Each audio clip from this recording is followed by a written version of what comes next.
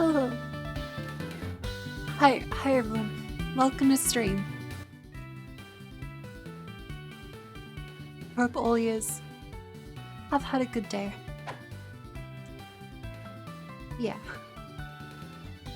It's one of those. But I'll be right. I'll be right. Yeah. I'm happy to stream. Yeah. Like I said today, streaming is kind of like my happy place. So I feel like I'm already feeling shitty. Then if I choose to, not stream, I'll end up feeling even worse. So yeah, and I made sure to still take tomorrow off. Don't worry. I mean yesterday. I'm a little scatterbrained. I made sure to take yesterday off, so don't worry. I cried plenty. I did a lot of crying. So yeah.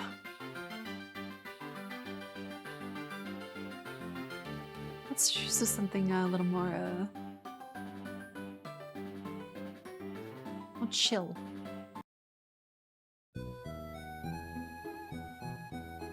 Yeah. That works.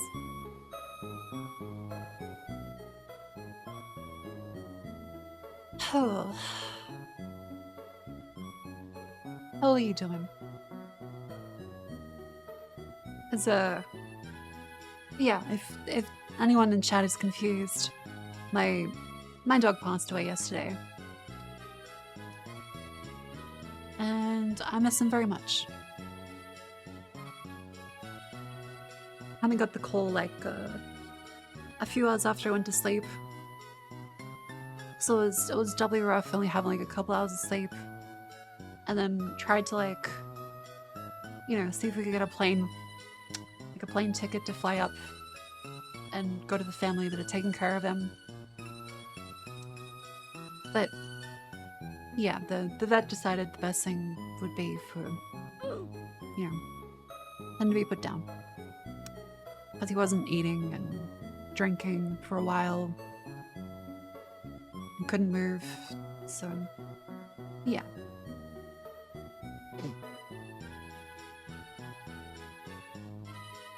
Yeah. But he lived a long life, and he was a very good dog.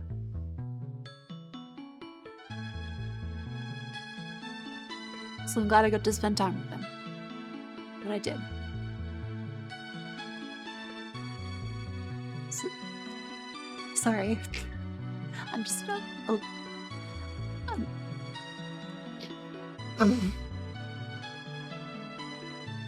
just a little teary. But yeah, I hope everyone else is having a much better weekend than I. I don't want to fully cry my eyes out, because then my nose will be completely blocked for like hours again. But I won't. It's gonna happen. Oh.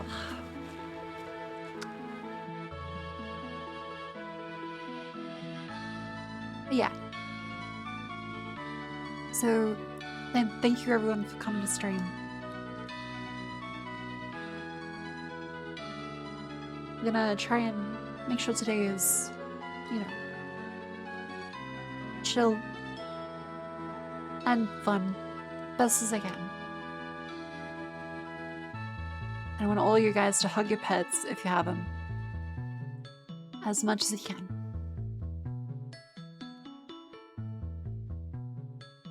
Yeah. Let's thank everyone for the followers. Thank you, Fake Strange, for the 12 months. Thank you very much for sticking by for a whole year. I really appreciate it. And Maximilian, thank you very much for the follower.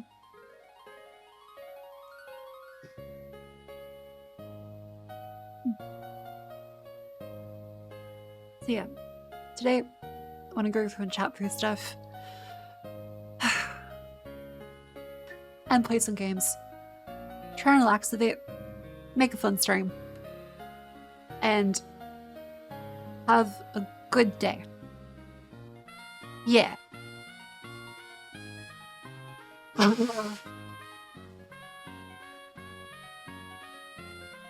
Don't worry. I love my emotions. I am strong with having emotions. I just, my tear ducts are very weak.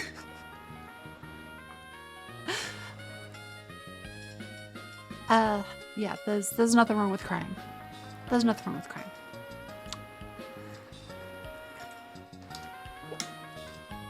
But yeah, let's welcome everyone to stream. Hello, Cold Bolts. Jutinkum. Bugkashim. Mopocalypse. Mac Buddy. Lieutenant Colonsay. Tassadin. Edrum. Undead Sluff. Beaker. Asifil Claudia. Wolcaholic. Wolf Night Audie. Pepperoni Man. Will Savior. Mefek. Humande. Rex. Fake Strange. Black Metal. Casman. Min. Beta Life. Gage Champ. Need Not Apply. Net Exile. Maximilia. Submarine Bear. Foregone Toast. Jetpack. Nether Dawn. Testinel's Hug. Globature. Hey Hubby. Space Pie. Richter. Monokiti. Methium. Anakianiki. Richter. Expansion. And Teddy 007. Thank you very much for stopping by stream today. And Edsteak and Cragnator. Welcome in. Michael, thanks for the follow. Oh. Yeah, so schedule kind of got shuffled around a little bit because of yesterday. So I do have Dwarf Fortress installed. I also have a bunch of other stuff installed that we can play and go through. Because today I'll just feel like a nice comfort stream. Oh, yeah. I also didn't get the chance to say thank you everyone for the Friday Power World stream. I had a lot of fun going through it and getting trolled and supported by you guys. So thank you. And Deep Freeze, welcome in. Yeah, I have 2 Point Campus that can design an educational institution. I also have Civ 6, Stardew, a bunch of stuff, Cyberpunk. Thank you. I appreciate it. Oh, so yeah. As for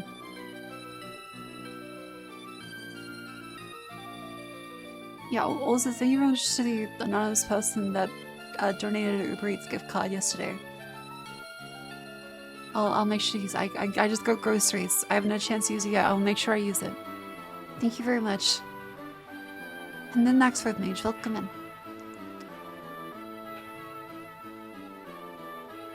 Broken Arrow. What is Broken Arrow?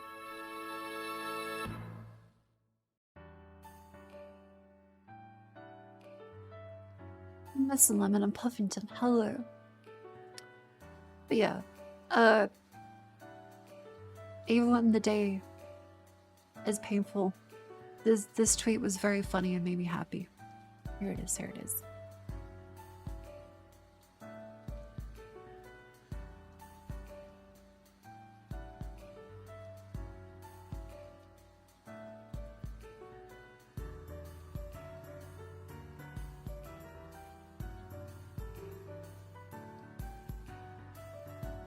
Oh, that's on YouTube, watching Marine. Tab. This one we go. I really had to set the windows to not open up like the last one I had. But oh well, so it was just marine, so that's fine. I like marine. Yeah. Oh wait. This meme is fantastic, bro. And I saw it like very late last night, and I was like, okay. I feel much happier now having seen this. Bow bow. It was lovely. As an and Zoom, welcome to stream.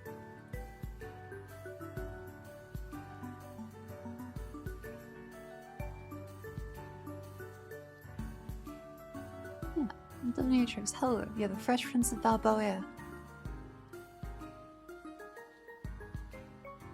But I have two views. See, that's the eternal debate with anime girls, is if they are wolf or cat girls, where do the ears go? It's an eternal argument, because like either, okay, these are actual ears, in which case there is like nothing on the sides, or they have both, in which case are these vestigial? Do these have any purpose at all? Do they hear out of those? Do they hear out of the top ones? Do they hear out of both? Yeah, so usually people are like, okay, the human ears are just for sure. It's just in the same way we have an appendix, but we don't actually use it.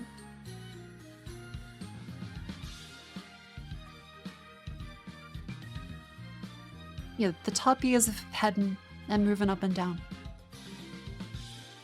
Oh yeah, Gold DM, yeah, she has no human ears, so she sticky tapes into the side of her head. That's great.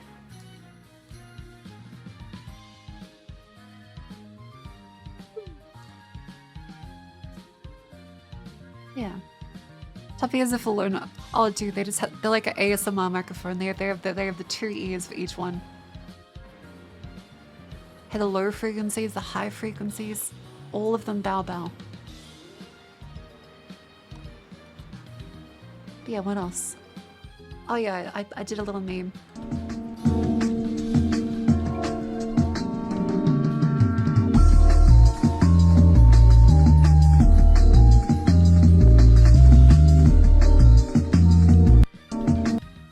Yeah. A lovely, yeah, go white, go. Final Fantasy 14 cat girls only have top ears, and it made the new headphones gun they put in the game look weird. Oh! Gotcha. Yeah, it's always like an eternal debate. Hi, G-Manex, welcome in. I'm doing pretty good. Like I said, I have cried so much. Because crying is a very healthy way to release your emotions, and you should do it as often as you need to. So I made sure to do a bunch yesterday, and I've spent today, you know, being a lot less, you know, forcing myself to work. I've been taking it easy. And like I'll do work stuff I can, but otherwise it's like when people send me a message like, hey, my apologies due to circumstances including the death of my dog. This will take me a while to get back, but I just want to let you know I read it. So if anyone is wondering like, hey Marco, where's the response to my email? The answer is that it's gonna wait a little while. Yeah. Also, thank you much for the floor. Aiko. Thank you. Imagine getting my reply. Yeah, like, I don't want to, like, you know, I was literally just saying, like, a couple days ago that I'm super grateful to stream, and I don't like having to, you know, take time off because I'm trying to be like more consistent, and yeah, like I've been going pretty consistently lately, and holy shit! Hi Grimmy. Hello Raiders, welcome to stream. Hello. I'm Marco. I'm Australian. I was just Marco, love you. Thank you, Grimmy. Love you too. Sorry, I was crying a little bit. I'm doing my best. I'm doing my best to keep the stream upbeat and happy. I was reminiscing. I was going about my day. Yeah, this is my lovely light dog. So if I sound a little croaky, it's just been a little bit of tears. But I'll do my best to make the stream as comfy and as fun as possible. Welcome, Raiders. Yeah, this is Morga. Oh, shout out. Oh, that's okay. That's okay. Exclamation! Shout out. Give me VT. Oh, did that also fucked up. That also fucked up. Shut up. Gravy. VT. There we go. There we go. That's the right one. Click that one. Click that one. Subscribe to that one. Give love. Yeah, my love to Grim VT. But yeah, thank you, Grim, and welcome, Raiders. But yeah, this is a more accurate. I did this today as like a little.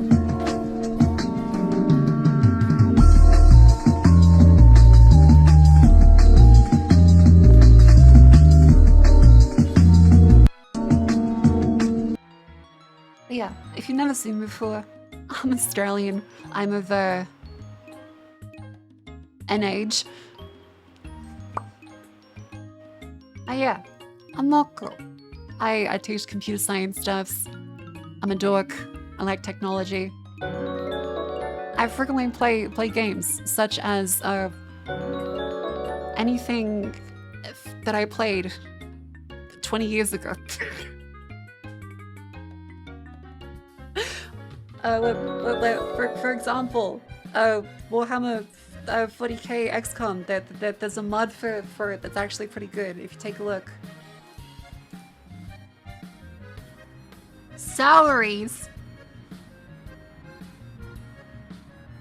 The fuck do you mean we're paying them? Yeah, or like when I played it last week. Oh yeah, I've made my way through StarCraft. We nearly finished the Protoss campaign. I've gotten very upset at them. I called them a lot of names because the Protoss are angry people. Yeah, original XCOM. We beat XCOM the original on stream. I think like a year ago now. The original UFO defense is super fun. But yeah, let me. I'll move over the camera just a little bit. Come on. I'm still getting used to Aruda. So this is the new 3D software that allows like a little bit more, you know, like movement stuff. It's super great. Me. Whoa. Nice. So I can move around and sound like this. I also do VR streams. I've got a bunch of trackers and stuff that I'm testing, making reviews for. Yeah, I give great tours of the internet. Unlike that guy that like tries to give you the brochures in LA, and like you're not sure if they're trying to like, you know, give you stuff they're gonna make you pay for, so like you brush them off, but then they like shove it in your hands, put a black bag over your head, and then like shove you into a bus. It's kind of like it's a good experience, but you come out of it not really sure if you really enjoyed it or if you were just kind of like under obligation to stay there and not get shot.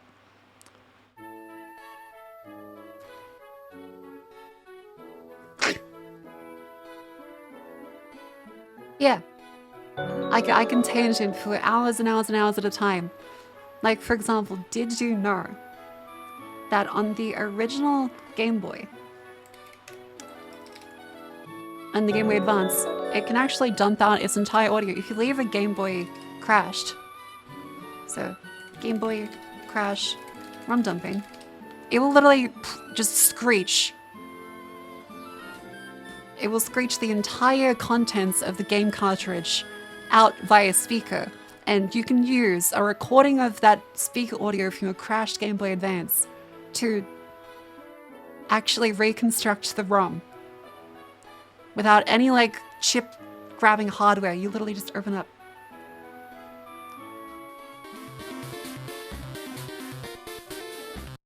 It's insane. Yeah, so you just leave a Game Boy Advance, and eventually, after a couple hours of it being crashed, it just starts screeching.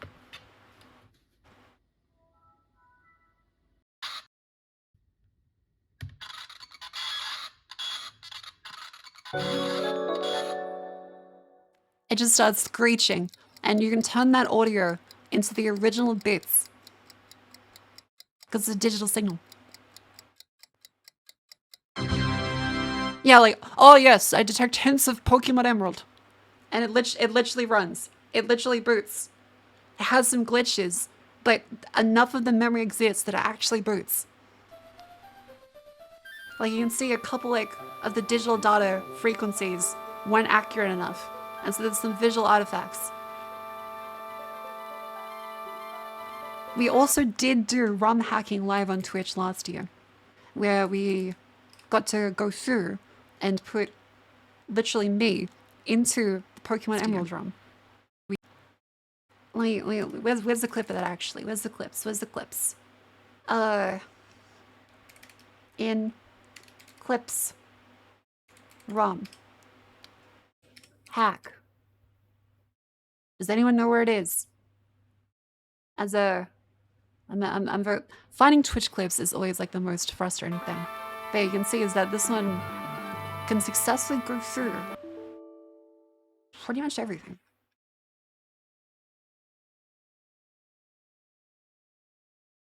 The VOD should still be around, at least on YouTube, maybe. I'm just trying to see where is the... Jesus, dear Lord! My apologies. My ears. But yeah, you can also do this with the DS, apparently. Thank you. Thank you all very much for the follows, too. I'm trying to see what else is a fun clip to show. To show chat. Oh, I can take you to Morrowind. Let's make a brief trip to Morrowind.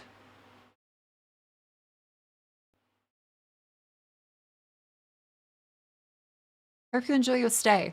Welcome to Voddenfeld. Yeah. Yeah. So that is Dagother in a bikini. It's great. Yeah, welcome Moon and Star. Come, Nerevar. Come. I'm sorry. Yeah, the little co-fighter. We've also played... Actually, I think Morrowind is somehow one of my most played games that we've ever done on Twitch, but we still have come close to, like, barely starting the main quest. Oh, wait, that's the one. That's the one. Wait, let's see. Yeah, so I did a full educational demo.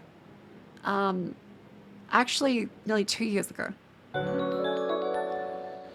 So I went through and showed our ROM hacks. White. I went through and showed a whole bunch of other like memory stuffs. Use a little magnifying glass. And we... Yeah, so if we go through and open up...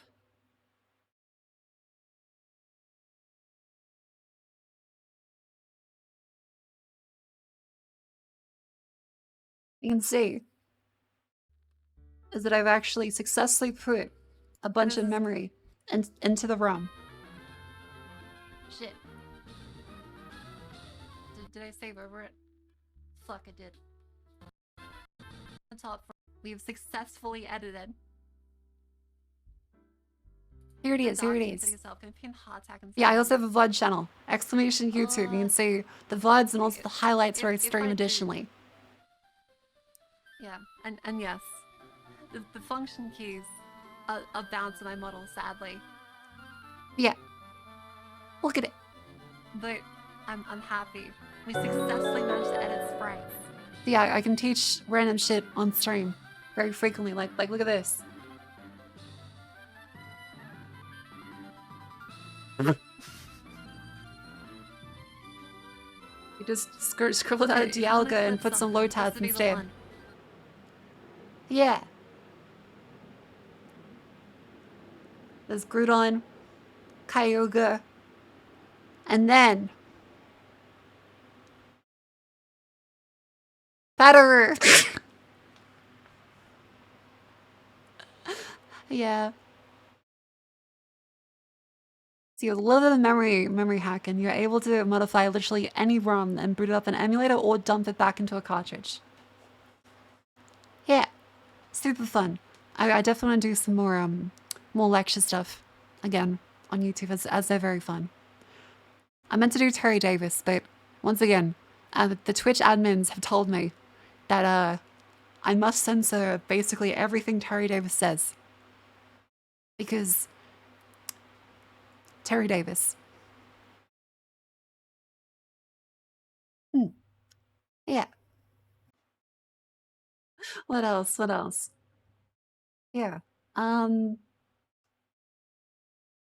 I've got oh, if there's any sponsors watching, I do great sponsor streams. Reveal. As this is the culmination of our recipe. Nay, look at it. Our entire lives. Fuck.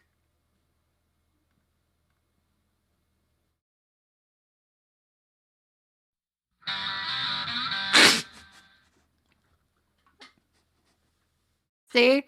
I can do birthdays. I can do the I'm never getting manscapes. sponsored again. Don't worry, baby, you will. Yeah, if there's any, is it an apple slice? Yes, because the recipe called for apple slices. I think I did pretty well, things considered, for Cooking Simulator. Yeah. I can also do I can also go do this. Hold up.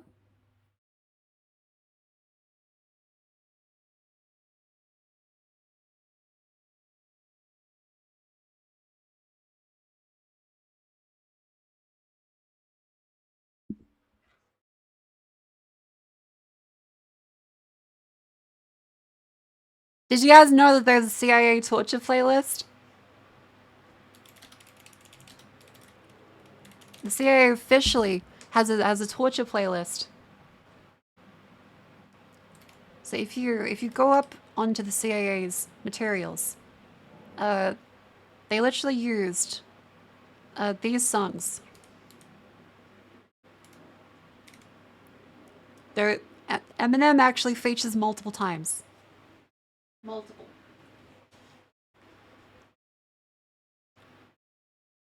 There is. Oh, sorry. My PS that's underneath.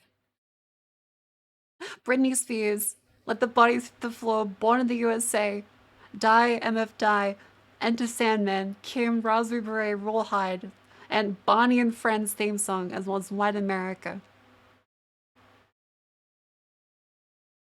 So yeah, we've joked about it, but including the Sesame Street intro. The Sesame Street intro. One of those things that if you hear this theme as you get out of the van, a black bag in your head, cuffs across both of your hands, you know you fucked up.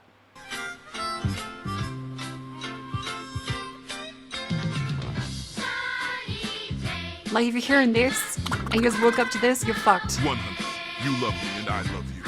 Just kill me now.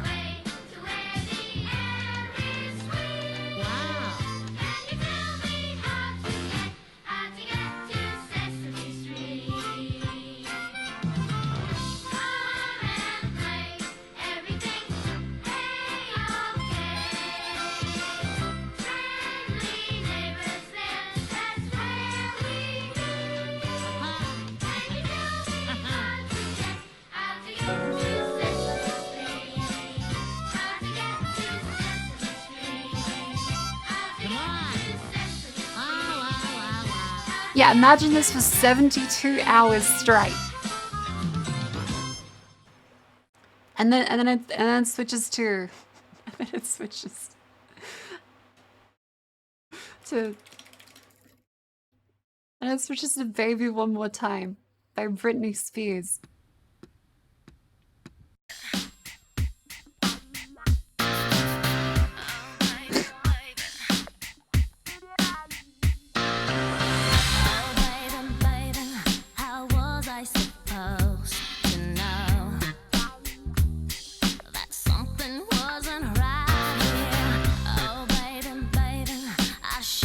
Yeah, like you just see this as they pull out the nipple cripplers, the castration pliers. It's over. It's over. You hear that, you're like, damn, I wish I paid my taxes. All right. Let's be a little less glowy today. Let's go back to the regular scene.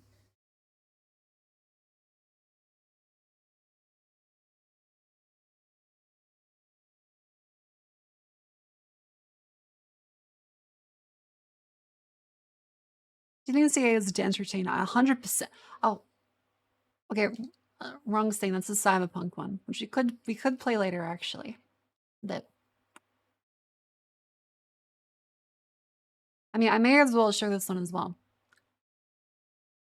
It's a very nice model. Super good. If we just go quickly on one. Yeah, I saw that's one of my weirdo scenes, as it's definitely much nicer. Definitely much nicer than the alternatives, but still got some issues to work out.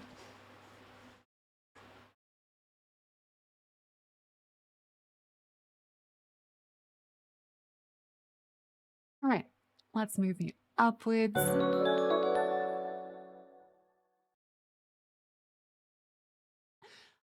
I hope all the readers have enjoyed that nice little schizophrenic demonstration.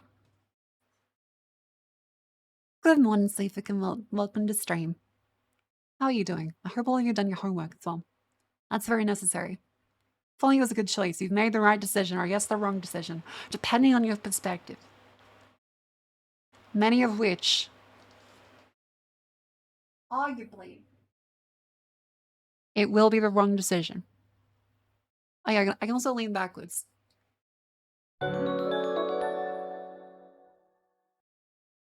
Nice. But yeah, all right. Let's. I said I'd be less glowy. Let's do this. I'm gonna behave. Grimmy is a wonderful, wonderful lady. Love her very much. So I'm not gonna scare her all too much. You just come off the back of the Junji Ito read along, which I love Grimmy. Her voice is incredible, and she puts tons of effort into those streams. It's very impressive. So let's make it less scary. Let's play as someone that has no creepy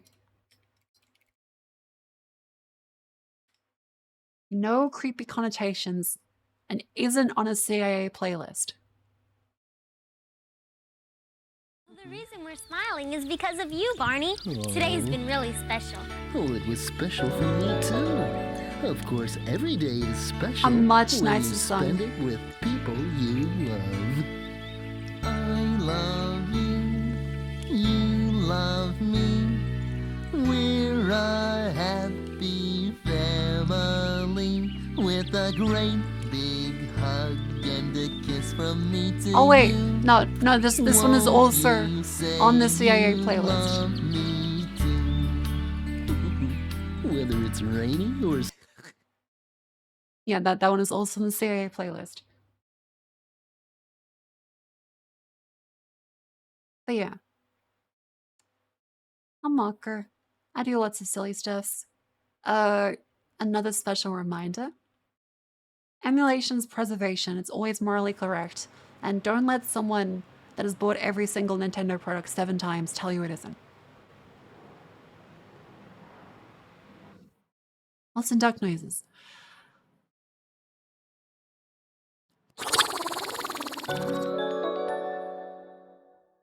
Yeah. Where is it? That's the 40K instance. I'm gonna find the... Not that one. I'm trying to find the 40K one because, again, yeah, here it is. All right, so we played 40K XCOM, and it looks like this. This is the experience.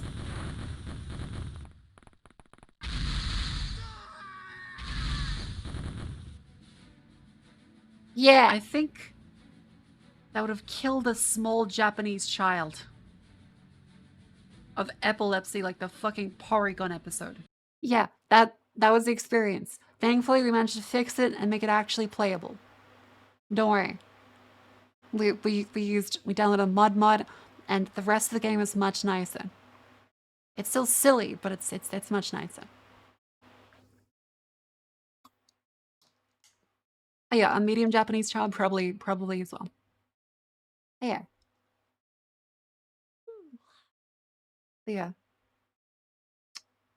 Ham has also told me that work on the model is again underway and should be done very soon. Because I've been looking forward to it for quite a while now. I'll show you the upcoming model. This is the little teasers for it. I've gotten like plenty of odds. I've got like stuff like this one. Stuff like this drawing because it's for the Office Lady redesign. And let's see, I've shown like, bits and pieces of it. It's basically no one has looked. Yeah, I've shown it. Okay, so the upcoming model that is going to be debuting hopefully very soon is this. Yeah, it's the Office Lady redesign. Hiya, Grateful, welcome to stream.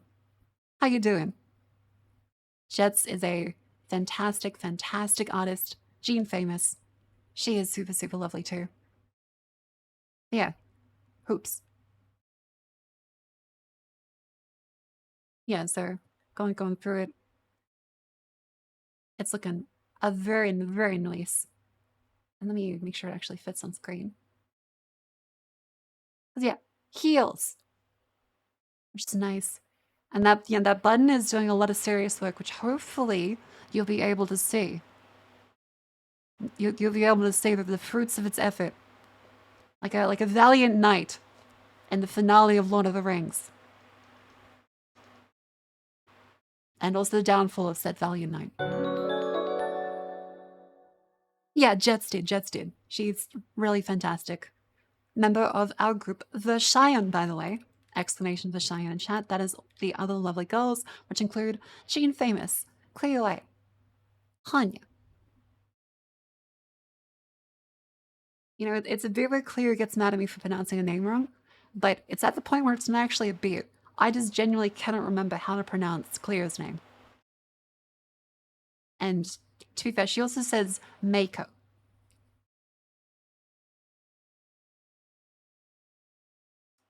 That's one of the other things, is that everyone keeps asking me how I pronounce the name. I just say Marco.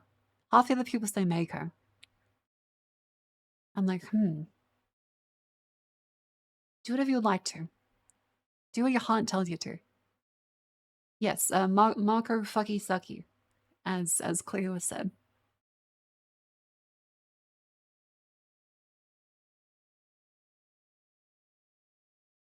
Let's just version. That's also a good point. I'm not good with pronunciations, but these are my goals. It's me, the Clear, the Jets, and the Hanya. They're very, very sweet. I'm gonna spend time to use, which is nice. Yeah. Yeah, I've got plenty of stuff planned. It's just for Unity, I've found a pipeline that allows me to export all of these outfits a lot easier into a router. So that's my plan for hopefully tomorrow, to be able to do some more outfit exporting. Because I've got like the 40k outfit, which I still need to port over, as well as like the fitness one. I have a list of these actually. The Yaru model, I still need to port that one. The shark costume, as well as the chibis and stuff. Yeah. Heck, thanks for the follow.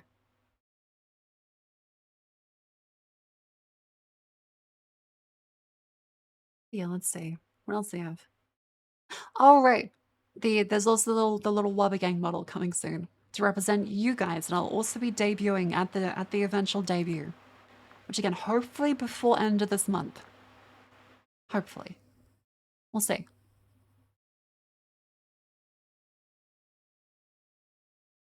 Oh, and yeah, I've been tuning the face track and stuff. Because, if you see, if I just like open up the VOD actually, because I've been doing more regular VR streams. Today was meant to be one, but of course, circumstances were not fantastic. I'll show you the VOD for that one. Where is it? Is it this one? No, that's them. That's StarCraft. That's VR. Yeah, okay. So, oh.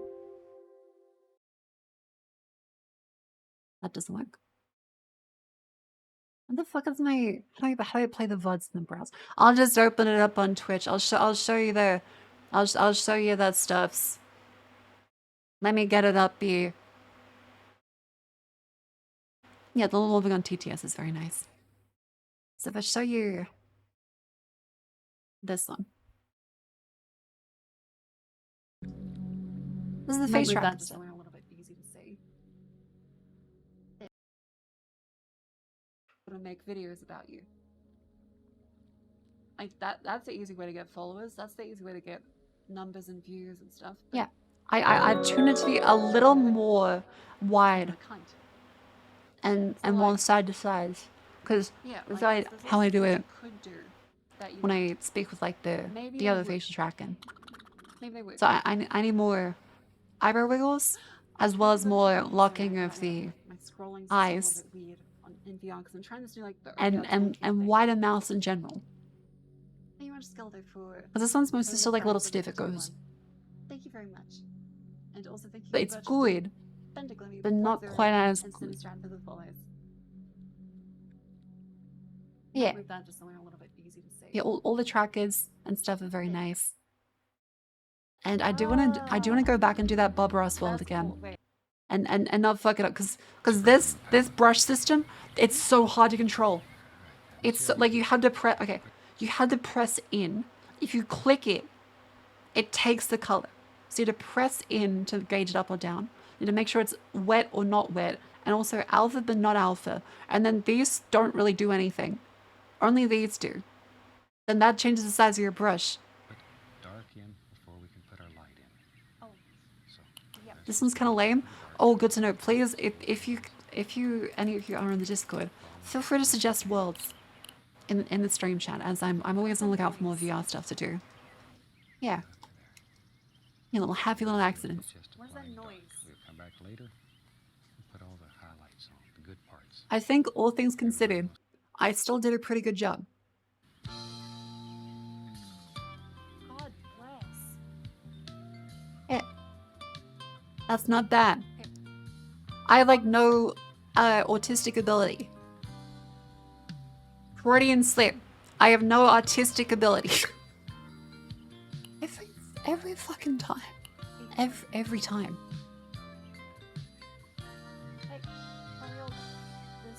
Yeah, I have so many artistic abilities. It's like I'm a fucking Sith Lord. But artistically difficult.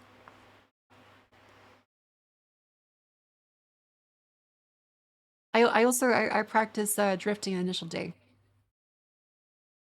Those damn American servers. That's 100% the reason.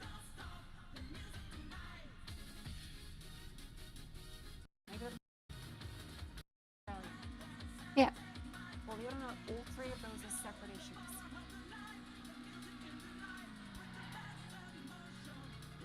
Dude, this world is so fun. It's so fun.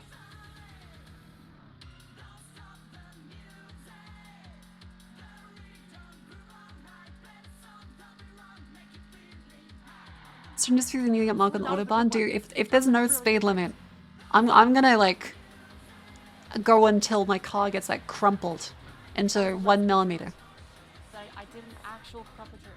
I'm gonna time dilation all my way to the edge of the universe. I don't know how I did that actually. Yeah, I'm trying to think. Was there any good drifts?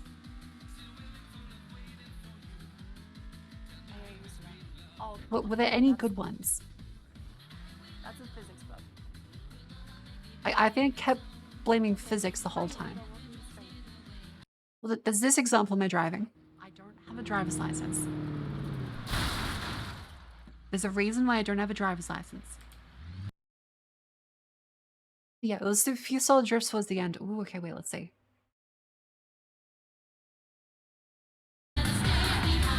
Oh, yeah. Okay, so right, and then we front steer. And it didn't work so.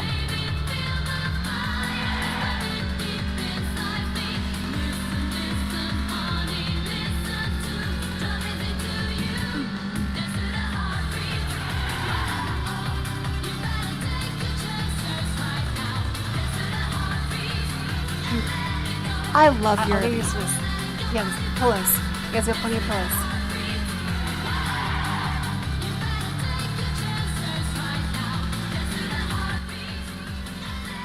Such a fun street, dude. Being able to do this in VR is so fun. Because there is no way on God's green earth that I'm ever being let behind the wheel of a vehicle. It would be a straight crime at this point. It was almost a very cool drift. Let's keep going. I want to see if I did actually have anything good. Let's feel check. Yeah. Which is really cool. Fuck yeah. That's pretty good. That one was pretty good.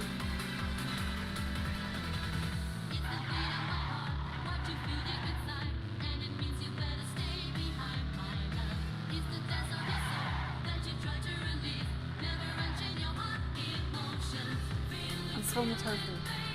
Yeah, no, a little bit of spillage is good. A little bit of spillage. I feel like you're being V2s. There is an intersection. Right, that is true. You gotta commit to the drifts. Let's go to this one then. Like this? Alright. I reckon the hang of it. I did the gutted trick.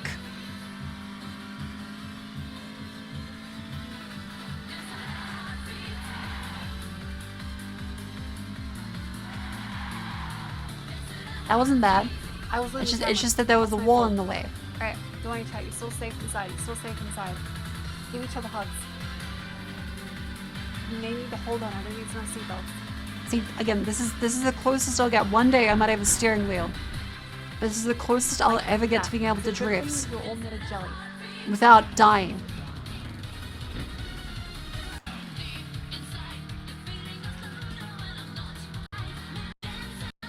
Okay, ignore the me getting stuck in the wood spate. Ignore that. There's a lot of this, actually. Yeah, as soon as you get it, it'll flow like water. Just like this, see? I'm like a fish. Well, I literally am a fish, but I'm like a fish in a car. So yeah, now I'm a flying fish. I've reached the surface. And I'm back on the road.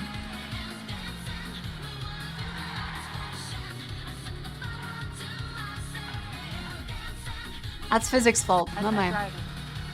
Don't drive it. Where? Physics. See, that's physics' fault as well. Which one when you did that? That's also physics' fault. That's not mine. I can't drive. Sir Isaac Newton was fucking with me that day.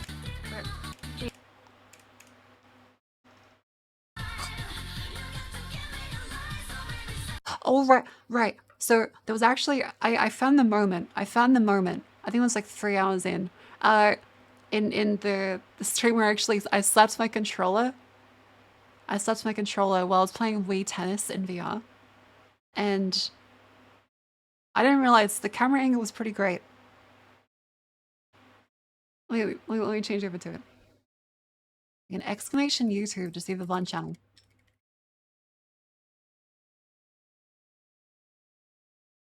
If we go over to this for a second, there's me playing VR.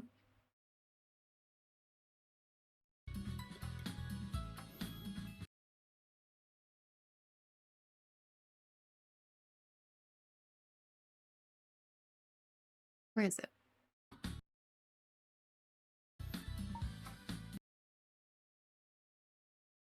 So I was I was playing Wii Tennis, Uh,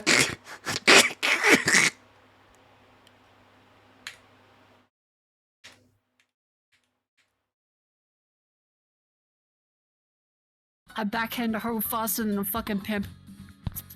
okay.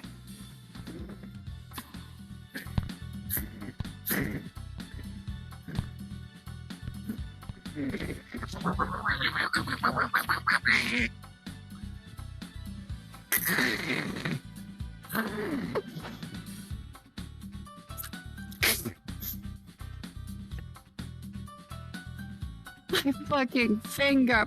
Fuck. Yeah, so I was using the inbuilt mic on that stream. And so it noise canceled because I was screaming so constantly that it noise canceled the whole thing out.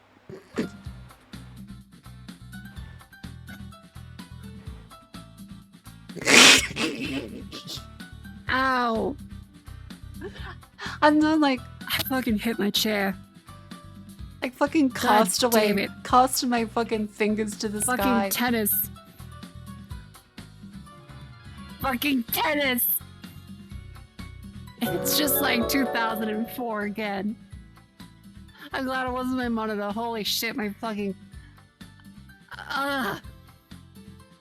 Jesus shit. Yeah, I'm Yeah. good. I'm good. Just like a real Wii Sports player. God fucking. Ugh. one day I'm gonna be in the retirement home with the fucking Wii. When the kids are on their Sony Jizzbox 9000, holographic capable, and I'm gonna be there just Ow. beaning. Any visitors, they're on their fucking Vision Pro, full dialed into VR mode. I'm not gonna have an implant in my brain. I'm just gonna be there with my fucking Wii mode, and I'm gonna slap it in the kids in their face. I'm just gonna go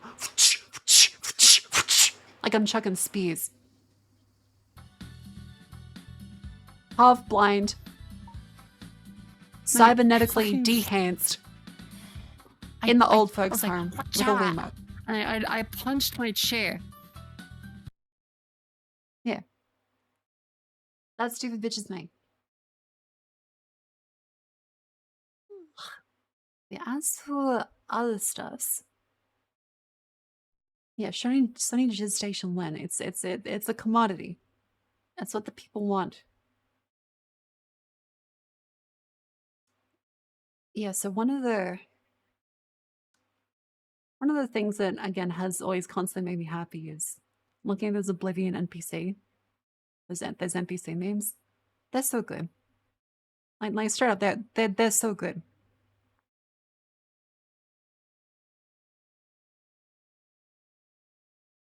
I need to. Where is it?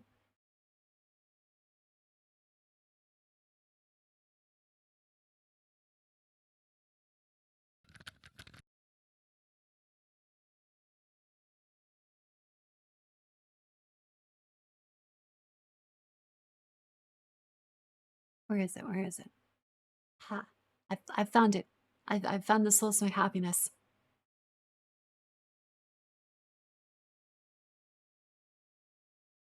Know what's These ones. funny about having a double? Nothing. I'm so happy I could just tear out your intestines and strangle you with them. What a magical game. Like, it's past the barrier that Morrowind had of being Looks like just you a little are in too some obtuse and Since we're friends, RPG don't worry. based. I'll look the other way and take care of that fine for you. Stop! You violated the law. Pay the court a fine or serve your sentence. He Your did look the stolen other way. goods are now forfeit. Then pay with your blood.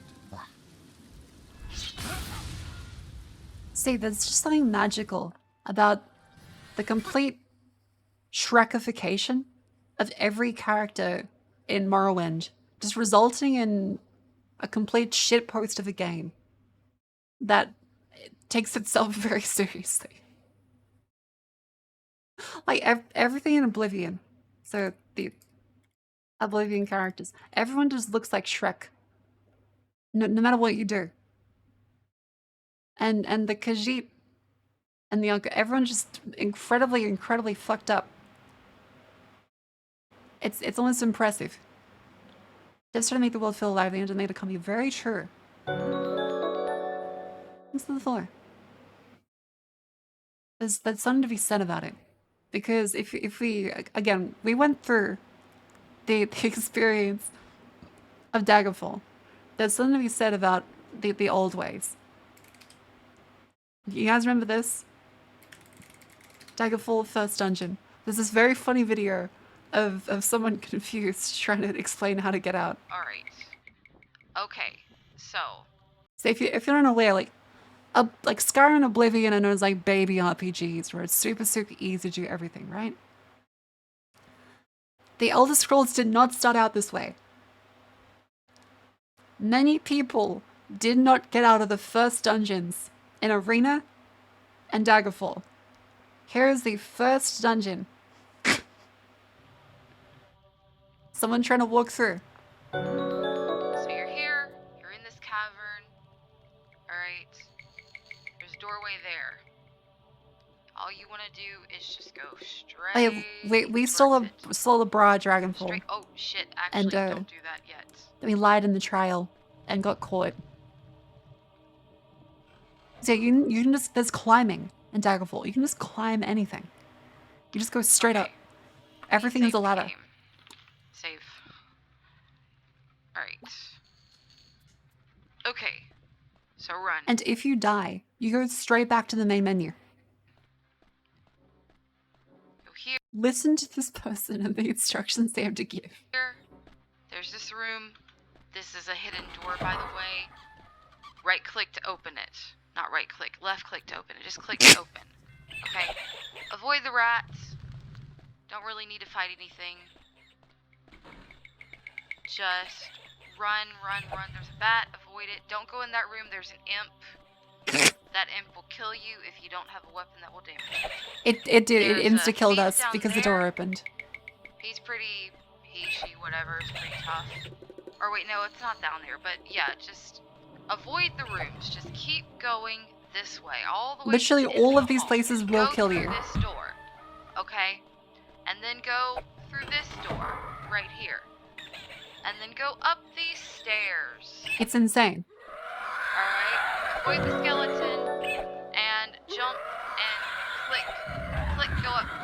Alright, go up, take the elevator, and then go to your right, and keep going around. Keep going.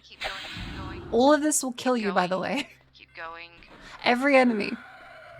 All the way here, and then take the first door on the right that you come through, and then click right here.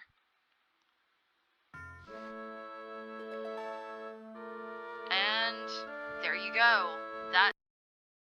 That's the first dungeon in Daggerfall. It's an insane difficulty spike. It's tremendous. The devs didn't playtest. It was Bethesda. The fact this exists at all is a miracle. Because again, like the Daggerfall walking. Someone goes through for 70 hours of just walking. The map is still like one of the biggest maps in all the video games. It will take you 70 hours to walk from there to there if you don't fast travel. How's it going? It's going good.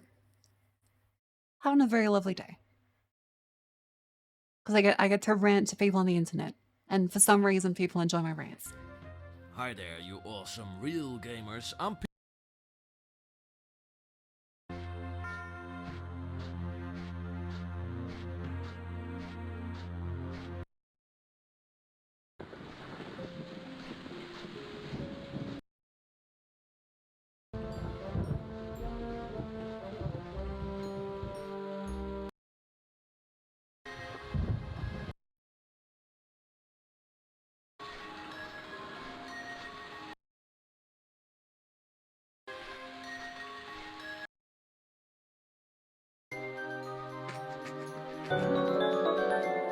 This is 54 hours.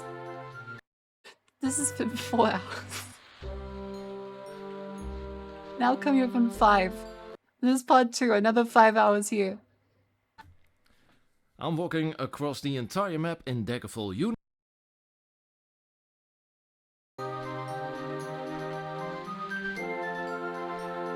Again, this is a game on DOS. Windows didn't exist yet. Daggerfall release date. Oh no, okay, no, Windows would have existed in 1996, but still. This was for DOS. This came on floppy disks. It was booted up in DOS. And this game has over 60 hours of just walking. It took this person 60 hours. There is so many. Hi there, Open World Game Fanatics. This is how big is the map? Yeah, the first game was Arena, which also famously. So, the Elder Scrolls Arena first dungeon. The first dungeon is just 10 minutes. Trying to get out of the first dungeon is very, very difficult. There's 20-minute guides just leaving the dungeon. Let's say fastest way, 2 minutes. I love the RuneScape shield intro. This is fantastic. This is great.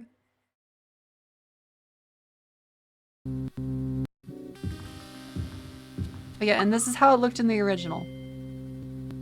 Because playing this on an original DOS computer, you wouldn't be able to render the environments like you see in the YouTube video. You could often see a couple blocks in front of you.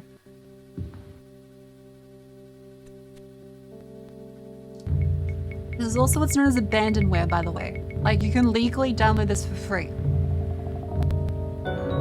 Because Bethesda doesn't sell it anymore. It's legally, you can just download it off any place on the internet.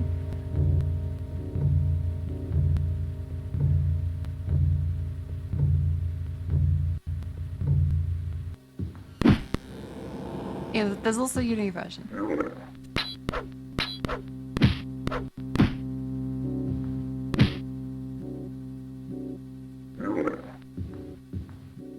They give away Daggerfall and Around Stain 2. They didn't used to, at least. Like 10 years ago they did. Which is when I got to play it as a abandonware. Yeah, this is the very first dungeon. They just drop you in.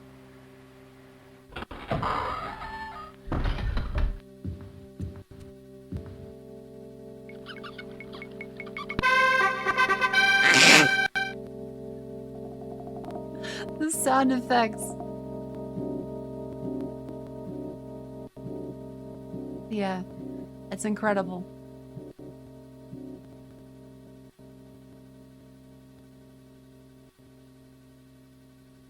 I wonder if the video remix would step up the game a bit. This one? It would not be able to do DOS because it's an emulator. So, at least as far as I understand, like NVIDIA Remix. So you'll see the things like Portal, right? So NVIDIA Remix is a DirectX 9, like kind of replacer. So it goes through and see where is it? How it works. So it goes through and injects itself. There should be some diagrams that show it. Yeah, okay. So how it works. It's an NVIDIA Remix. What it does is it takes the DirectX 9 runtime and converts it to Vulkan, and it introduces its own scene manager and RTX renderer on top of a bunch of the stuff.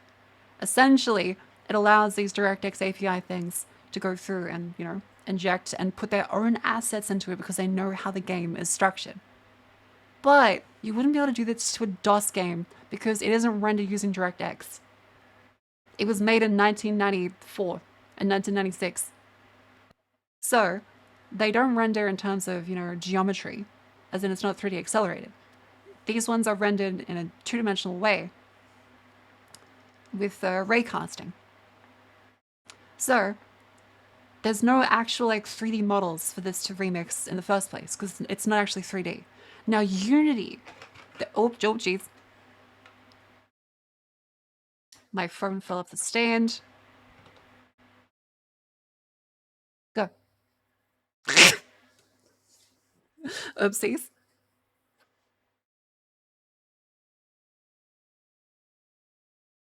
What the fuck?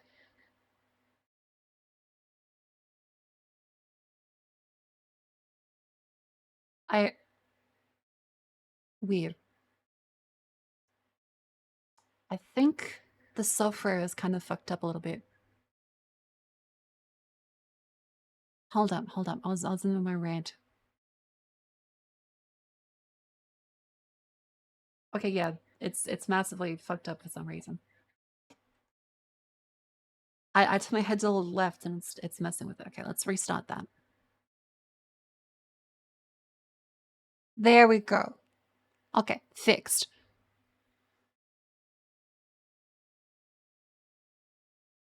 Yeah. So, as you can see with this, it's based on DirectX 3D geometry. Daggerfall and Arena. This is not 3D geometry. So, how the Elder Scrolls, I'd say for Daggerfall has more resources, is rendered. If you take a look through the retrospective, Daggerfall released 25 years ago. If we see this one, there's got to be some. It's plot. Is there a graphical one? Okay, yeah, so DOS version. used to how modern games or iterations of games feel, going back to the classic. This isn't rendered the way that a modern game would be with DirectX, because DirectX only was, a part of Windows. Like DirectX's Windows' whole thing. The original Xbox was called the DirectX box, which is why it's called Xbox. So this wouldn't come until later for rendering these, 3D games. And the way that this is done, so how the Elder Scrolls Arena is rendered. Let's even Google this. Rendering.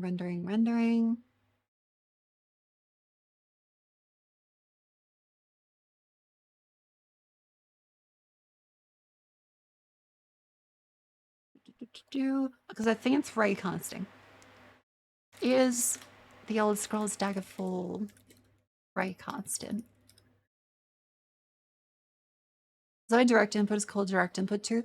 Most likely yes, if that's the base one. Yeah, okay. So Daggerfall is initially developed with an updated 2.5D raycast engine from Elder Scrolls Arena. Ooh, okay, wait. This may actually.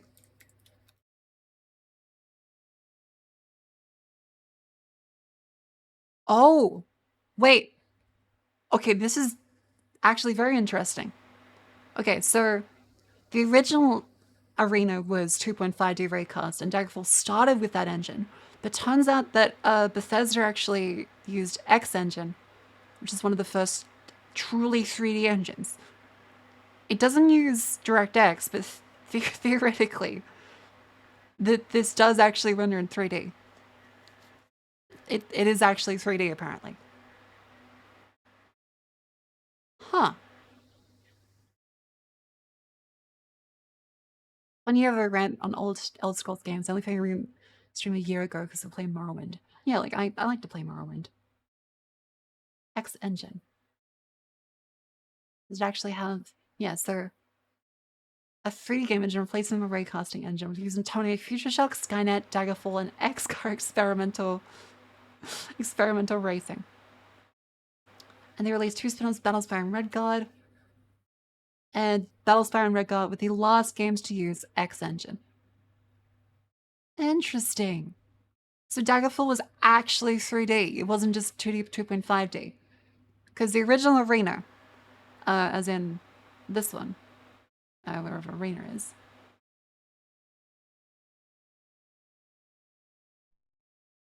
Yeah, so this one. This was 2.5D, but Daggerfall is actually 3D. Insanely. for 1996. All that tangent to say, it's kind of cool, and yeah, I love Elder Scrolls games for being so goofy, especially Oblivion, coming from the super serious ones. Was Wolfenstein 2? Yeah, so the original Wolfenstein. So how Wolfenstein was run, because that'll be very well known as id Software documents this stuff extremely. How Wolfenstein was rendered. This is a raycaster system, so it was pioneered by John Carmack and friends. And it essentially shoots lines up through each of these. So I'm trying to see if I can find like a good... Yeah, this one's probably the best explanation of it. Yeah, so here we go. The basic idea of raycasting is the map is literally just two-dimensional. There is no real 3D here. What they're doing is they're taking a two-dimensional grid. These will be walls. This will be your position. And you move around on this grid. Except by measuring with some raycasting math, they can say, hey, this is the left side of your screen. This is the right side of your screen. So like over here, that little blue wall is going to be drawn the most there. And depending on how far away each of these rays are, say this is a distance of 3 meters, they will draw a blue line, a two-dimensional like rectangle going down your screen that is blue. And then they'll draw one a little wider, the closer it is here. So this one here is in like, say, 1.5 meters away from you. So they'll draw that one like almost double the size for perspective. So if we were to imagine this like literally drawing it out, let me see if I can give it like an online drawing application. If we can just imagine, let's see, Sketchpad. Yeah, let's do it as Sketchpad IO. Make a new little color one. Let's make a grid. Yeah. So there's that one there, which you saw before. You can see the walls like this, you guys here, and the rays go there. How this represents in, say, your computer monitor would be, all right, this, if we get a different color, let's do red. So this one is the edge of your screen here. This one is the edge of your screen here. And so how you would see this wall is you would render this line here as one rectangle. And then you would shoot another ray to this position. And it's slightly closer. So you would draw over that one with another one there. This one is also slightly closer, so you draw over this one with another one there. And this one is even closer than that, so you draw that one like that. And so on and so on for each of these positions as you go across, which now they're getting smaller. Now they're getting smaller as they go away from you. Now I've kind of fucked up the scale here. But imagine, like, can I select this? Hold on, if I maybe try, is there a select tool? Yeah, there is, okay. I'll delete this, and then delete that, and then move that to like, say, here, there, and then this.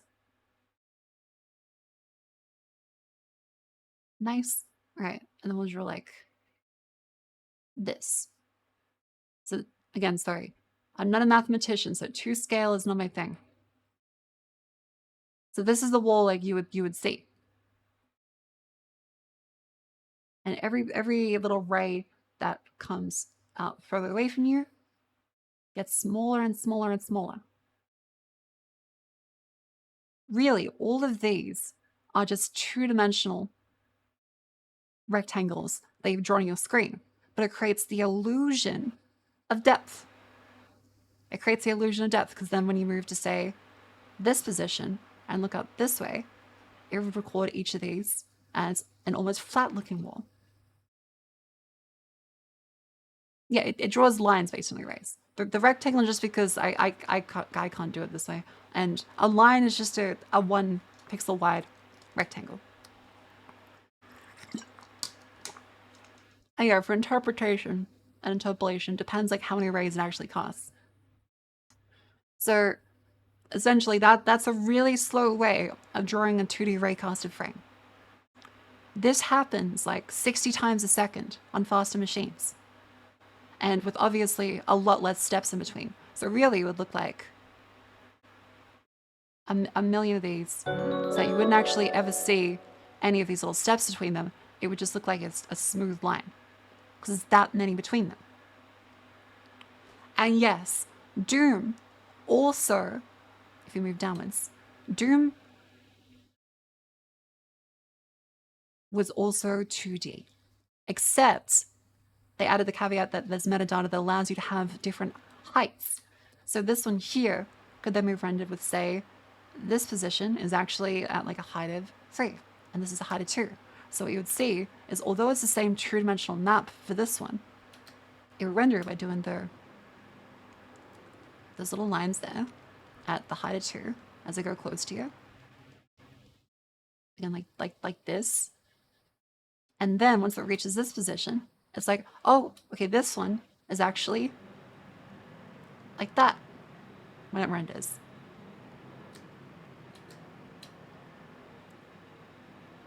Like that as it goes backwards. And then goes down, down, down, down, down. So if I just erase this little one, I'll fill this with this, get rid of that. So what you would see is that position is higher, even though it's still a two-dimensional map.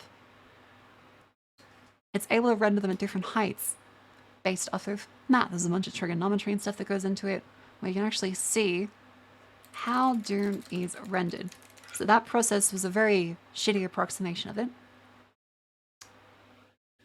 And here are the 3 limitations of it, and here is a very quick render of it. Because yeah, John Carmack is a fantastic, incredibly smart programmer, and he was the one that kind of pioneered using binary space partitioning for all of these. Yeah, like the BSP tree. So the BSP tree is a representation of those shapes. It's just that the rendering of lines is how it has to be done on systems that don't yet have graphics cards to render 3D geometry. This is still two-dimensional in terms of like how it's done, even if the original like space is 3D.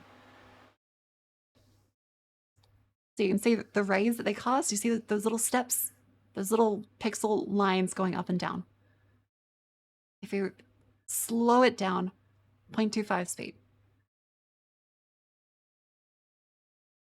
you can see each of them as they come in, down that way. Yeah. So again, there's no 3-dimensional graphics card that they have here. This is purely done on the CPU as it draws lines on the screen. There's no polygons that it actually has to consider. It's purely line-based.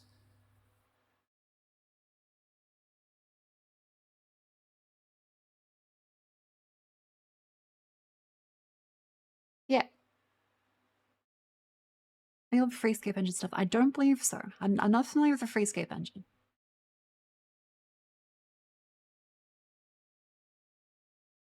Once I'm running similar manner to SNES Mode 7. Yeah, because it'll be something with the buffers that they do. Because they'll render some of them on top of each other in order to composite it. So they'll do the walls first, and then the ceilings in between. Kind of that shift beyond kinda. This was revolutionary. Like, there's a reason that Doom changed literally everything. It's not just because of the shareware model, but because this. PCs couldn't do this. One of the great books everyone should read, Masters of Doom. It's an incredible book that goes into how they actually did it. It goes over the history of id Software as well as all of the tricks and stuff they did, because PCs couldn't do what consoles did.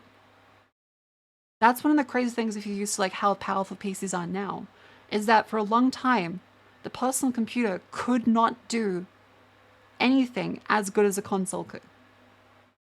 Consoles were just optimized towards displaying graphics. A PC, on the other hand, was not. So, one of the first things that id Software did was try and port Mario to the PC, because platformers were infamously hard to do because of the way that they would often hitch. So, id Software Mario.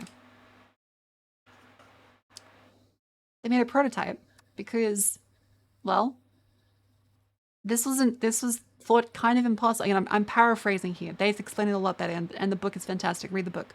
But PCs had a scrolling issue because of the way the NES, for example, with like the original Mario, was able to render things and allow them to smooth scroll everything, whereas a PC couldn't.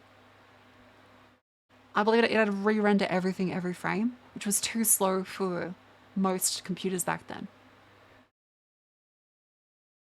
So id managed to figure out a way to do a similar behavior on a system which theoretically couldn't do this.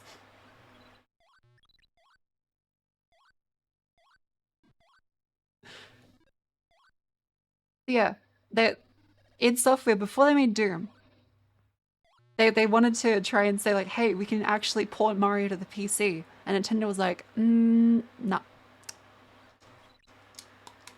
So yeah.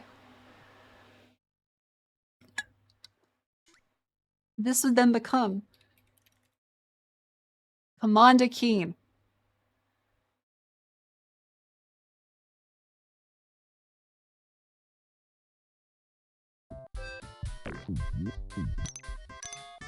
Notice how it smooth scrolls. This was kind of thought to be a little bit impossible. This was kind of thought to be a little bit impossible because of the way that they were rendered. I'll try and find the quote. So, why could computers not do smooth scrolling with platformers before Commander Keen? Yeah, the first IBM fast side scroller. Ish.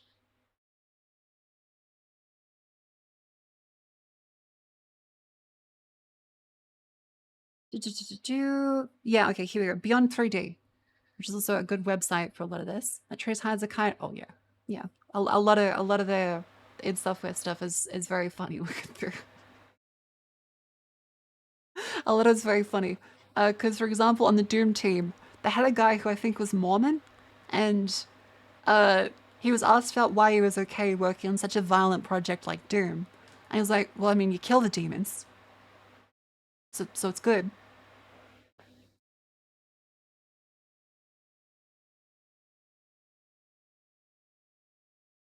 Let's see.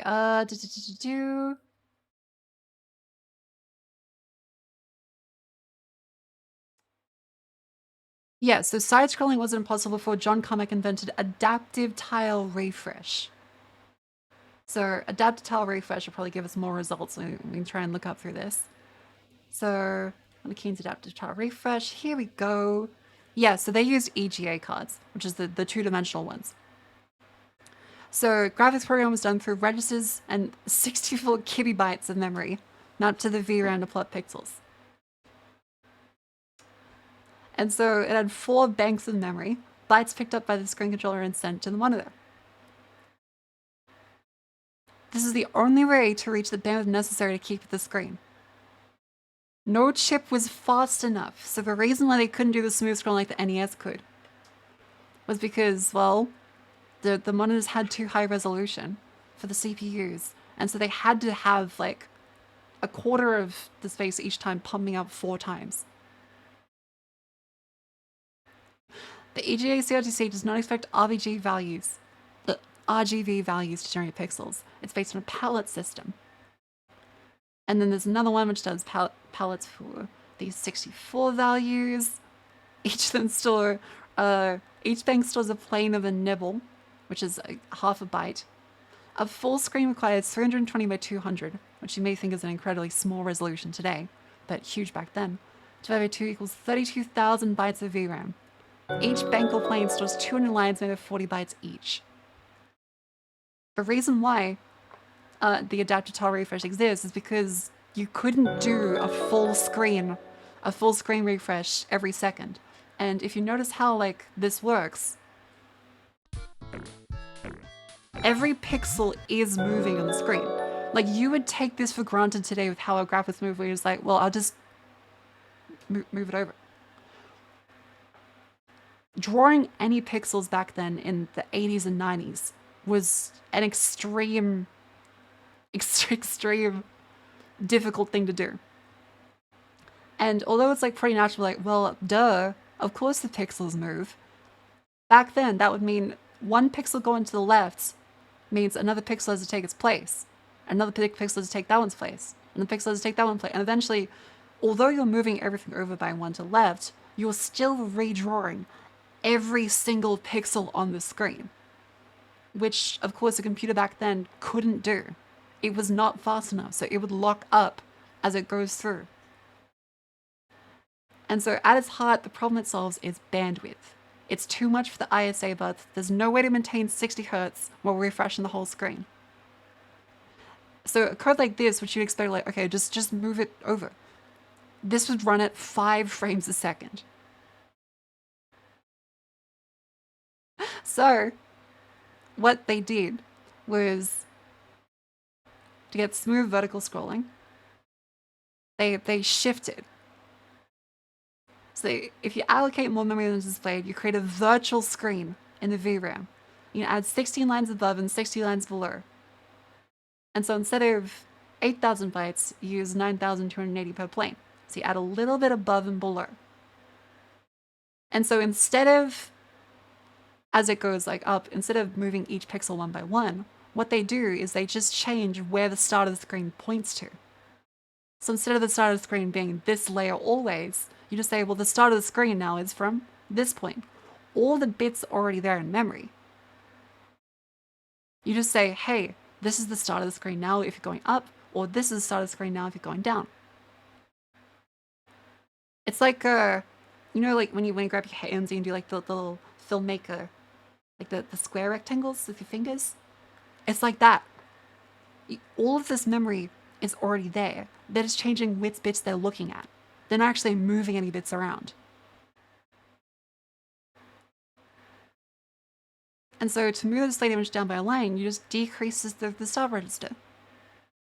She goes, isn't this how most programs work these days anyway? Yes. And this is why. Because back then, it was an incredibly hard thing to figure out, because no computers were designed to do this. So yeah. Yeah, basically like a moving view. And then to do horizontal scrolling, and then added the ones to the side. So you're able to do this. Yeah, like it's simulating a moving camera with a virtual screen. Yeah, so it's literally grabbing the camera and moving it around. It uses more memory, sure. But by having that extra buffer of memory, and instead just changing to where you start doing it, it means you're not actually going through and changing every single pixel's position. You're just saying, hey, read from this one instead. Which, as far as optimizations go, was fucking insane. Because it went from going with 5 frames in a second to full 60 Hz smooth scrolling. Like fucking magic. Having this running at all on one of those old PCs is practically witchcraft. It was thought to be impossible because, again, if you just go by the basic nature of if you have to refresh these 32,000 bytes every second 60 times, you just can't do it. So people are like, well, you just can't do it on a PC. And so, restrictions breed creativity. Because they were able to figure out, well, actually, you don't need to redraw every single one of them every time. You don't need to move all of them every single time. You just make a slightly bigger window and change and draw those ones around it. So it's insane. It's insanely cool. And yes, John Comic also pioneered the first like 3D first-person shooters that were really good, aka Quake, He also then pioneered Quake 3, Doom 3, which is a massive step up, Mega Textures, and of course, Oculus. He was one of the founding, people that worked on it, was a CTO for a long time before he got fed up with Facebook.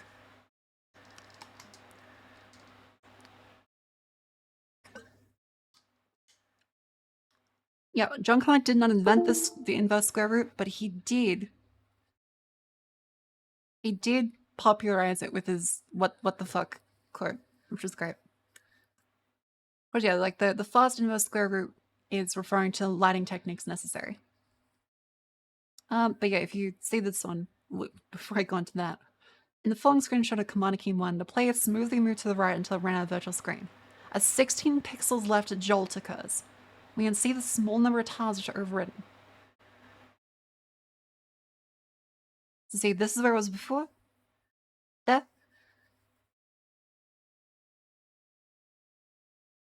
Like this. So only 40 tiles of this have changed. So the amount of reader is 16% of the whole screen.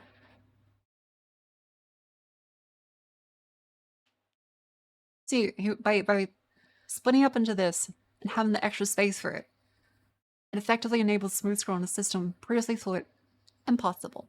Very cool. A lot more detail you're able to go through in here, but kind of insane that this is possible at all, especially back then.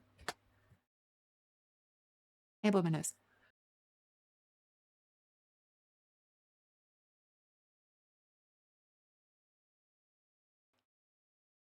I remember something that convinced me to allow native apps on iOS instead of the original plan to make everything HTML based. Yeah, and Steve Jobs blacklisted him. Because Steve Jobs really, really liked John Carmack until he didn't. Because he was very, very upset with them. Where's the quote? Steve Jobs, John Carmack.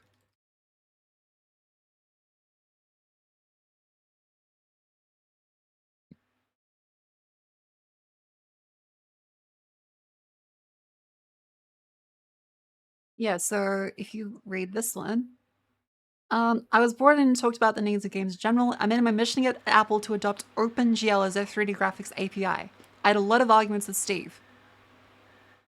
Part of his method was to deride contemporary solution options, and dare me to tell him differently. They might be pragmatic, but couldn't actually be good. I have Pixar will make something that's actually good. If you didn't know, Steve Jobs owned Pixar. He bought the company and, helped it grow. They wanted to make Toy Story. This was during the period where he was ousted from Apple, ran NEXT. NEXT was kind of a big, massive piece of shit flop, but he helped make Pixar huge.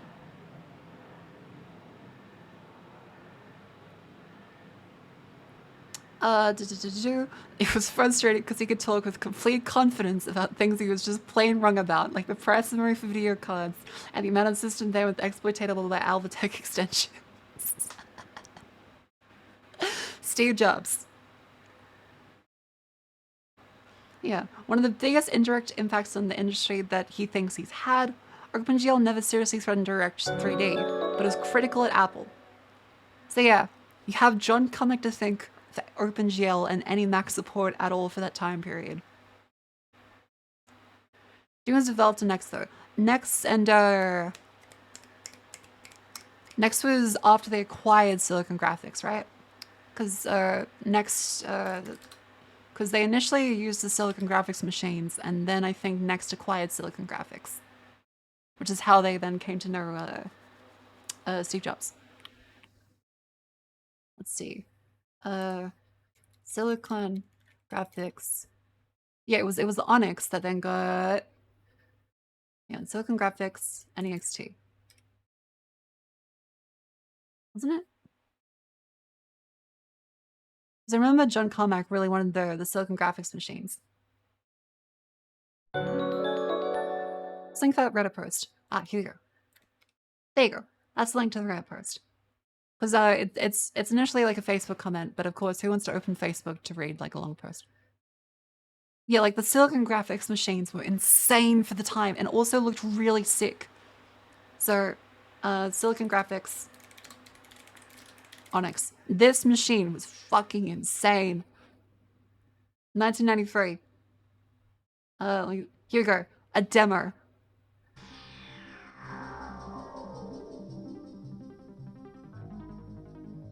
All these images were produced on one of their most powerful workstations, the funkily named Onyx Reality Engine 2. This is 1993. And today, at great expense, it's here in the Bad Influence studio.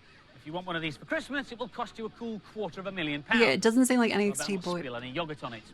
It produces images I must 4 have had times a the quality brain of your normal TV pictures, so I'm seeing much crisper pictures than you are. And astonishingly, all these images are happening Yes, they're in expensive. real time. The computer's having to do millions of calculations a second to work out what each part of the picture should look like. The cost As of we these. move round it, we can zoom in and out, we can spin it to the left, to 100 the right. It's calculating the way for this machine specifically. 159,000 at the low end. $159,000 for the base model.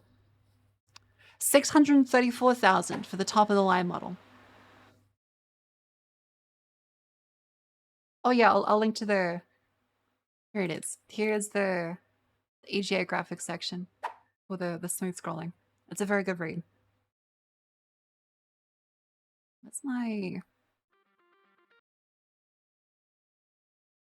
There it is. the light is reflected, how the shadows fall. Again, In fact, I the have a lot of calculating tabs power in of the every Reality Engine 2 is 200 times that of a PC.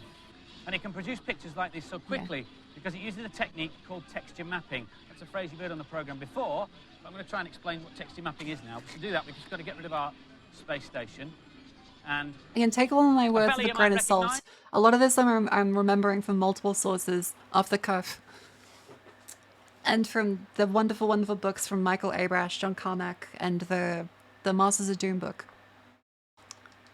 This is Ludwig van Beethoven, albeit a fairly basic model of him. There's a bit of shading on there, but not much else. What he needs Dad's looking at a couple of is indies, a a bit couple of of texture indigos. mapping, and the texture we're going to map onto him is that one, brick. The computer doesn't need much more information than that tiny portion of it because it can just reproduce it as many times as is necessary. So we'll ask it to map that texture onto Beethoven.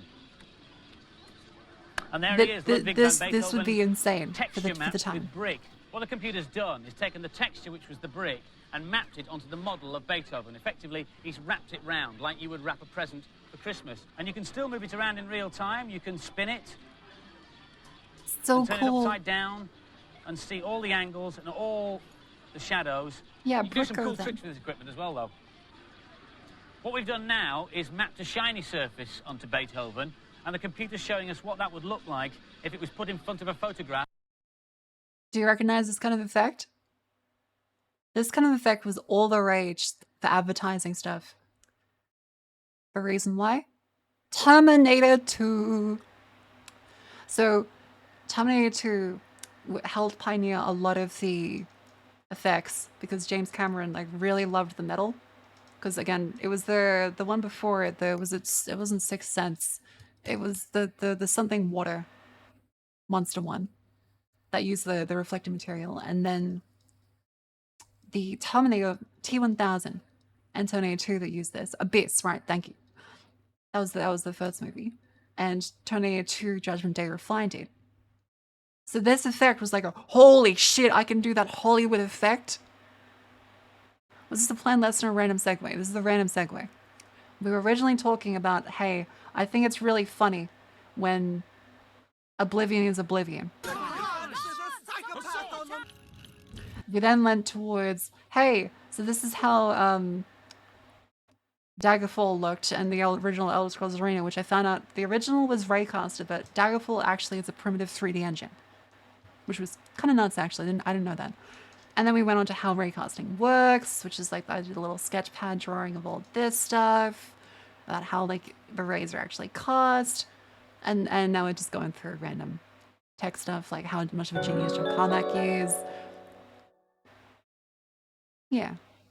Again, my streams, you enter the stream, and it keeps going. It just keeps going. Whatever it is, I will just keep going. And then eventually it's like, holy shit, it's been 3 hours. This tangent went far. I've had worse. I've had much more. Telstra or Optus. They're both cunts. So it's preferably neither. But Telstra is unfortunately more reliable due to the fact that they own 99% of the networks in Australia. Especially if you're going to rural areas, I would suggest Telstra. Though really just get like Kogan or like an Aldi mobile one.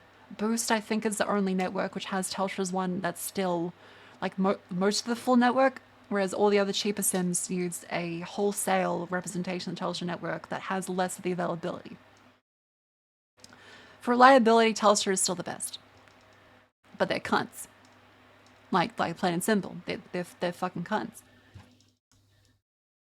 Of some flowers. It's calculating all the reflections as it rotates. It'll do the same as I move it up and down, too. or spin it. And you can use other photos too. See if you recognize. Again, that's not ray tracing. That's not 1993 ray tracing, because that would run at 1 frame per year. But that's a cube map reflection, which again is commonplace today, and is the simple reflections we've been using in games since like the PlayStation 2.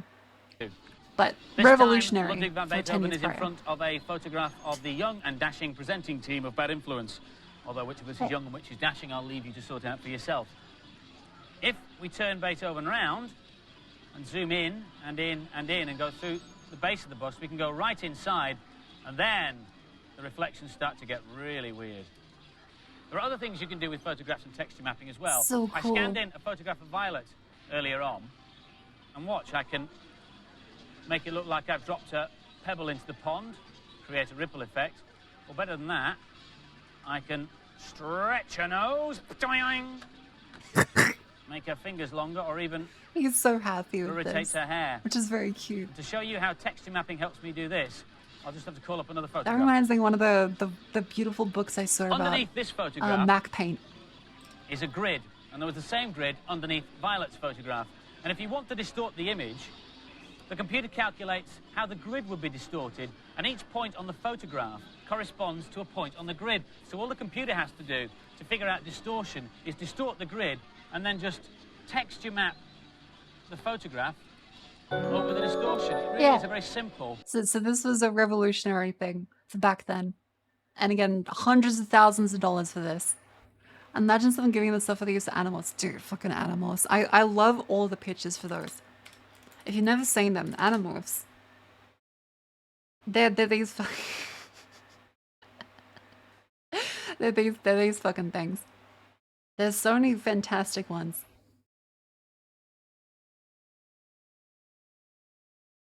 Like this one. Yeah. It's great. It's really great. But in terms of the art thing, I remember Zen and the Art of Macintosh. This is a fantastic, fantastic book, which you can find on the Internet Archive, actually. That goes through in a novel time. Again, like 1986 is when this was published. The original Macintosh kind of pioneered a lot of graphics techniques and graphical user interfaces. It's kind of stolen from Xerox. It's not kind of actually fully stolen from Xerox. But that's okay, because Xerox wouldn't have done anything with it. And so this beautiful, beautiful art style, which may look familiar to you if you've seen some indie games. The whole book is structured around it. And so all of the art in it is done with the original Macintosh and going through and explaining the novelty of how pixel grids are done and reflections. Yes, Apple Lisa. Yeah. That was the first one who had this. Yeah, like logo making in this, which was an insane thing for this. Because again, in the 80s, everything was still done art-wise on pen and paper. And so you can see all of these like little reflection stuffs they did, the copy paste, the art of zooming into things being crazy. Yeah, so there's also like vaguely psychedelic art that goes into it as well. It's super cool seeing these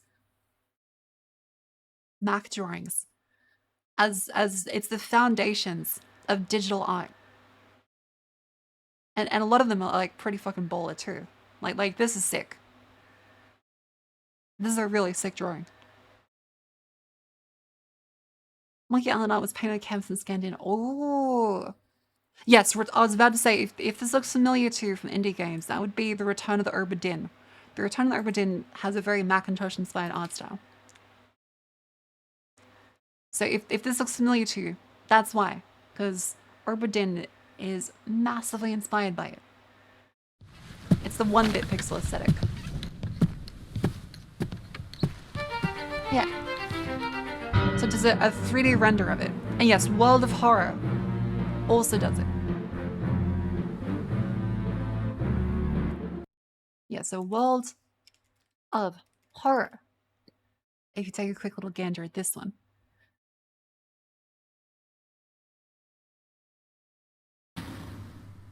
Yeah, this is the 1-bit Macintosh aesthetic.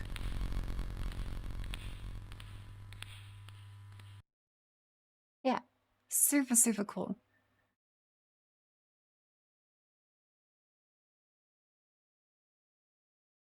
Yeah, there's all these little art pieces in it that are amazing. Yeah, it's nice to go through like these old books like this. Because there's a lot of concepts that are, you know, foundational and just normal today that back then were like, whoa.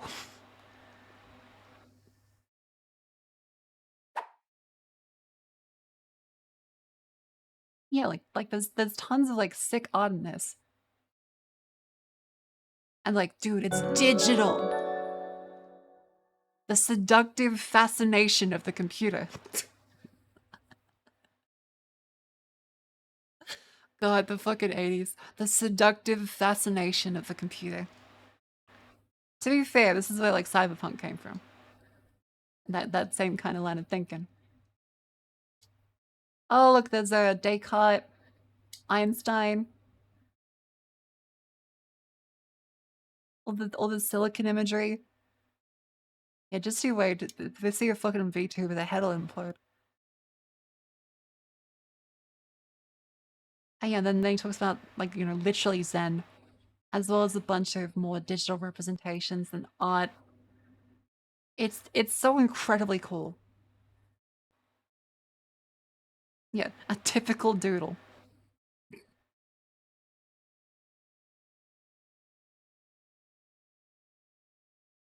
Look at how much power he has with all these effects.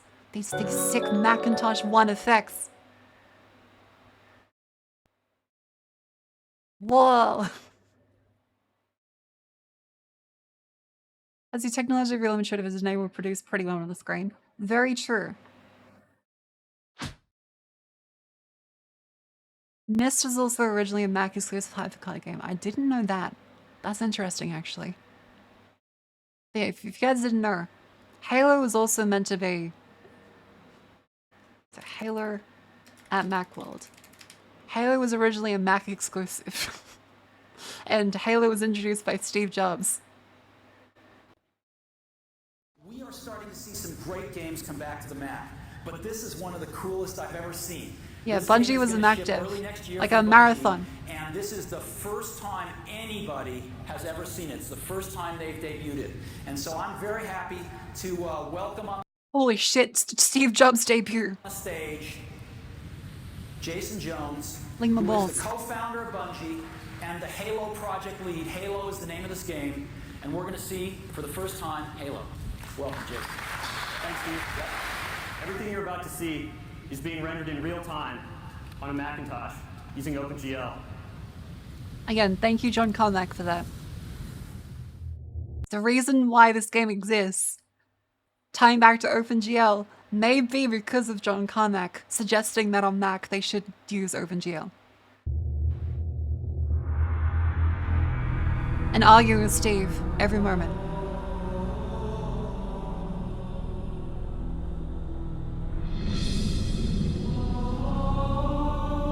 Whoa!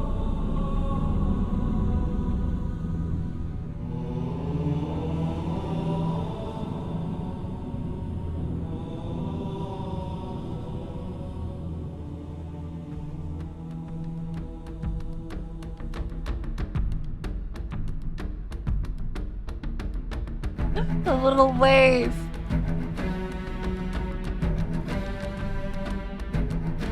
Yeah, it's so insane. Like this series of events that have led to our modern games industry and technology today. Like imagine if Bungie just stayed on Mac.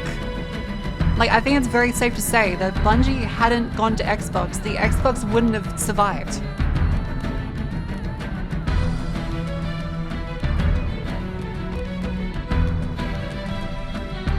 Oh yeah, Microsoft paid a fuck ton. Like, without Halo, the original Xbox is just dead. Sega might have lived.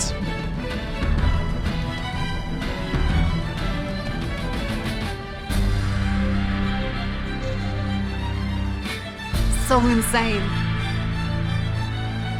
Yeah, it became Halo Wars with the over-the-camera aesthetic, because originally you were able to do, you know, third person. Space Harrier, that sounds familiar. Oh, yeah.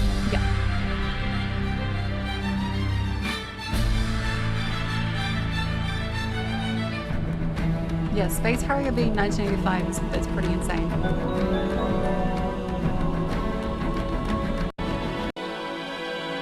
Yeah, all the stuff there, just whoa.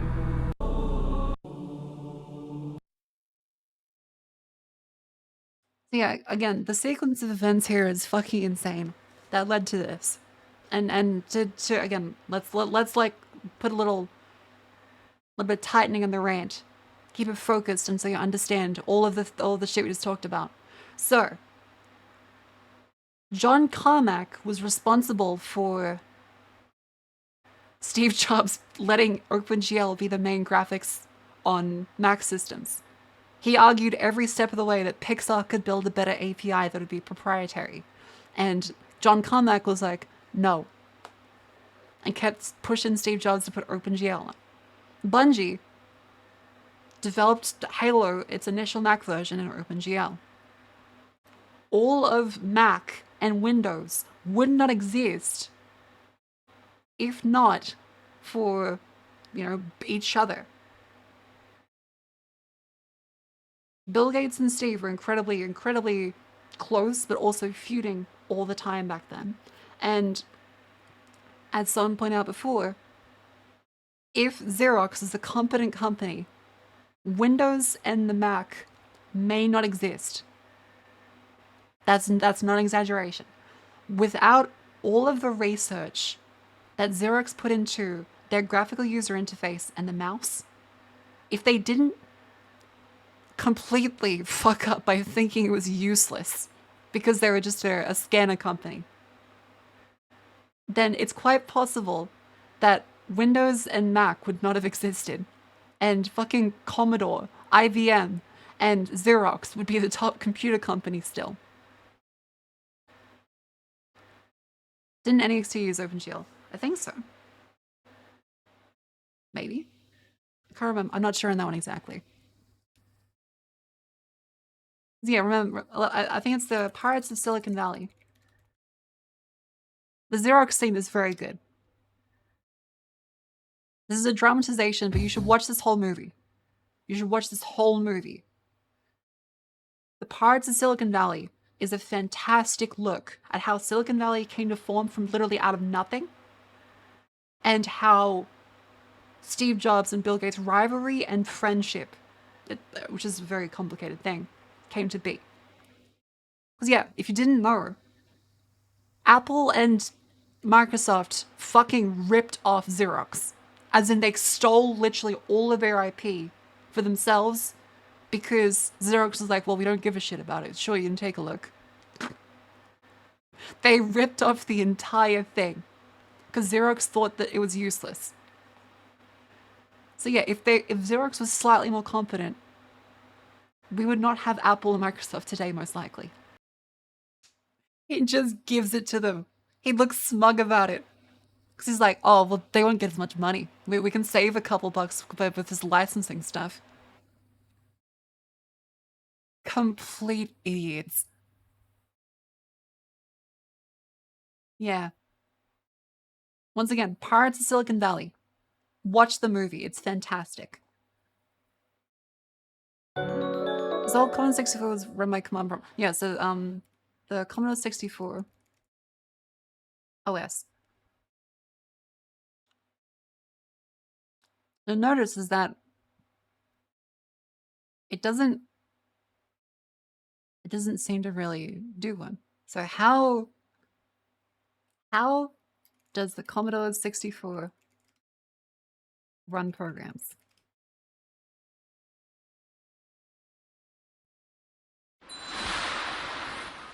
It doesn't have like a thing you'd associate like with graphical interfaces. Hell, it's not even really that similar to DOS. What you have... Oh, dude, the drum and bass tutorial.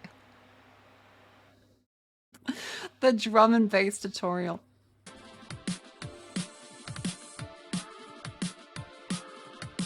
Yeah, so you just say, learn $8.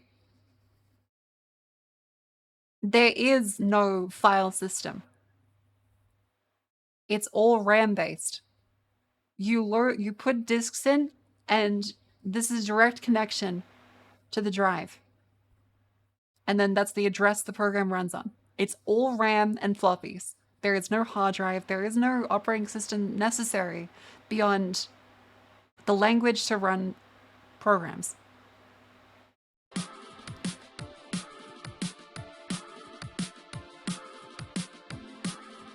Yeah. Cassette tapes. Yeah. Commodore 64 one was primarily cassette tapes. And before this, it was paper.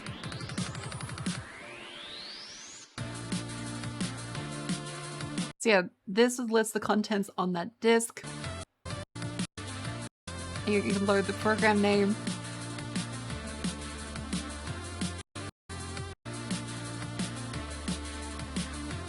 Yeah, so learn 10 depends on block size. It's the number left to the program name. So learn Skater Rock, this one, at that position. Apple II floppies are batched and saying, ooh, I'm interested, because I never had an Apple II. I did have a Commodore though. And then you run it. And it boots straight into it.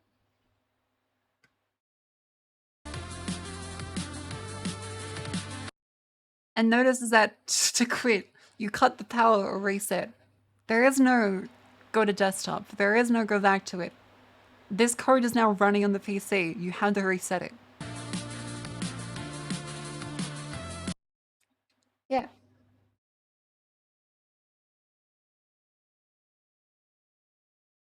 It has a basic interpreter, much like the one Bill Gates wrote for Altair 8800.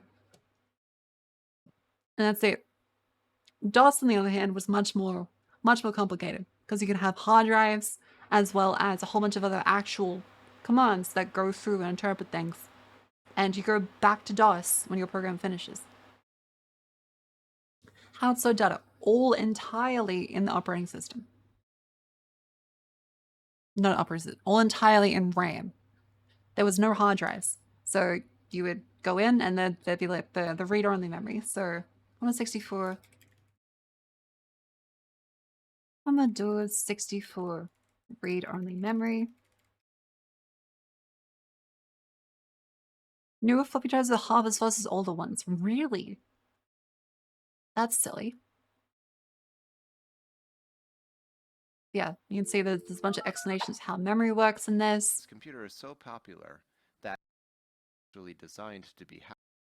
It shows all of the relevant information. Yeah, what there's we're a bunch going of to circuit diagrams that show concern this. ourselves with is the Sunburst, one of the copy protection chip, schemes utilized null the sectors. If it 6567, detected zeros or ones, which it is didn't load. responsible for all of Impossible the to copy graphics floppies generation. onto a pre-formatted disk. That's insane. So the fundamental question that we want to answer for ourselves right now is why in the world does the command poke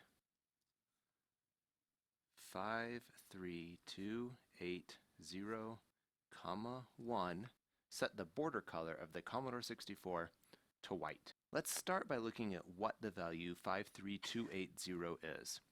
This is a 16-bit number, or can be represented in 16 bits. Yeah, 655336 so maximum. Our No, 535. 16 blocks. Yeah, this is super, super cool. And each of In other words, that puts a bit in that position. the bits in our binary number here represent a different value. This is 1, 2, 4, 8, 16. Yeah, this is the number, 2, and this is the 64, position it wants to put it in. 128. If I remember correctly. 256. 512. Yeah, he's doing a binary conversion from this to ones and zeros. 2048. You can see a pattern here. It doubles each time. And that makes this 4096. And this is So I have a 1 in the left column and all through there. This is 600. So it skips through this. First is 0. Yeah, he's doing Two. the long version subtraction. The demonstration video. Now we have all the information that we need in place. We've got what our hexadecimal representation is, and we've got what our binary representation is. Yeah. And the binary representation of this 1, now, this is an 8-bit number. We know that because the Commodore 64 is an 8-bit machine, and it has a 16-bit address What do you know on the bus. surface rabbit hole in the first place? That's a good question. So I'm in a 1 is 0, 0, 0, 0, 0, 0, 0, 0, 1. 0, 1. Okay. So why does this matter? We are telling the computer that we want to write to the memory address specified here the value specified here. Oh, so now right, we're yeah. going to move to our schematics of the hardware to see what that means. So we have our schematics in front of us now. Again, all of this is just at the base level, moving electricity around. That's all this is. There's no complicated stuff beyond just, hey, electricity goes to this position, it goes to that position, it goes to that position, boop, boop, boop, boop, boop, boop, boop, boop, and then electricity appears in your monitor. It's just numbers and ons and offs. And let's write out what our address lines are. So we've Thank got you, matey. address lines I'm glad you found it soothing. 15 Yeah, like computers and in the 70s and 80s were through purely a just 0. electrical signals. There was no like complicated extra stuff really. And we You have could our just data map out the lines circuits yourself. D7 through D0. And this is because everything is 0 counted in the computer world for the most part. Oh yeah, the secret reminder is to join the Discord and follow me on Twitter if you want to shit post or All right, see me on so YouTube we know for from our previous archives calculation as well that as we've YouTube got streams. a 1, a 1, 0, Oh dude, 1, modern lithography is fucking insane. 0, The way they make 0, CPU wafers 0, now, 0, nuts. 0, 0, 1, 0. Yeah, like you can 0, actually 0, read this. This is 0, the whole 0. And we are setting Commodore the 64 value system. 1. Now, this information is electrically directly represented in the You can build circuit it. of the hardware while the computer is executing. So we can see these values, A12, A11 here. These are all address lines, and they are all going to be represented in these values that we have specified. So what we are concerning ourselves with today is the VIC. We are concerning ourselves with this piece of hardware right here. And we want to know a couple of things. How does the information get to it? How does this chip know that it's supposed to be receiving information from us? And you'll see here Yeah. Whereas if you look at a diagram is for a a modern pin Intel called CPU, CS. let's just very quickly show you modern Intel x86 CPU diagram.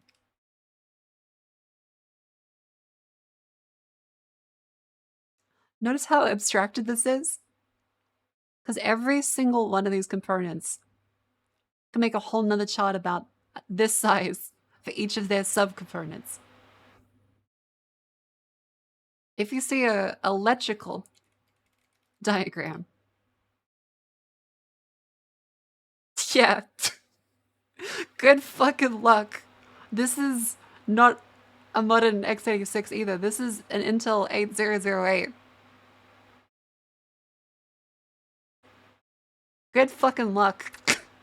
And this is as far back as back then. You can literally see the font Intel 1971 here. This is not that old. This is well, sorry, this is not that recent. And even then, it's still hard to see. There's a city all over it. If you look, so let's see, Intel 808 versus, let's say a modern CPU. Again, this is what the 808 looks like. It's this chip like that big, going across like that. If you compare that die, 808 had 3098 transistors. That's a fucking lot. That's enough to make it look like this. 3098 transistors. It's hard for you to follow. You can still make out the individual registers and stuff. How many transistors does a modern CPU? So let's see. So let's Google. Okay, there's a lot of shit on trending Google. I'm not going to Google some of that stuff. Jesus. Latest Intel CPU. The latest generation is the 1300 series. How many transistors in Intel 13,000 series? Okay. So approximately 100 million currently. And Apple's ARM-based M2 has 134 billion.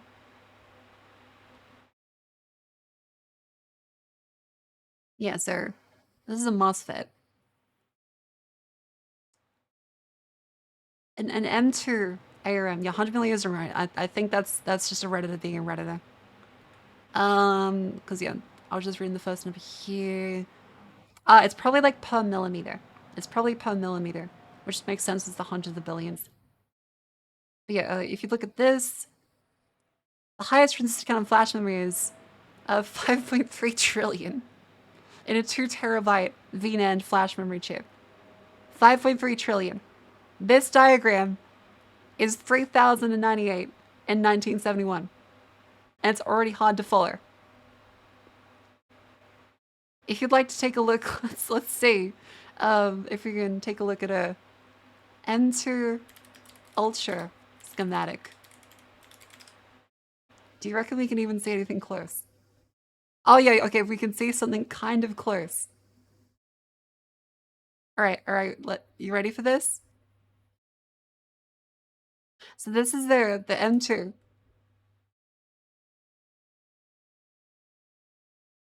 This one is over 20 billion. Continue reading. This is not the M2 Ultra, this is just the M2.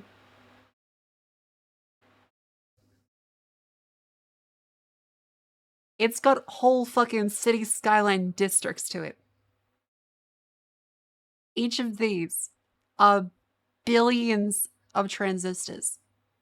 A single 8008 fits into less than a millimeter of this.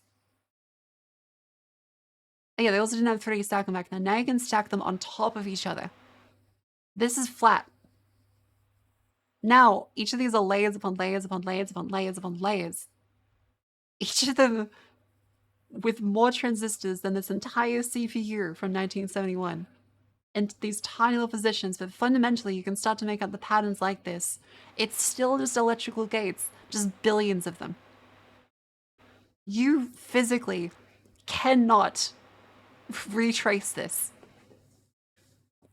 Physically, it is impossible for you. If you manage to do 1 gate per second, that's still 20 billion gates. It is physically impossible for a human to understand this architecture at the micro level. How many lifetimes to read that? Okay, so let's say let's say 20 billion transistors here. If you manage to even just redrawing all of this, if you can redraw 1 transistor a second over that entire gigantic sheet of paper, 20 billion seconds to hours. That is 5,555,000 hours. And let's say to days. 231,000 days. To years. 634 years. If you manage to redraw this at 1 gate per second, for this entire thing, 0 mistakes over your entire huge sheet of paper, 634 years. Compared to 50 years ago, this one with 3,098 transistors. How the fuck do Intel and AMD engineers keep track of that shit? They have verification programs, and a lot of it's copy pasting, because a lot of it is like, you know, you understand how gates work. On, off, AND gate, NOR gate, XOR gate, all that kind of stuff.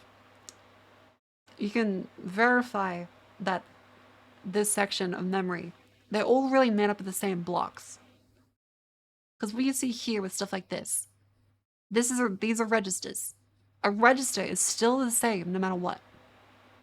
The arithmetic logic unit is still going to be an arithmetic logic unit. These registers over here, this structure is just going to be scaled up. This program counter and stack, that's just going to be scaled up. At a certain extent, it's really just doing more of these. It's the same kind of structure, just more of it. Sometimes they read bytes of a chip's readable files. There's a very fun one I like, that's the Trezor recovery.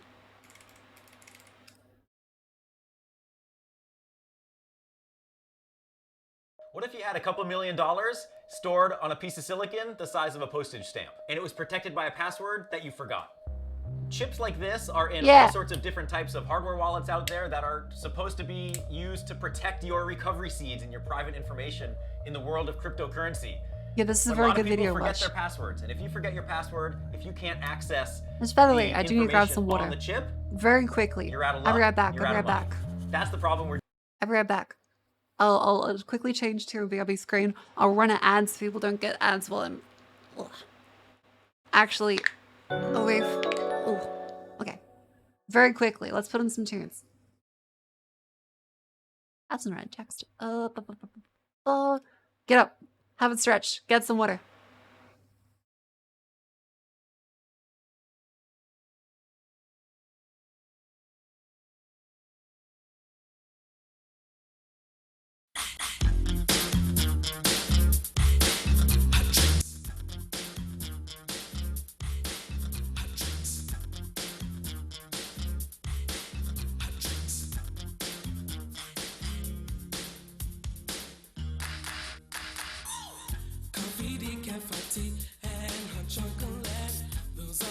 Drinks that you serve, so get set. Hot cups come in 2 sizes, small and large to fill as the need arises. Coffee's holding time is 30 minutes, that's so long. It can stay there before it starts to taste too strong. Hot, careful when you pour it. Hold it steady upon the counter, let it set. Pour it in until the coffee reaches the line. Pop a top on it, gets a lid every time. Wendy's coffee tastes so fine. Hot drinks really get you going. Warms you up when you feel you're slowing. Wendy's, we always serve it right away. Have a smile and have a nice day. Next is the cafe brew, it's just like coffee. Use the orange pot, it makes it easier to see. But if you're using the packets in your store, put it in the small cup, and furthermore, add hot water up to the line and stir it in. Put a lid on and serve it on a tray again. Get a small cup when you're ready for hot tea. Fill with hot water, it's easy as can be. Put the lid on and set the tea bag on the top. If they want lemon, it's very nice. Don't think twice, give the guests a juicy slice. Hot drinks really get you going. Warms you up when you feel you're slowing. Wendy's, we always serve it right away. I'm having a stretch. Smile and have a nice day. All right, let's do some quick stretches. All right, let me just move my. Oh.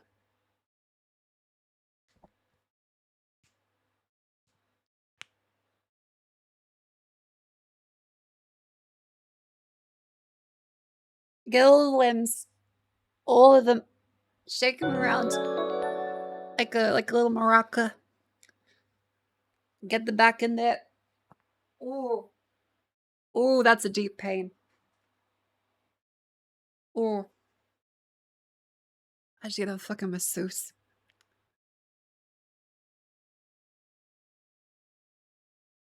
Keeping your limbs moving, also your hands.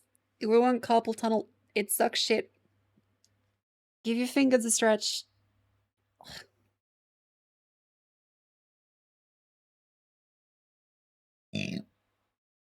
Okay, stretching kind of makes me a little bit gassy, but alright.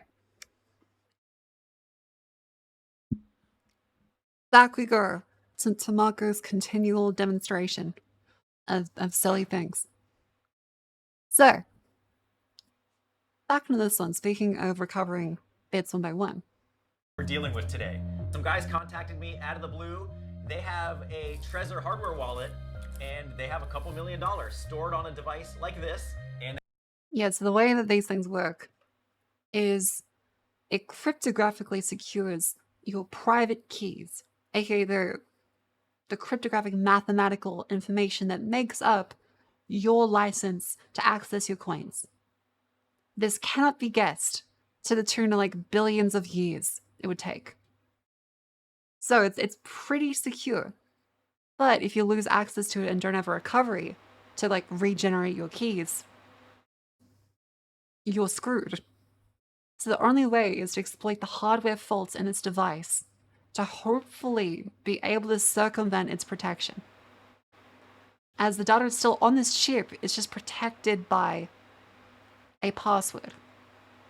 they want me to see if I can hack the wallet. What's the brown stuff? The blue, they have money. That That's would be the problem we're dealing with today. Some guys a little bit of either hot glue or resin covering it, I think. Contacted me out of the blue. They have a Trezor hardware wallet, and they have a couple $1 million security and get access to the information so they can prove that the I money feel is looking there. through the phones I'm is Joe crazy. Grand. I mean, it's understandable, like, especially when you had to write everything down because password managers want a thing. It was super easy to forget all your passwords. Hardware hacker, computer engineer. Especially when you're not used a to it. product like this is an amazing challenge. It's like solving a puzzle, and we really only have one chance to do it right. Yeah, because if you get it wrong again, there's usually like a free limit. If you get it wrong, your device is like, oh, someone is trying to break into this, which they are doing. And if it detects that, it wipes itself clean. Completely gone. Forever. The chance of you getting back this specific key is the same as you getting back any key in general. Let's see, because if it's SHA-2096, wait, which Bitcoin algorithm? Oh no, it's Theta. Theta. Theta is an Ethereum chain coin, I think. Ethereum probability of guessing a key. 3.15 times 10 to the 14. They get any specific key in general, at all. Let alone yours.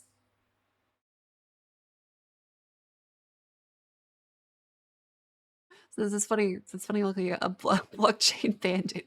He's just guessing out of billions. Also, fucking, I'm gonna delete my cookies.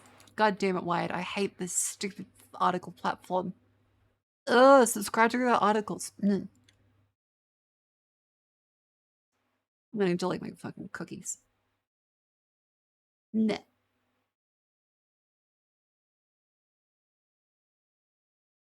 remember is that they usually still these in the cookies about what your daughter is. So I would suggest you go through, you delete your wired cookies, and then you paste it back in, and now it's gone. See, it's like, hey, this is your last free article, sucker. And also it still gives you this little chin bar. So you can right click this and block element. Right click, block element. Goodbye.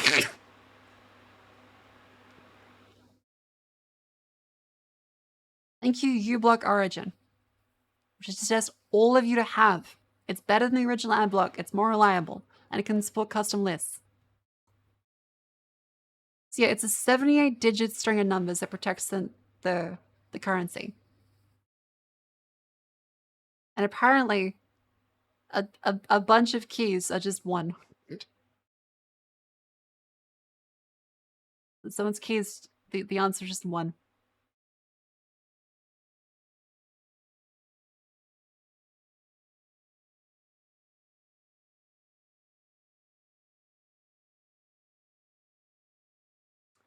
So yeah. Unfortunately, some people, let's see, the odds of guessing a randomly generated Ethereum private key is 1 in 115 quadrivigintillion. 1 divided by 2 to the power of 256. Let's see, a large number representation.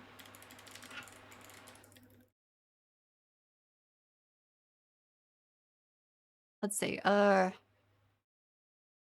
1 divided by 2 to the power of 256.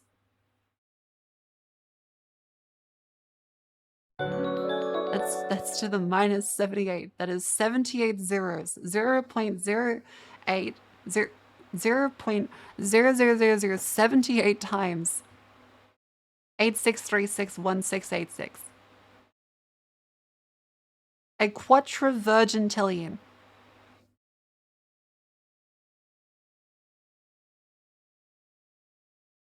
Yeah. So that's how likely this guy is. Otherwise, if he loses this data on the wallet here, he will have to guess to 78 decimal places.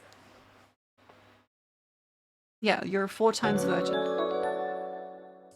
Now the reason why you're like, okay, but why doesn't he have to guess for this one? Is because the data is on there, and now he's trying to thwart the device's protections, not the cryptic. Because if he tries to beat math, that's a losing battle.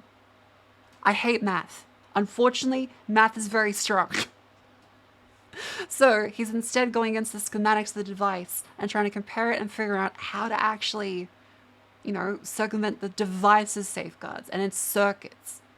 Because the likelihood of guessing the specific key, or any key in general, once, is 1 divided by 2 to the power of 256.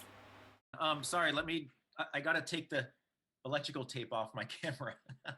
How's it going? Good, man. You can tell he's good because he doesn't trust a camera. Get to connect and talk shop and hopefully make some progress on this stuff. Are you excited? Yeah, you know, in my mind, honestly, Yeah. Hello, everyone. Welcome to the stream, by the way, if you just come in.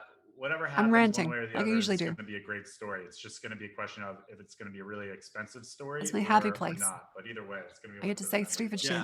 Hacking is nothing like what you see in the movies. There's not graphical things moving all over the place. Doesn't take a split Also, yeah, second subscribe for to the something studio. It's happen. fantastic. It's a huge roller coaster ride. It's solving puzzles. It's forcing Ranton. Thank you. computers and forcing hardware to do things that they weren't expecting to do. You want them to misbehave in a way that you can control. Contract looks good. I think the changes we wanted that are now accounted for. For me, as you know, the main thing was just like getting that waiver of liability, so you're not going to assume you're something was wrong. For this project, I've been working 5 12 months. weeks That's almost to try 100. to defeat the security in a way that's Yeah. reliable and that isn't hopefully That is almost going 100. to erase the contents of the device. Now Thank you, that we're Patty here Rickery, and we're for filming 5 it, months. and Dan is on his way, and we're going to do the real thing. There's a lot that can go wrong. You have the device. You got it from Jesse. It was surprisingly loud. The I didn't main realize thing that either. I'm kind of worried about bringing it through the X-ray, and maintaining control of it. For the X-ray, like Right. most Imagine a fucking TSA agent decides to destroy your $50 million.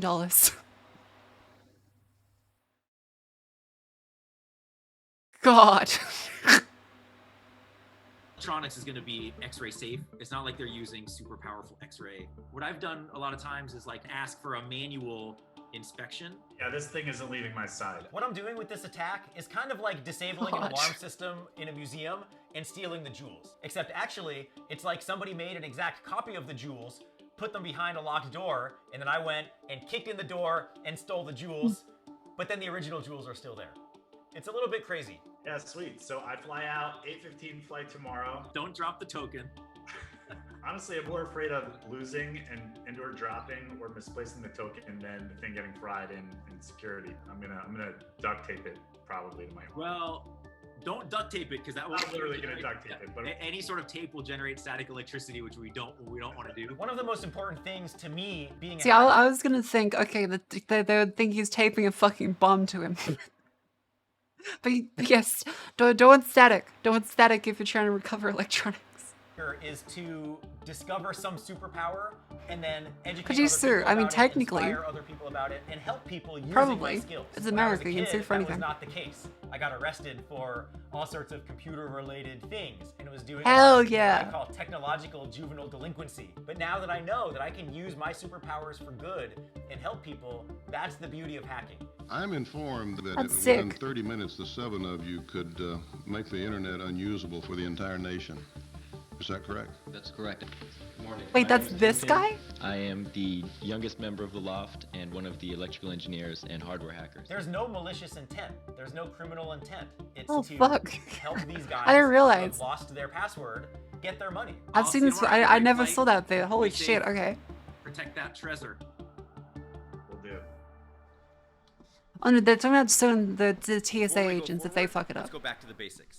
Not Cryptocurrency is a decentralized system of digital currency. Unlike traditional financial systems where trust of the currency is based on banks and governments, with cryptocurrency, the trust is based on the strength Yeah, of this the is- cryptography. This that is it a good thing to uses. go The over if type people of don't know about it. cryptography that's used in cryptocurrency systems varies depending on the cryptocurrency, but generally it falls into public key cryptography. You have two pieces of your key. The private key is something you keep to yourself, and you use that to sign the transaction to prove that you initiated it. The public key, which is derived from the private key, is used to verify the transaction. The blockchain is a type of technology that's used with cryptocurrency as basically a Write that down. decentralized Write that down, guys. digital ledger. So every time there's a is an transaction that exam. happens, it's public and the ledger cannot be changed. In the case of Dan and Jesse, they lost their private key because that's something that's stored on their physical hardware wallet. A hardware wallet is essentially a general purpose computer that's storing your private key. But if you Yeah, so essentially, every time you have your wallet, it cryptographically generates the stuff based off of the way the coin works, stores the private key on there, and then uses mathematical operations to use your private key to approve transactions. So, there is nothing stopping you from generating this yourself. You are theoretically able to do these transactions by writing down math on paper and then punching it into a computer. You could do that. And in fact, there is a solving Bitcoin by hand. You can do this with even like mining. At 0.67 hashes of Bitcoin a day, you can do the math. And you would then upload this to the server and be like, hey, I've done the math for this one. You can do this. It's just that this would take years to do anything. So instead we have computers to do all the math for us, and that's why we have these little hardware wallets and software wallets on PCs. forget your password to your hardware wallet, you're kind of screwed. Unless you find somebody like me. Yeah. Good morning. Today is the day Actually, I'm just gonna math hack knows this couldn't get more wallet, come with math. Yes, I and hate we get math. to see if the 3 months of work was worth it. So it's about 5:30 in the morning, and I'm just waiting for Doesn't my cycle to taxi minutes to even you pick solve me your up. ratio like also yes. Are A lot of times there's a timeout cryptocurrency for at it. all? Oh no, I'm so afraid about that. Kind of just pacing around my office. Even though I know it's possible, it's still scary. A few years ago, a friend of mine and I were investing in buying some crypto coins. Not Bitcoin, one of these other unique coins that we wanted to buy. Oh So yeah, put a little Theater. bit That's of on money that's an into it. Ethereum. It's funny, my wife actually came in today and she said, "Joe, have you read your horoscope?" And I'm like, "No, I don't really read my horoscope." For some reason, she read the horoscope and it said something for Virgos: beware of problems with technology. Watch your You gotta put it Virgatillions. on one of these hard wallets. They kind of look like a USB stick.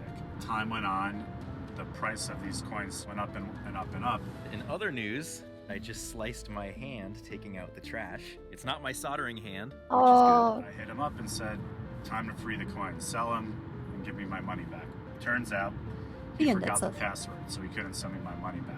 I do have all of my Trezor devices over here that I've been using for the various attacks. The one that's set up like Oh. this is what's going to be used for Dan's attack. The irony of it all is my friend that lost the password plays poker professionally for a living, so he has like photographic memory. He remembers everything. He remembers my license plate from high school, and of all things, forgot a 4-digit PIN password for this device. Pain. Air for today. So long story short, I'm going to fly to Portland, Oregon, because I met some engineer. He's doing hacker some fucking online, tech-free right, shenanigans. so the security who's gonna hack this device and try to free all these coins. So Dan is on Yeah, his go way to from Fuse New the Machine Jersey, Spirit. and I hope he didn't put the Trezor through the X-ray. I just made it through airport security. The device did have to go through the X-ray machine, which is no big deal because computers can and all my other devices can. Not really. So Dan Like, is it's probably fine, but theoretically it can fuck up. on the way with the wallet. Dan's coming and he's driving down the street backwards. Did you drive this way all the way from the airport? You drive this way? How's it going? Nice meeting you. He does look I very know. tech priesty. You exist. You got the thing? Got the thing. Awesome. I heard Yeah, you had like, to put if it you- through the X-ray machine. I did. The danger is that you flip a bit and you can't unflip it. Normally you would just reset the device and there it goes. The hard drives in your PC have like error correction. There's no guarantee that this little trace wallet has error correction built into it. Right. No, I'm good, thanks. Yeah, what are you guys filming? We are. You want to tell them? We're hacking a hardware wallet that has a lot of cryptocurrency on it. He forgot his password. Well, I didn't forget the Basically. password. My friend His forgot the friend. password. Okay, let's begin. So, to add insult to injury on this whole thing, Aw. with the Trezor hard wallet, if you attempt the password incorrectly too many times, There it is. the contents of the wallet will erase. And so we scoured the earth and Google to try to find people that could help. Turns out our most promising leads came down to Joe, this hacker we found on This Google, fella. and then these other guys. That's horrible design. No, that's not horrible design. That's to prevent people doing this. That's to prevent the FBI confiscating it and just going from 0 to 9,999. A 4-digit passcode is pretty easy to guess if you have infinite attempts. You just go 1, 2, 3, 4, all the way up. That was even a plot point in Ocean Occur. A lot of old phones wouldn't erase. So if you have no limits and it's just a 4-digit passcode, you can guess it in like minutes to hours. That's bad for a wallet. Yeah, it's bad for a wallet if you like have to erase it. But the point is that you're meant to remember your seed phrase and that the wallet is just there temporarily. He's listed seed phrase for the wallet because that's how like it's a bunch of mnemonics, aka words that you put back into it. If it erases, like, oh, it's fine, I'll just go read my seed phrase, plug each of these words back in, and it generates the code again. Because it's like 24 words. Because if you look at a Ethereum seed phrase, it'll look like this. So you'll have a bunch of these words that you write down somewhere. A lot of people stamp them out onto metal. So it doesn't matter if you lose your MetaMask or your a ledger or your trays or whatever wallet method you have. You just put this back into it and it regenerates from these words that go into the algorithm. If you lose that, your wallet's your only hope and you should get it the fuck off as soon as possible. So yeah, this is why people like print them onto metal and put the metal in a fireproof safe. Europe, They are based in Switzerland at some secret lab where they would perform the attack. When I asked them if I can come to the lab to see what they were doing and ensure that this was legitimate and real, they said that they couldn't do that. I was willing enough for them to even like put a bag over my head and bring me to this lab just so I can see that they were not going to steal the device and actually do the work. And right around that time, Joe started to make progress and for the first time show that he was able to crack the device. And all the while, you use a book. Joe was He incredibly was a book you fucked transparent too. with how he was performing the work. Very quickly, it was clear he was engaged. That's why I got on a plane this morning and came to Portland to hopefully free the coins. Off the plate onto your body. Yeah, but then your doctor will see it, and your doctor will be able to steal your crypto. Because I know All your Doge there's a lot gone. of stories of people forgetting their passwords of hardware wallets and losing a whole lot of money. This one was actually from 2017. A friend of mine, Mark Fraunfelder, had 7.4 bitcoins that were worth $3,000, and he had written his recovery seed on a piece of paper, and the cleaning person came, threw that out, and he's like, "That's okay, I still remember my PIN." But it turns out he also forgot his PIN. Once he found somebody who could hack it, it was worth $32,000. And it just shows that this was 4 years ago when cryptocurrency was in its infancy.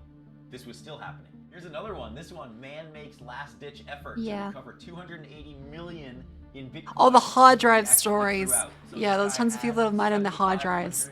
And then their mum threw the PC out. He had 2 hard drives that looked identical, and it turns out he threw the wrong one out. He realized after 5 months that the drive was missing.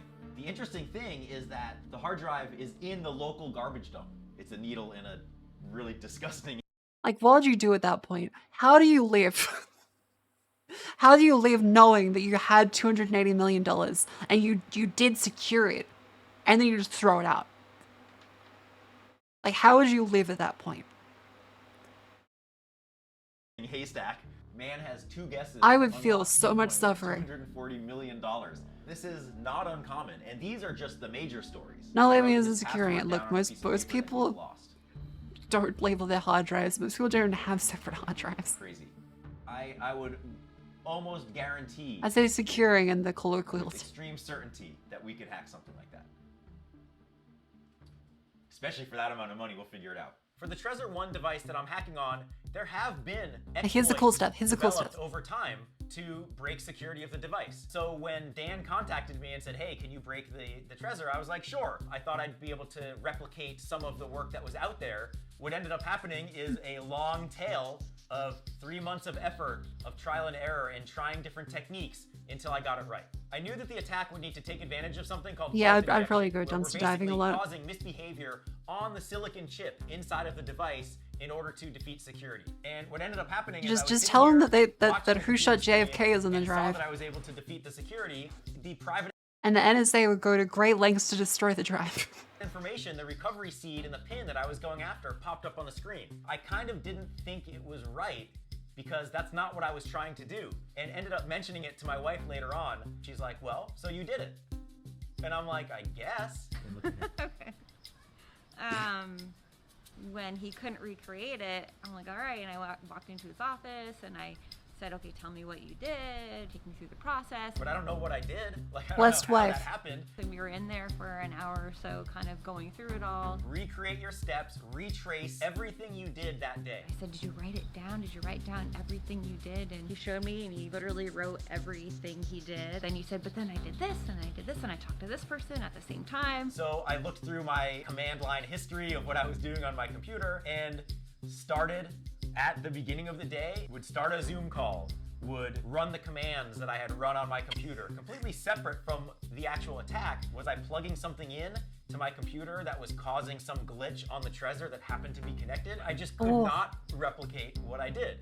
So he was really Hello difficult, again. and he can do anything. So I, in my mind, My wife kept saying, Yeah, rubber ducking with the wife. computers do what they're told, which generally is true unless you force it to do something unintentional, which is kind of what we're doing.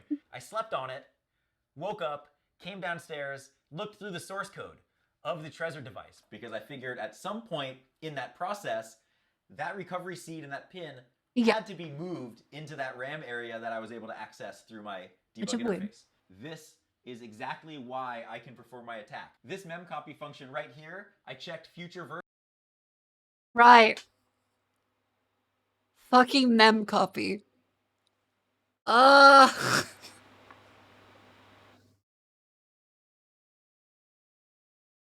Yep. I was trying to remember what the thing was, because it's been a while since I watched this video. But, yeah. So mem copy, as in it takes the memory from one position, copies it to another. This has had numerous security issues and flaws over time, and vulnerabilities. So, buffer overflows. If the destination is too small, memcopy overwrites adjacent regions and just does random stuff. Now, it's random in the sense that you can't predict it, but it will do that same thing on that device. It's just that different devices may do different things. So, if you overflow the buffer, if you try and put too much into it, think of like a bucket. If you keep pouring into it while it's full, it just spills out. And some of that may be the water at the bottom. AKA, if you copy in too much memory with this function, it will just spill out that phrase that they're looking for. It'll just dump the memory, like an overflowing bucket. So yeah, although I said before the buffer overflows are kind of like a dead thing, embedded devices like this very much still use security risk functions like this. In 1.6.1, the next small revision, that function had been removed and the whole memory structure actually had been changed. It turns out that I found an area in the source code where on power up, the secret information gets copied into RAM, and then when I do my glitch to defeat the security of the chip to give me access to RAM, the contents are there and I could get them out. I felt really good to help. Yeah, that got removed because like, wait, holy fuck, that's really bad.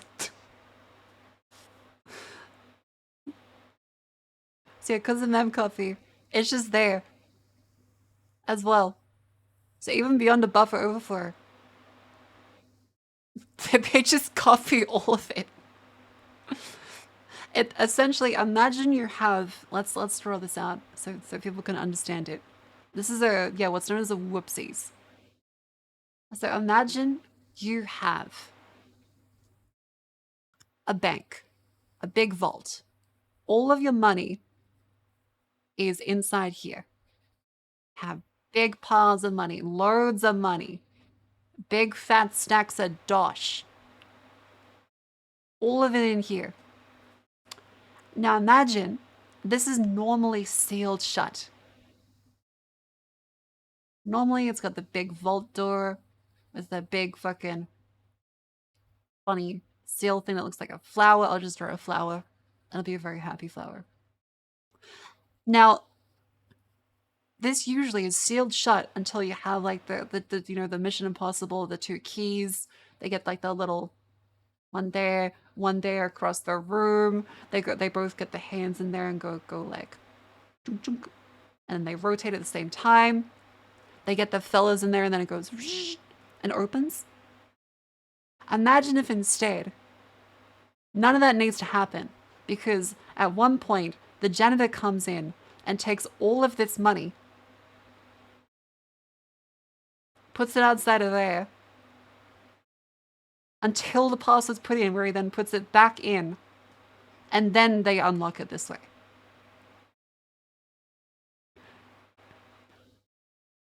So it's kind of insane, because it defeats the whole purpose of having the fucking security door, because the entire contents of memory is just in RAM as it boots up. It's outside the fucking door, so you have all your money just sitting here vulnerable.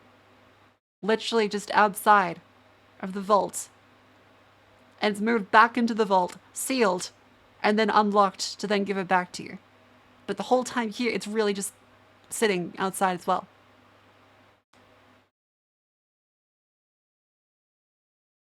Whereas, okay, again, I have an issue with tabs.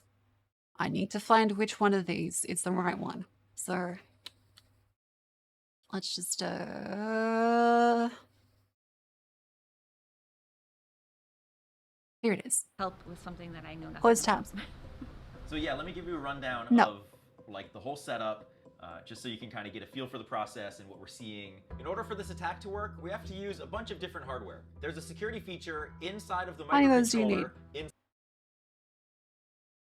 microcontroller. I just clicked this one. I just remember that this one is where the CIA torture playlist is. It's got 2 instances of Eminem. That's a very important webpage.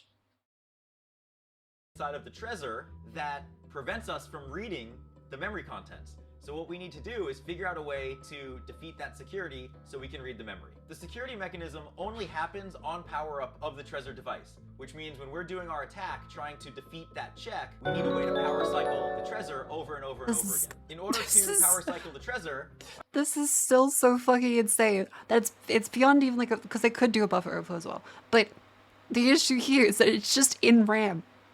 It's just fucking outside of the vault as it starts up.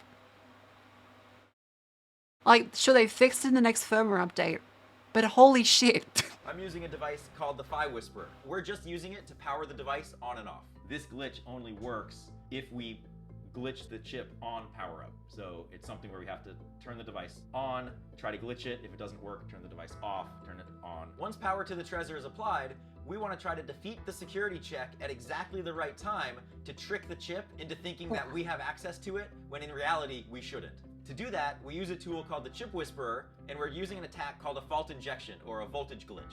That basically means that we're trying to force the chip into misbehaving in some way that's beneficial to us. We're basically taking advantage of the fact that electronic systems are defined Such a cool to video. operate within specific parameters, and the vendor can only guarantee functionality within that area. My question is, what happens when we operate the device outside of that? And that's what we're doing with glitching. If we can glitch the chip at just the right time, we're gonna defeat the security, and then we can continue with our attack. I feel like I'm back in school.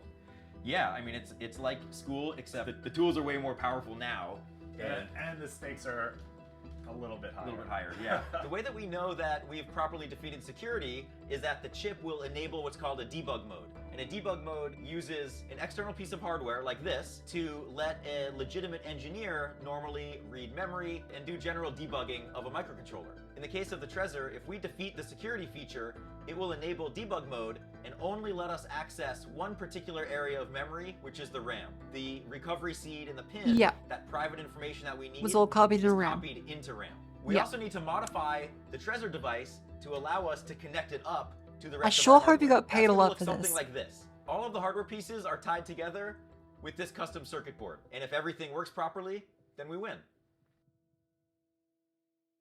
When Miles, my 9-year-old, came in here and I started doing this, I'm like, it's kind of like when you're glitching a video game. Yeah. You know, and like somebody finds some bug and you can skip the level or do whatever. He's like, oh, so you just have to get the timing right to do the glitch. And I'm like, Yeah. yes. Okay, should we do it? You can tell I'm nervous. You're like cool and collected, and I'm sitting here like tapping my feet. And Well, I have. It's out of my hands at this point. You want to do it? You do the handoff? Yeah, Okay. let's do it. Okay. All right. Okay. Wow, there it Dear is. gosh. Alrighty. Thank you. Just imagine if you accidentally butt dialed it on the way here and it wiped the device. God. you.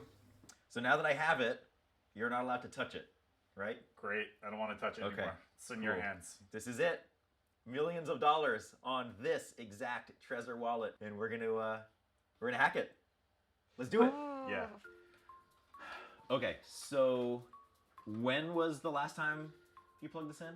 That was recently, right? So like Yeah. a couple weeks ago? Yeah. Okay, all right. So we know it worked then. So what I'm gonna do is I'm gonna plug it into my computer, make sure that it actually confirms the firmware. So it seems to function so far. So now my computer is gonna communicate with this device. See what happens.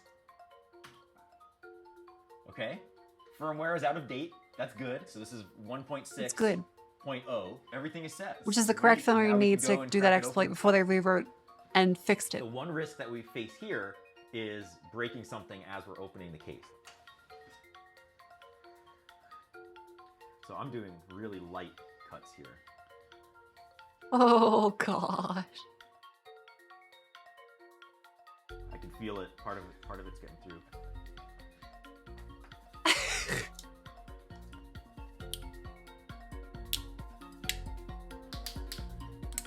Oh. No damage on that side.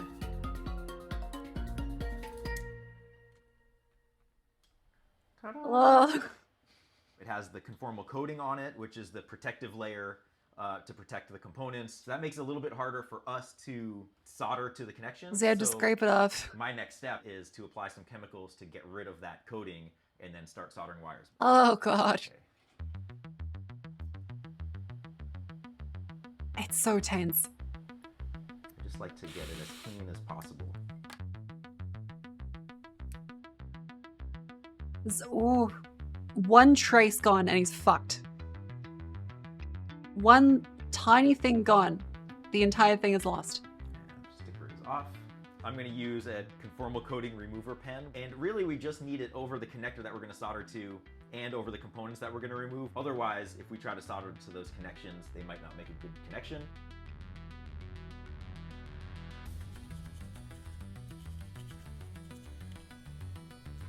Oh. So now that hard epoxy just kind of peels right off. Oh, okay, it's epoxy. It's not rubber or anything, it's epoxy. Oh god, Jesus fucking Christ. Oh, okay. I've had instances where I've been cleaning boards before and a brush was enough to completely rip off. Oh god. Yeah, that was a very bold move. That's good. I'm going to check it on the magnifying glass just to be sure it's actually removed. That's a big fucking brush. Okay, we're good to go. The next step is we have to remove a couple components from this board. The components we're removing are capacitors, and by removing them, like it for makes the surface chip more mount stuff, that's susceptible really to those aggressive little brushing. glitches and stuff that we're doing. What I'm going to do is use my soldering iron and just very carefully heat both sides. We've started stuff of on the stream, by the part way. We and started pull it some off slime the VR board. trackers. The Like, risk at this stage years ago is now, actually. pulling off some of the circuit board with it, Like 3 years ago. which hopefully won't happen. Iron is on. Yeah, there's two that we need to remove. One is easier to get to than the other. Okay, first one's off. Oh, that's alright, we'll find. Don't worry. Got it. Oh, All right, dear so those God. components are off. Now all I have to do is add the external connectors. That's going to let us hook it up to the hardware over there.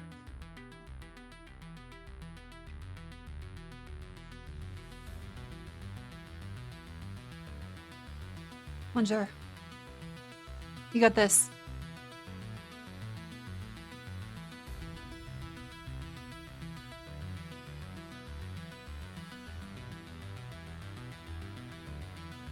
Whoa.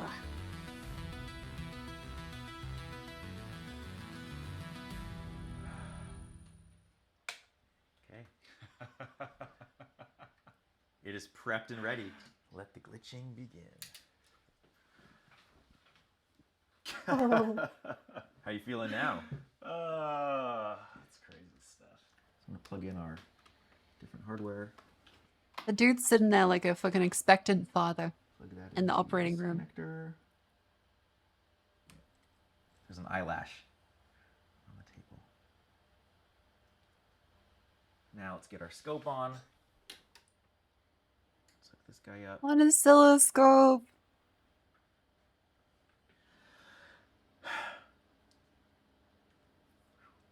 And so when I start this, it's going to start our full glitch attack, and it's going to go step by step, trying the different glitch offsets. Holy frick. The loop. So this is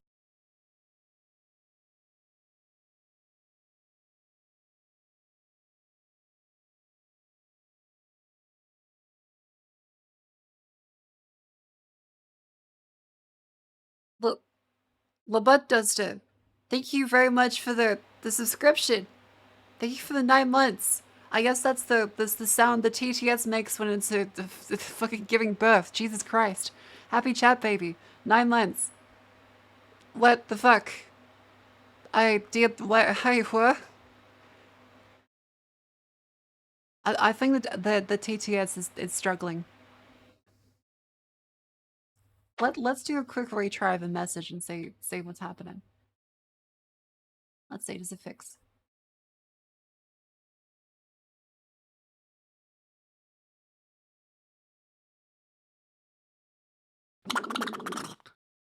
100 this hag, affectionate. Plays the zoomerist, cool games, not sarcastic. Okay, the TTS isn't broken. It just seems like it's now degraded and doesn't handle empty messages good. Because wait, let's replay the latest one. Let's replay the latest one.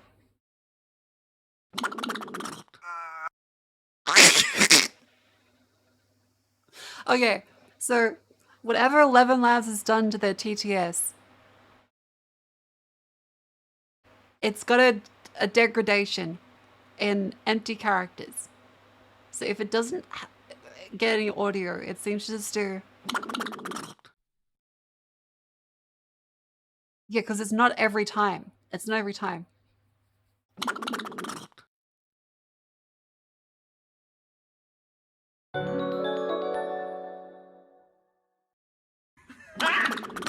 Got him!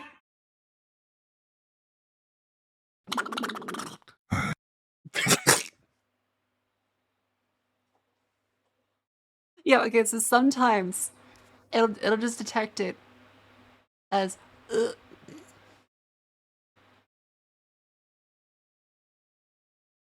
yeah, like if I play it again. Nothing. Play it again. I heard a little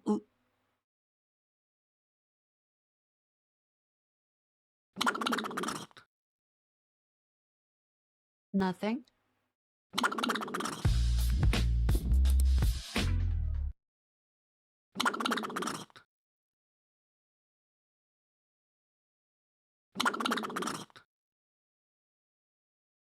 Hmm.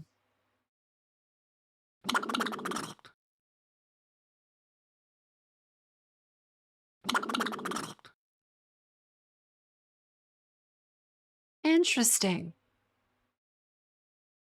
So it seems like it happens more often silent than not. Okay, what happens in... Oh!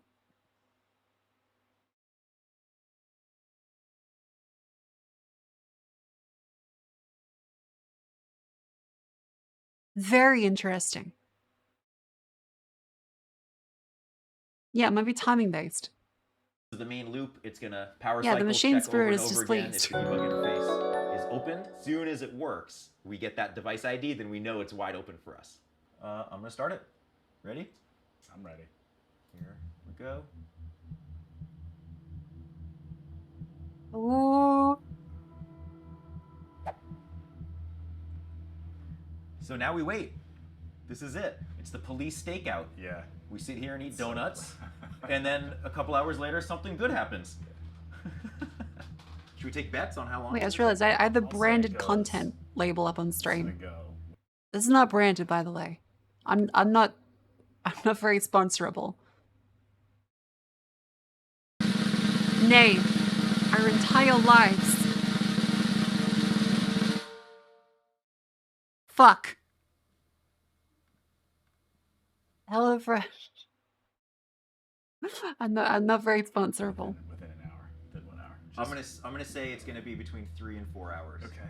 Or it doesn't. No, go. they're not throwing a bunch of passes in. What happens is that there's an exploit in the 1.6.0 version of the Trezor firmware that means that when it boots up, it copies the entire contents to RAM, which is stupid. It is like the janitor taking out and putting it in his little janitor's closet all of the money to then move it back into the vault, lock it up, and then make you check it. Like, sure, it's still hidden behind a door, but it's the fucking janitor's closet, and anyone is able to, like, rip it off that. Within 4 hours and... Yeah, and then they grab the RAM dump. That's a possibility too. I mean, it could take longer. It could take 6 hours. It could take more because we're only testing 1 a second, and we're going through a pretty wide range of about 10,000 attempts. But it might need to go through another loop. Because every time it only happens as a power cycle. Hopefully, we don't have to stay overnight. It's only for a very brief window. But we're just gonna let it run until it happens. So what was happening is I was sitting here for hours at a time, just looking, making sure the lights were blinking, And it got to the point where I was like, I just want to like use my computer for other stuff. So I made a little audible thing in here. It's gonna say a little phrase. Hack the planet. When it comes up, which is actually really strange Little because Microsoft Sam. you're just sitting here and then it says it and you're like, oh shit, it worked. I'm gonna go for a pepperoni. Sweet. Vegan pepperoni. A vegan pep. What does that mean? I see it blinking. I see the J-Link blinking. And that Yeah. makes me feel good. Ayu. What's actually interesting is there's sort of these like repeatable spikes here, which I don't remember seeing before. It's like 1 kilohertz. It's really interesting. So these spikes, I'm guessing, are going to be from the lights. So if that's the case, we might want to change some of the lighting. Oh, you Just think the entire lighting- concept, just the the lighting passcode again. Might It might be be the causing passcode. some I'll have to double check. I mean, it still might work. I'll say it but in a I'm moment. curious because this doesn't match what I saw. So if you turn on off the my lights, you scope. think the spikes go away? Yeah. So that's got to be Yeah, either way, it's effectively the same thing. Something that wasn't Something that here wasn't- yeah. when I was doing the testing before. Can we let's kill the lights. Let's see what happens. Cool. Let me try this one. Okay. Yeah, so in summary, a lot of this stuff so far, they don't really know exactly 100% what causes the random behavior on it. So now they're accounting for other variables like turning off the fucking lights in case this small interference from that is messing with the glitch. Yes, it's an oscilloscope. Okay, I think it's this one. still there. Still there. I'll be at a digital one. How about this one? Still there. Wireless mic? Yeah, let's. Yes, I mean, this is it an could still EMF. glitch fine, we have no idea. But that just makes me a little nervous. I'll disconnect this guy. None of this should matter because it was all plugged in before, but to be safe. Still there. No, let me turn off the robot lights. Okay, hold that there. I'm gonna power everything back on.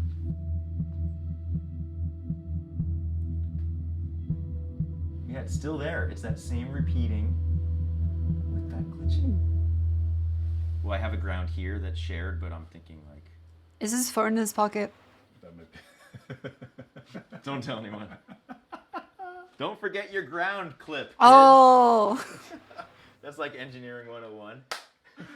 It's You shouldn't have almost it always such a a- stupid problem too. And what's interesting is we were seeing the spikes because the ground wasn't connected, but the chip was still seeing the right thing all the time.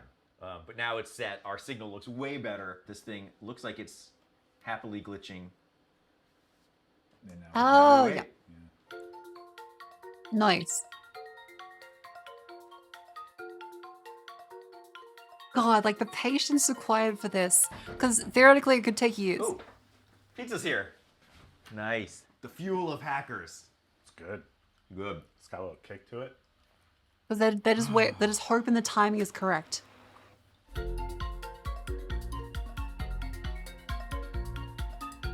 Run out for pizzas, yeah, like especially in like a suburban area. Like further away, that does make sense. Yeah, a little bit of floor pizza. Because this was 2022.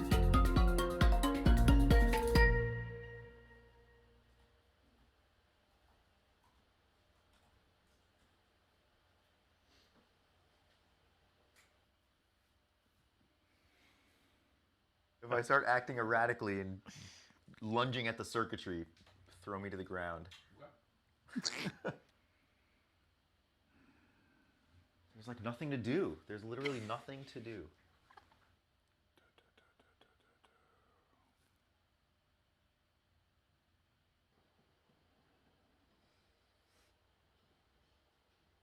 Come on. This is torture. Hack the planet. Hey! Oh, Yes! it's like it knew. Yes! I'm like, this is torture. Hack the planet. Oh, that's Oh my awesome. god. OMG, like they say on the Nice. Okay, so that was 3 hours and 19 minutes, which is right within that sweet spot. Oh my god.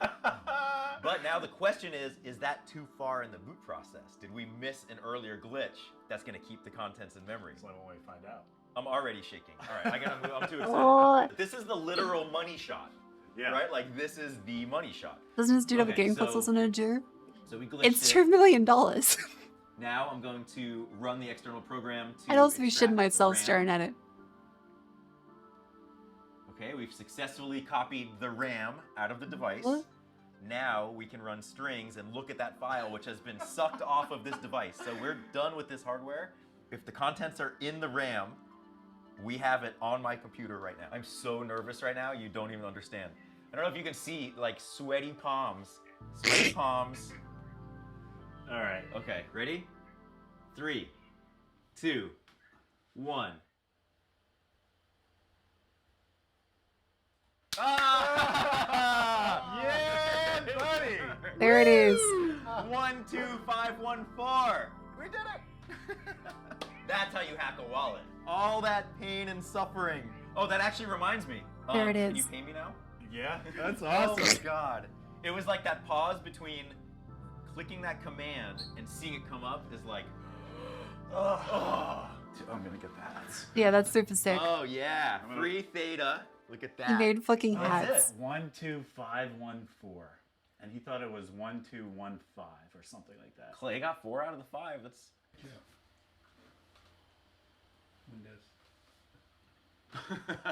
I have something to tell you. I know. You texted mommy that it worked. How do you know it worked? Yeah, blurring is destructive. Yeah, but the hard was by the time this video was out, he has transferred off that address. It'd be very slow to keep it on that Thanks address for the support. since he doesn't have the save phrase for it. How did you feel? Happy. Like he should be immediately It's because yeeting it you off. finished it. It's cool that my dad's a hacker. Thanks, that was cool. I was sort of skeptical about it, especially when he told me how much money there was on it. I was like, that's really risky. I like the kid Well, interviews. I knew he was going to do it, so I wasn't as excited and shocked as I thought I'd be. I mean, I was happy, very happy for him and everybody. Aww. But it wasn't a surprise. This is what Yeah, they fixed this glitch he literally in the needed. I've been next telling him firmware for update. years that he needed something other than teaching. He needed to do something else. And I always say, like, you have this skill set, so why are you not using it to the fullest potential? So this helped him realize his strengths and his gifts. Been a pleasure. Yeah, it has been. That was emotionally draining. About a Yeah, year. I do want to probably say a little that bit less, we thought, Joe Greg, because at least I Kingpin is a thought, we were never familiar gonna name. see this money again. The coins were gone forever. Now we just went on this emotional roller coaster that's come to an end. Man, that was f***ing crazy.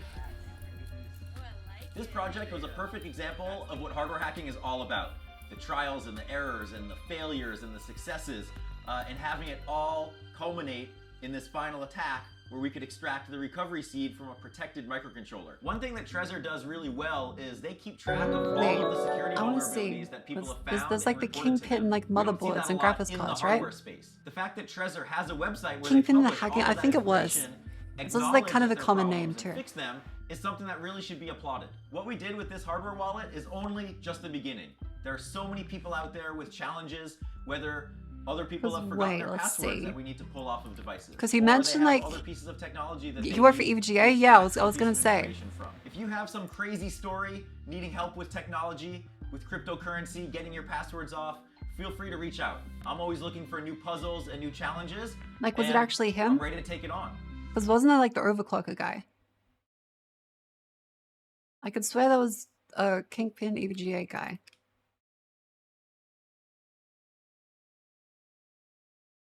No, Kingpin is the overclocking dude. Vince Lucido, separate fella, separate fella. This guy's Kingpin, a hacker. So Joe Grand. Fund and security flaws and devices, testified before the U.S. Senate Committee. The hacker group Loft Heavy Industries. I wonder what they actually did.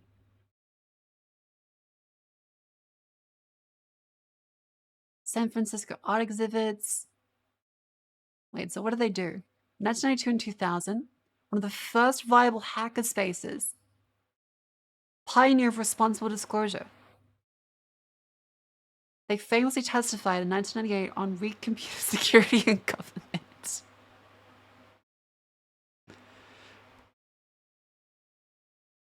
What do they do? What do they do?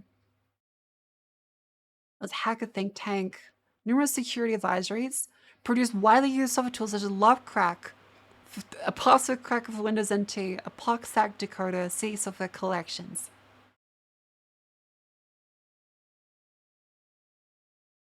Ah. Yeah, that's what they were caught doing. They slow transitioned from an underground organization to a white hat computer security company. And they founded Vercode as a spin-out from Symantec. Interesting. Okay, so the Senate testimony. They famously testified that they could shut down the entire internet in 30 minutes. Holy shit, okay.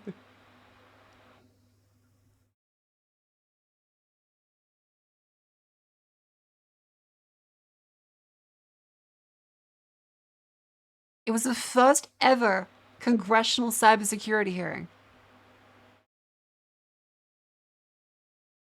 The law testimony 20 years later.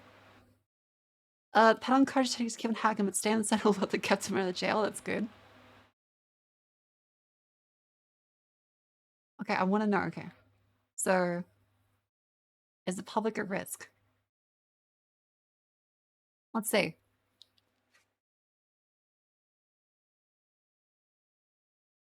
Dr. Newman testified our nation's underlying information infrastructure riddled with vulnerabilities.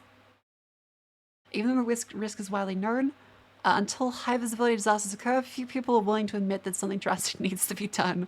It may take a Chernobyl scale event to raise awareness levels adequately. Yeah. It would. It would. And still does. Oh yeah, I've been ranting. I've been going on tangents for a couple hours. It's somehow been nearly 4. I just kind of started. I started off the stream crying. But I've managed to enjoy this still. And I hope you guys have too. Yeah, I'm just ranting. I didn't even put up the logo. Where is it? Old woman yells at cloud again.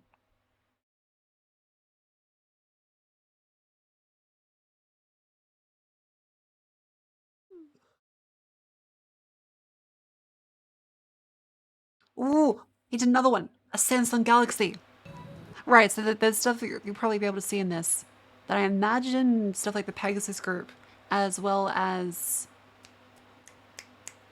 what's the one that has the big, the thing they sell the FBI and all the border security to hack into your phone as you get strip searched. What's it called? What's it called?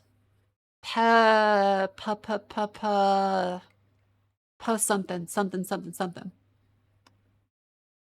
FBI phone hacking company.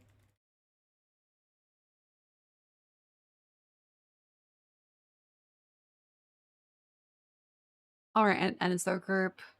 No, Palantir is the company. It's the device.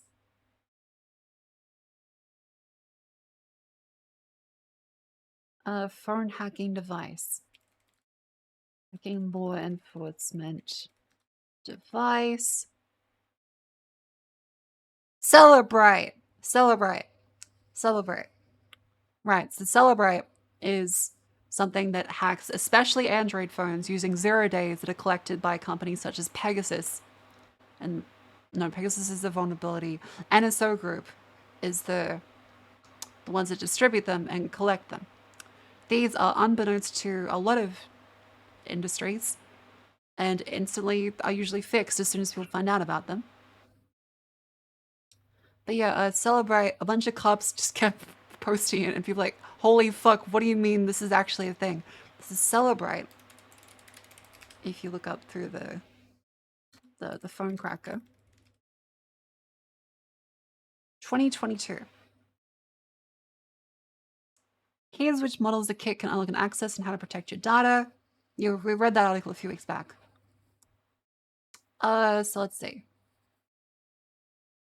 So Android, iOS, and full access even with locked. So the iPhone 4S, 5, 5S, 6, 6S, SE, 7, 8, and X. This is guaranteed. I would not keep ones above this. Again, this is a FBI kind of utilized thing as well as law enforcement. So yeah, if you go through an airport and then it's like, hey, we're gonna strip search you, and they ask to take your phone, it doesn't matter if you put in your passcode or not. They will either break your arm until you do, or they'll just put it through Celebrate, dump your entire phone contents, and clone it that way.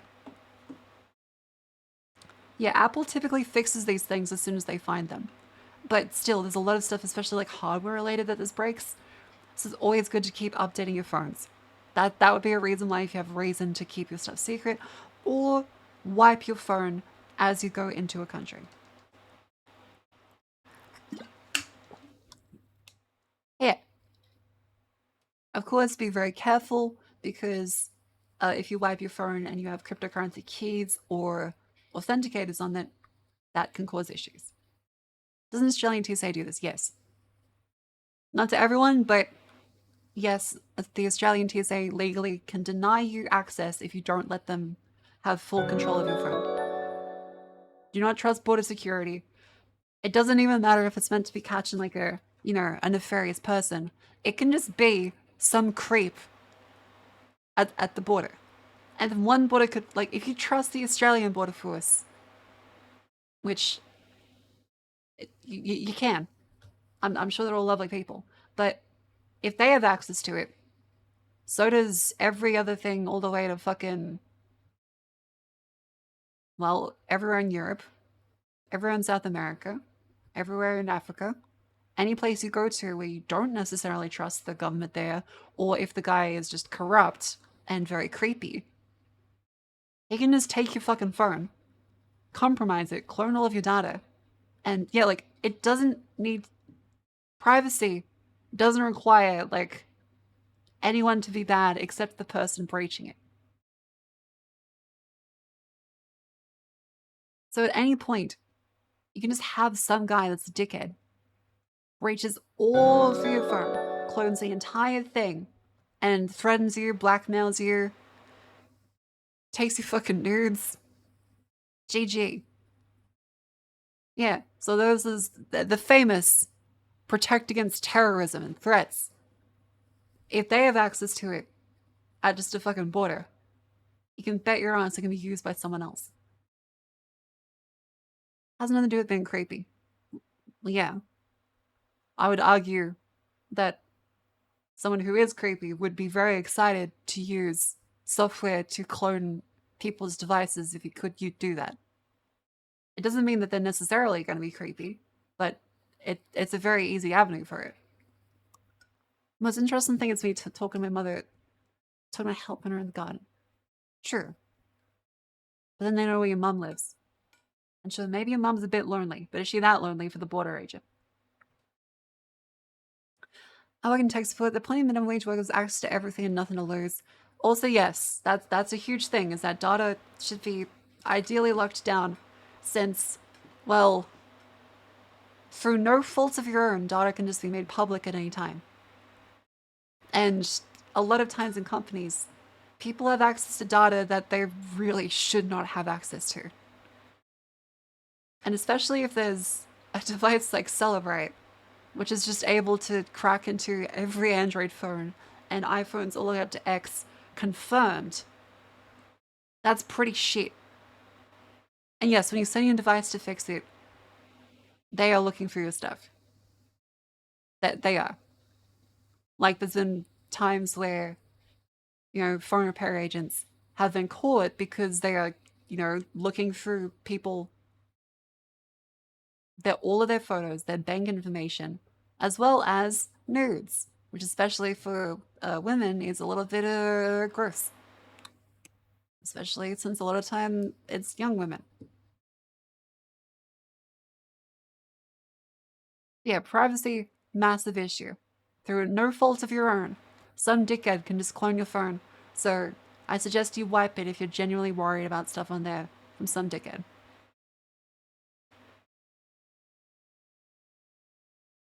Take a burner phone. Yes, load your phone up with granny porn. That's it. That's a good idea. TSA agent will be very happy. And when they ask you what you're doing, what's the purpose of your trip? It's like, oh, I'm visiting my grandma. And they will never ask you a single thing again.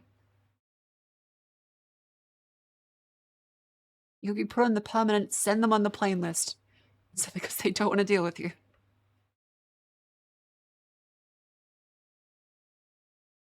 Yeah, just hear them throw up in the other room. Just imagine the TSA, the break room. This guy's been through the airport 10 times this week. We have 5 terabytes of grandma porn. Every time he asks us to strip search him and take his phone.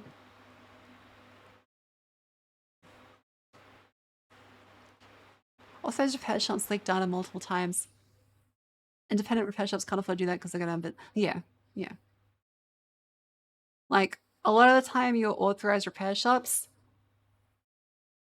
they're not really good. They're not good. They really aren't. Famously, Louis Rossman, fantastic fellow, by the way.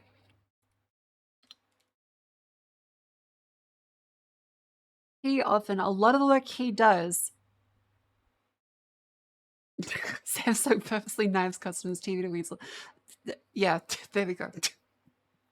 A lot of the time, these authorized places will use minimum wage employees that just don't actually know how to fix stuff. They just read off of like a list of steps and end up making things even more broken. Yeah.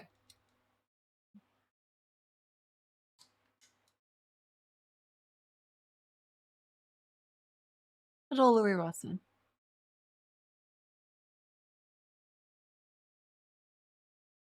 There's just an Adam Ragusi video in the middle for some reason. Yeah.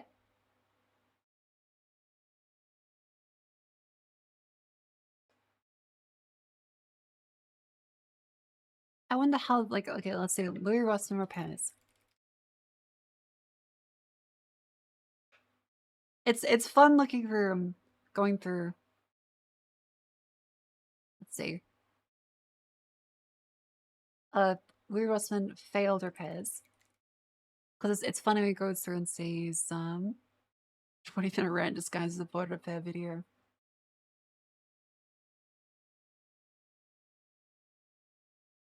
I want to say was the...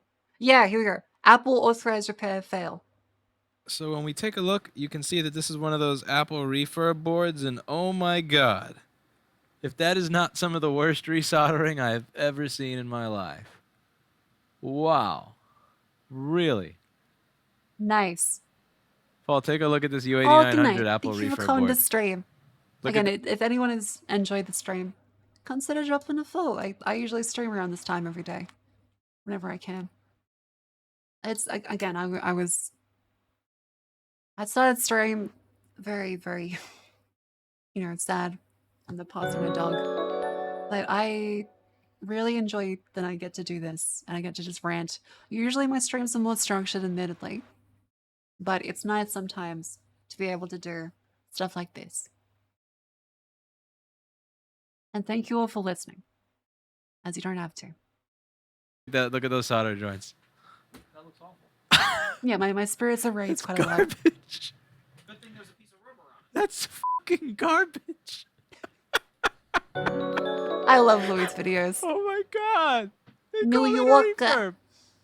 And they say that we don't know what we're doing. Holy crap. Build an IKEA drawer? Hell Look yeah. at this. The fuck is this? What are these joints? What is this? You call this a fuck? Really? Really? Really, Tim Cook? We can't. We are not authorized. We don't know how to Authorized. refurbish stuff. This is how you refurbish it. You put a fucking rubber pad on top of you put a rubber pad on the chip so that the chip gets pushed against the machine onto the board to apply. So the whole point of this is to apply pressure to the chip, because the issue is that the solder joints go bad.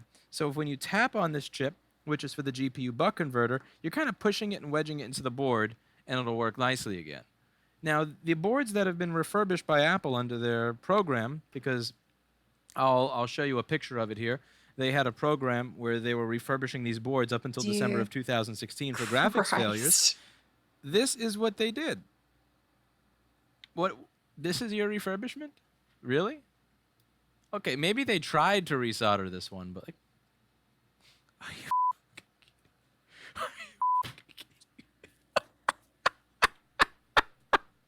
Okay, for to repeat what he said, that rubber bit wasn't there before. the authorized repair place just put this on there so that it makes contact properly when you put it into the case. And they tried to resolder this. Like, let's take a look at whether a MacBook GPU board. Just take a look at what it's meant to look like.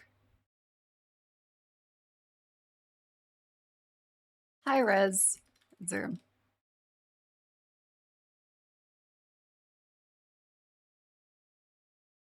Let's see if we can find like a close up. Yeah, so this is often what a close up of this is going to look like. That's nice. See how it looks clean? And this looks like it's smudged and dirty and gross, and all of these are icky and different lengths of random shits coming out of it.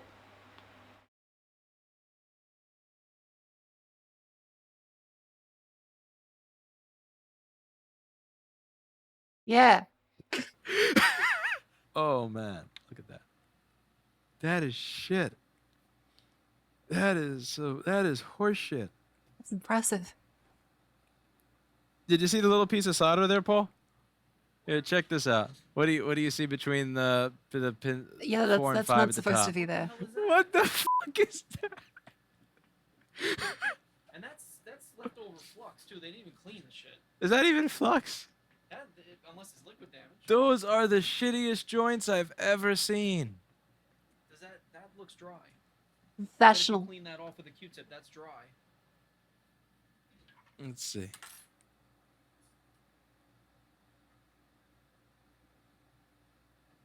Yeah, check it out. It's peeling off.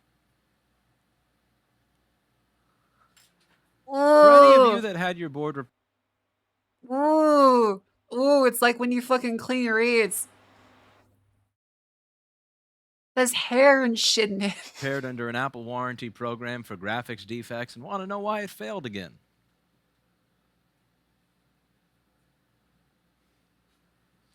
Dear Lord. This is what they Yeah, do. they're fucking soldering with earwax. What they do. And if you keep God giving damn. them money, I'm eating. get Okay, I'm away with sorry. it. It's on you. It's up to you. This, something else. I love Louis' videos.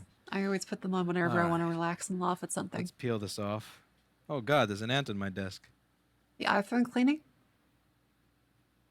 Oh, as in like ones like you rip out like all that little gunk out of the holes. I do like those as well. Which, speaking of which, tangent, cleaning AirPods Pro.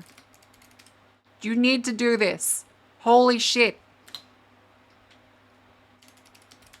Use blue tack on it, because dear fucking God.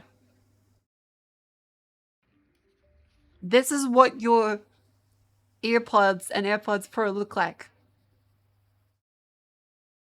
When you use them for long enough, notice how that's the speaker hole? That's ear gunk. If you use blue tack on this, as well as some isopropyl and stuff as well, you wax imagery. Earwax imagery. Yeah, you can go through and clean out all that gunk. Mmm. It's a feel late for the warning, but still. You can notice how, like, if you clean out all that stuff, eventually, it's all good again. But yeah, especially for the AirPods Pro, because they have a bunch of mics on the outside, as you put your fingers on them, they start to build up as well. So not just like the speaker grill, but also the microphone grills on the AirPods Pro. So if I show you those ones, if you roll some blue tack back and forth on it, it'll end up grabbing through a whole bunch of the gunk stuck in them.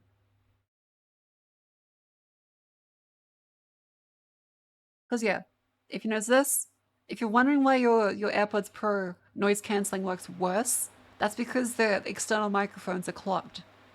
If you roll some blue tack up and down these, it will get the gunk out and they will sound like brand new again. Barring any further like firmware updates from Apple that degrade the quality.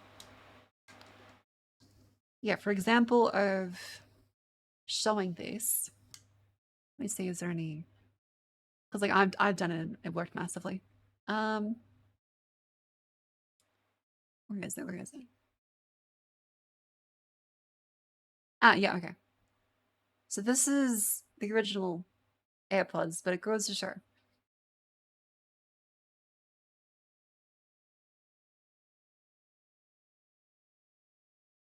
If you roll blue tack inside of little speakers, it will get a bunch of the gunk out very easily. Good day to you. Welcome to the stream. I also use bone conducting headphones. Yeah, but then it's not noise canceling. Blue tack. Like, do people know what blue tack is? This stuff. Like, you know, like Gumby. A little bit of blue tack.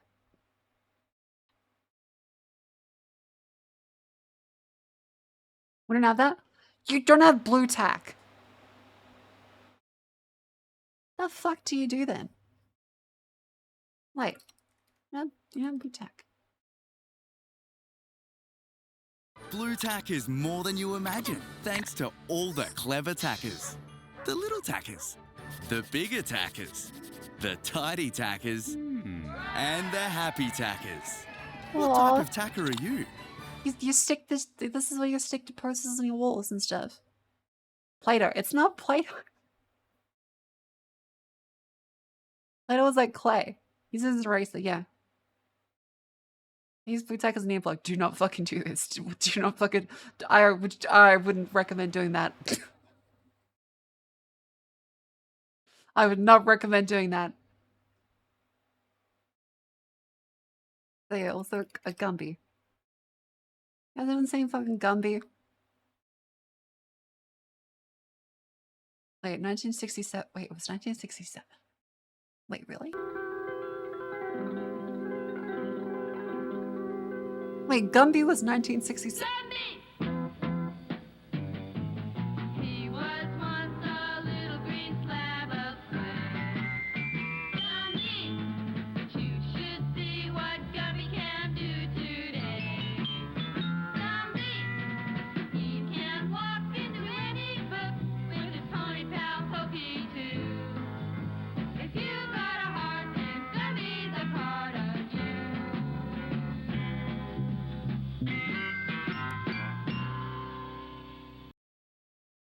This is 1967? I watched this.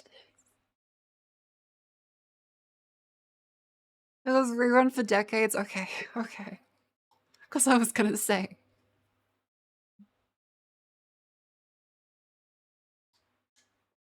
What are you doing? Whoa. He's on the board. He's on the board.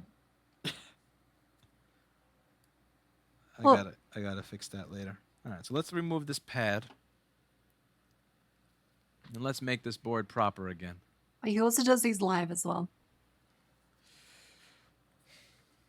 And thank you to Vram Thul.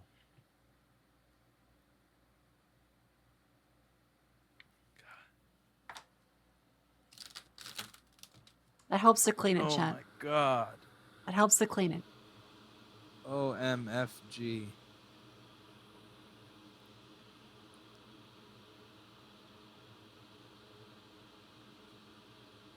Alright, we're going to show you the difference between Apple refurbishing and Rossmann refurbishing right here. You ready? Military fixes his cock ring. What? You'll be able to see what it looks can't like just say after it's Louis done with the Rossmann ultrasonic cock ring. cleaner.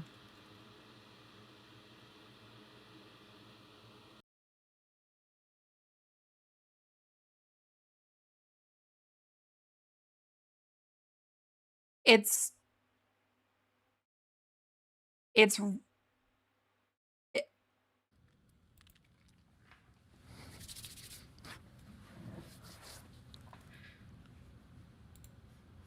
Are we live? it's real? It's real? Are we live today?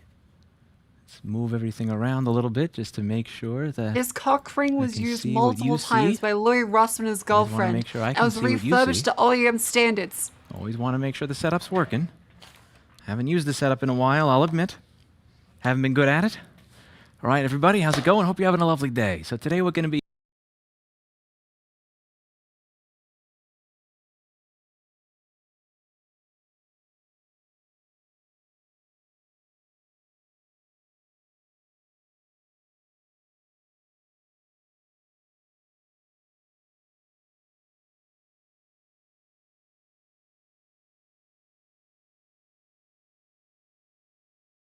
He sells it for $15,000, by the way.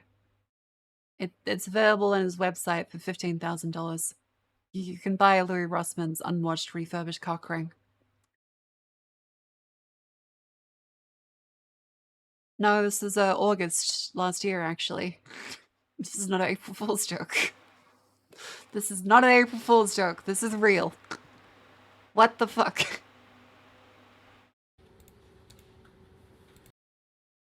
The problem is I already destroyed the old Switch. Now, if I wanted, one of you was actually kind enough to get me a donor cock ring. So in addition to all the calipers, we have A donor cock ring. that. So I want to see if any of the switches that I bought in the last video actually fit. And if one of the switches that I bought does fit, then I'll use that and I'll solder. This isn't a MacBook. We're good. I'm gonna put this on the switch and fit it in there. And if it doesn't work, then I have a reference, because admittedly it's been almost a month since I originally worked on this, so I kind of forget how it's put together. But I do have a reference that I can open up to figure out. Obviously, I'm not showing this on Twitch. It's allowed on YouTube, because God bless YouTube, but Twitch is anal about cock ring. And it's probably fine, but Twitch is anal about cock ring. Out how the original design is put together. And once I figure out how this works, I can fix this every single time my customer has a problem with it. So let's get into the switches that we received, shall we? Okay, I honestly, Chinese I'll be honest with you, I wife. completely forget how this thing was put together. I'm probably gonna have to watch a little bit of my old video just so that I can understand how it was put together. Okay, so I here's the actually playlist. don't remember at this point. There is the playlist to Louis Rossmann's cock ring. So I'm gonna take a It's look on at YouTube. how that switch It's safe. is, There's no looks cock, like. but it's a sex toy. Because I legitimately forgot how this was put together. God damn. You're not interested. Is there a video? I don't think there's a video of him using it. How does an electronic cock ring work? What is that meant to do? Does it go like fucking pneumatic, like?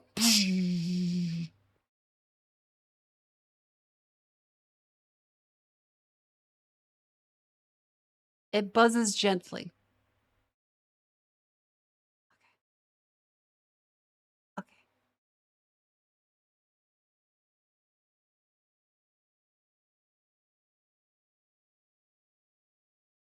I'm gonna Google Translate that, but I see multiple Indian swears.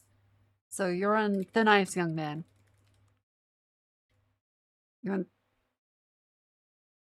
You're on thin ice, little fella.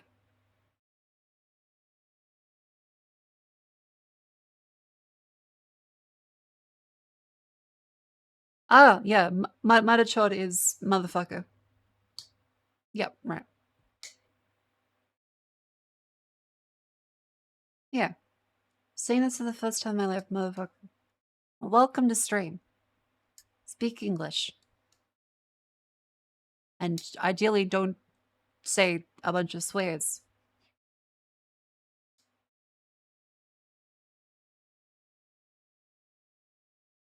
But is Be this here with really a new. is this what is how does he fix the cock ring? This mom was beyond Shelby. Oh, Let me just open up yeah, don't say my a bunch of swears. set of old cunt. videos on my main channel. What I'm gonna look for here. You may Did you get the send thing happy I half sent you? 60 I don't know birthday. what you Probably sent not. me. I'm sorry. If I it did. was their I birthday. got 3 calipers and a cock ring. What a line! 3 calipers and a cock ring.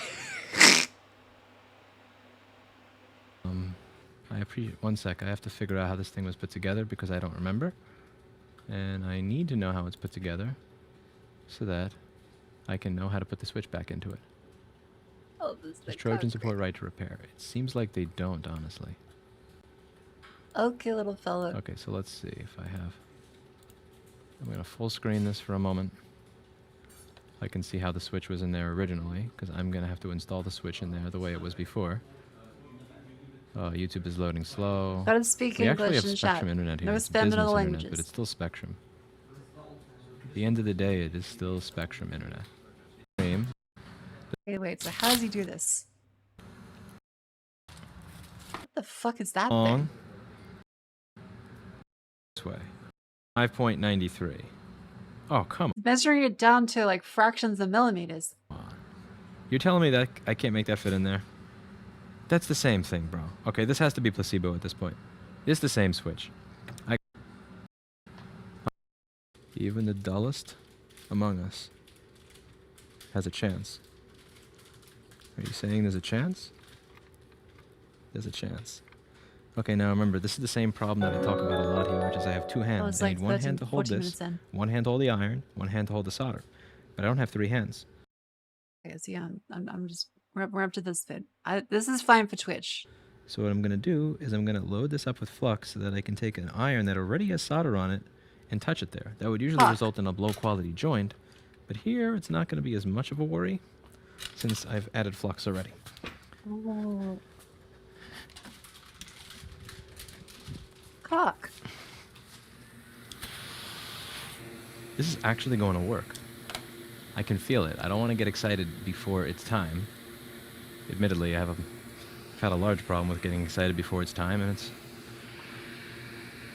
Well, that's somewhat related to the device that I'm fixing here. But we need to persevere. Okay.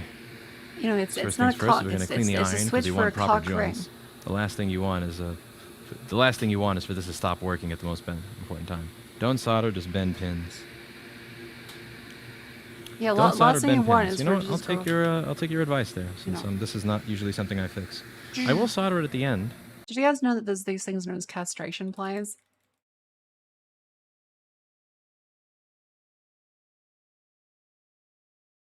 There's these things called castration pliers that you put on sheep.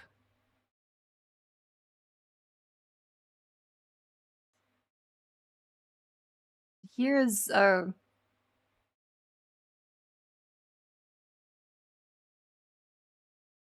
here's this. You load these rubber bands on there, and this is the actual size of the rubber bands afterwards.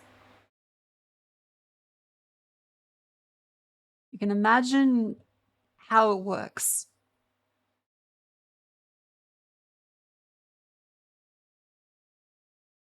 And why they're called castration pliers.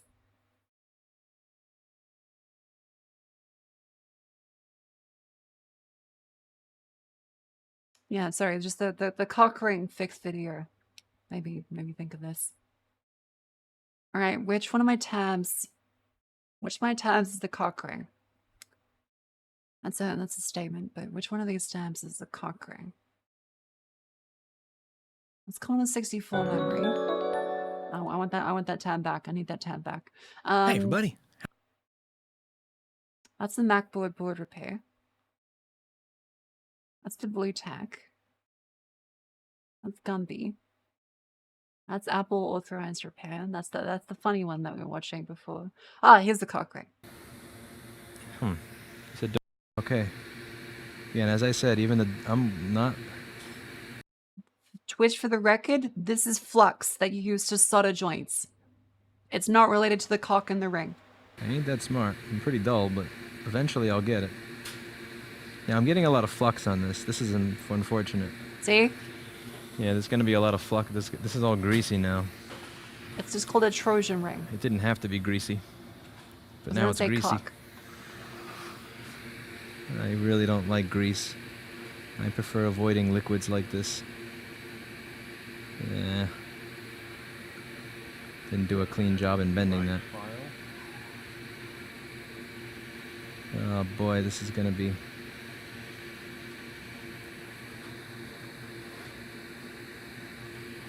Yes, he goes through. Greasy, gets greasy. He doesn't give it a live demonstration, but yeah, he fixes the switch. Yeah, otherwise, this is how he actually fixes that previous board from before. Sorry, the derailment See of these nice, Louis beautiful Russman joints. cock ring. Wanted to share one thought. I fully agree with you that Apple has really awful repair policies, and there are many questionable hardware design decisions. What about the fact that Mac OS is a superior OS? I grew up with FreeBSD and Linux, and after 10 years I started to use Mac OS, and the overall quality of software and OS design are just unbeatable. Well, the thing that I still use Windows for is the fact that a lot of the audio plugins that I use, a lot of the things I like just for example, I have the option to pay for something like Isotope RX5, which will just remove the noise of my fume extractor. So watch, this is with that plugin. For the record, I do is use without it. MacBooks. As far as laptops go, Mac knocks everything else out of the water for laptops. Desktops, though, 100% Windows. With it, without it. It's pretty cool stuff. And, they don't make this stuff for Linux. For a lot of things, Linux, there's just no option, even if you're willing to pay lots of money. So I get that people that don't like Windows, and I get that there's a lot of reasons to not like Windows. There was Windows Vista. There was Windows 8, the first one. There was Windows Millennium Edition. There was Windows XP, SP1. For people that dislike Windows, there's a lot of reasons to use Mac OS. And fair enough. That's why I don't insult the users very much. That's why I don't like some things about Mac OS, but I get why people use it. I have no idea why anybody would ever prefer Mac hardware. But the software I get, To be fair, this is 5 years ago. 5 years ago, he did have an accurate statement because they were still using x86 CPUs that were way behind in terms of generations.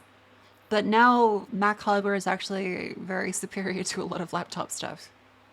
ARM chips in it, extremely impressive lately. I will say. That's why I don't Especially say, for the the power. stuff that you see in power forums saving. where you're, anybody that uses a Mac must immediately be an idiot. I don't. Yeah, I have an I attract a x86 lot of that Mac. It's crowd not because I crap fantastic. on Apple's hardware, but I don't specifically crap on the people who choose to use them because they want something that's that will allow them to avoid Windows but have all the benefits of an operating system that's actually supported by companies. And yes, people say Linux is supported by companies. Can you really it's find not. me something No, it's remotely not. close to Isotope RX5 on Linux? You won't. There's no option, even if you're willing to pay a lot of money. And, people will respond with things like, well, it's open source, bro. Why don't you code one? I don't want to code. Yes, I agree with Louis Russman's take here 100%. Apple's right to repair stuff is pretty shitty. It's really shitty. But I don't want to use Windows for some stuff. And as far as the experience of doing a lot of things on a Mac is, it's pretty great. It's just expensive. And repairability is a concern. One. I just want to give somebody a few $100 who already coded it. I don't want to become a programmer. I don't want to use Linux because my job is programming. So I get why people use Macs for that. I don't want to spend my free time doing shit that's just to let me live my There has life. to be just a little bit of protesting, get them to stop doing this shit. And the way you get them to stop doing this shit is stop giving them money. Or at the very least, buy used. Yeah, you don't raise so your that own they don't- cows if you want beef. Just stop giving them money for a little while, just so that they stop doing the things that they do. That's all it'll really take. Just a little bit. All right, so we're going to toss this board into my beautiful ultrasonic cleaner over here. show you my beautiful ultrasonic. All right, so we're gonna take this Yeah, like board. I think Louis has a completely reasonable take. Is that you 100% shit on Apple for like the hardware decisions at like the electronic level, but like the experience of using it until it breaks is pretty damn good. And put it in here. Do you want to buy an ultrasonic cleaner? Go to store.rossmangroup.com. We have cell phone size cleaners. Thank small you, motherboard Louis. All right, size I'll let him cleaners, do the ad and read. large motherboard size cleaners that will even I fit do a want to touch buy phone an MacBook Pro. ultrasonic cleaner now. Don't delay. Buy today. With 4.9 stars on Shopper Approved. I do want to You buy. can't go wrong. We offer the cleaner in 120 and 220 volt versions. We ship all around the United States and even all over the world. Free shipping within the continental U.S. Yeah, I These think Apple cleaners needs to will take dead huge strides towards making sure their laptops don't just go immediately into landfill from how horrific the repairability is. Same thing with the phones. Like, they really need to improve repairability. Because it's kind of insane. And a little silly with the whole, hey, we're committed to the environment. But this whole board will be thrown out.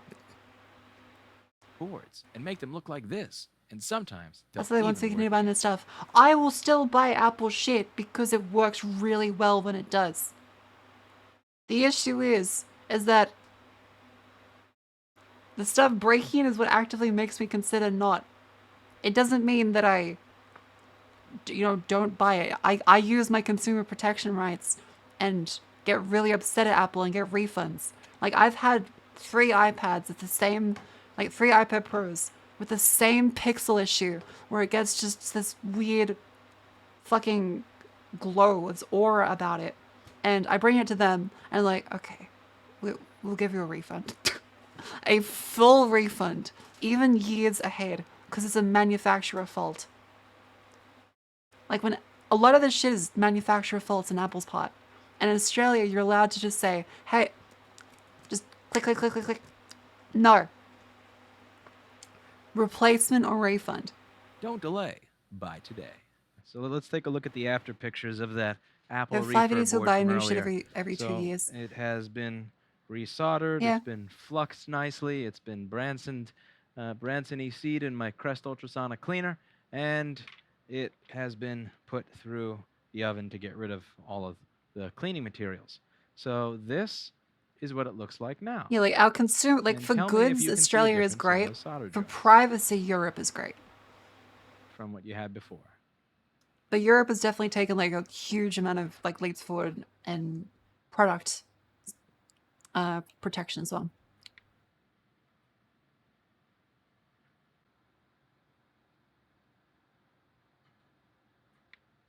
Yeesh. That's Yeah, some like spicy European meatball. births definitely do win.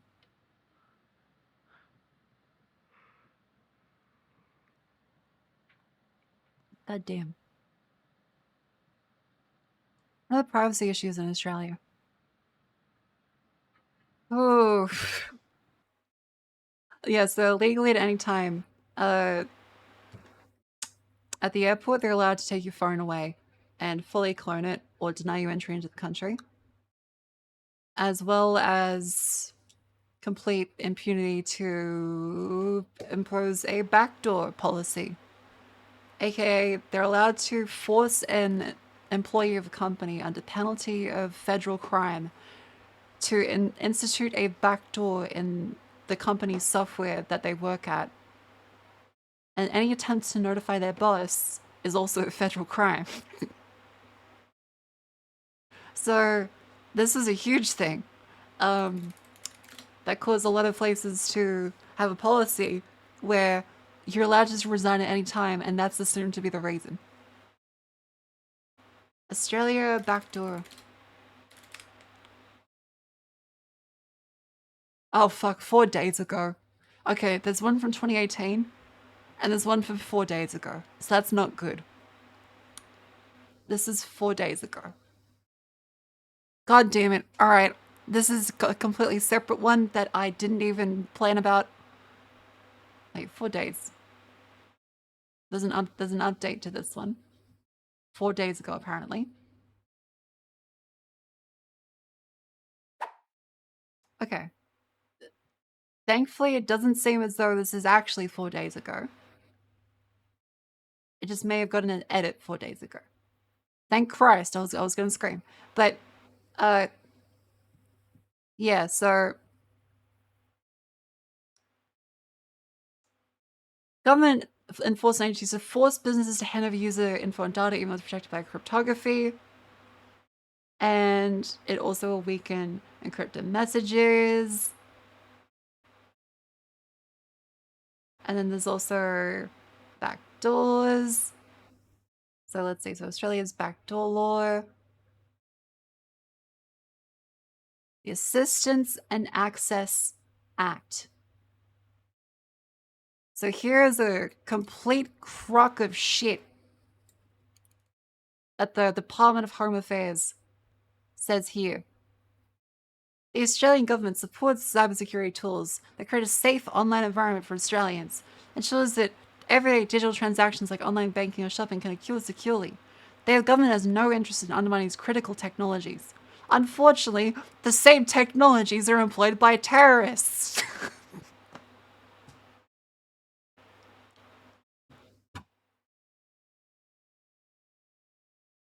Pedophiles, drug smugglers, and human traffickers to conceal illicit activities and facilitate crime. 95% of the most dangerous targets use encryption.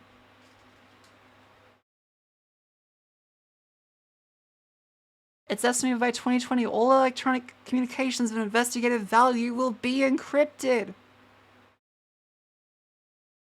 This equips agencies with the tools they need to effectively operate in the digital era and keep the Australian community safe by enhancing industry cooperation with law enforcement and security agencies, improving agency computer access powers. Importantly, nothing in this legislation requires entry to break encryption. Instead, the measures enhance the existing ability to undertake targeted, proportionate, and independently oversighted surveillance activities.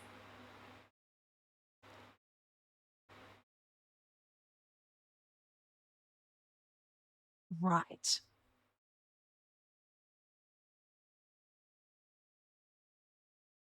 Right.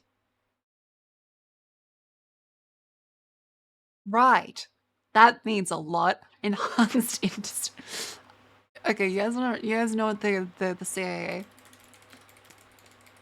Back to the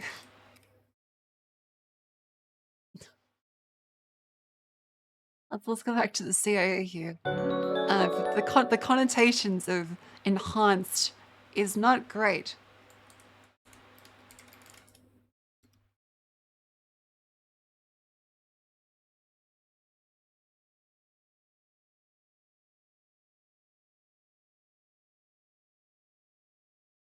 Let's say, oh yeah, here's a PDF of enhanced interrogation techniques. I love the coincidence of naming this Enhanced Industry Corporation.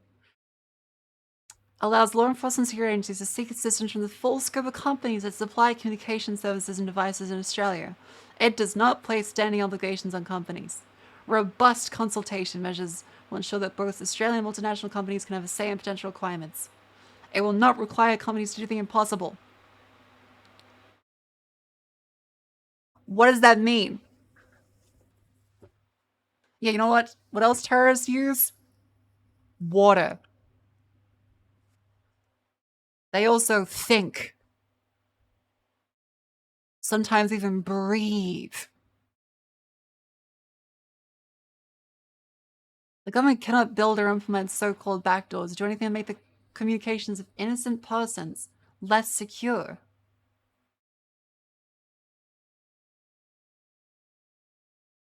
Government cannot. Government cannot.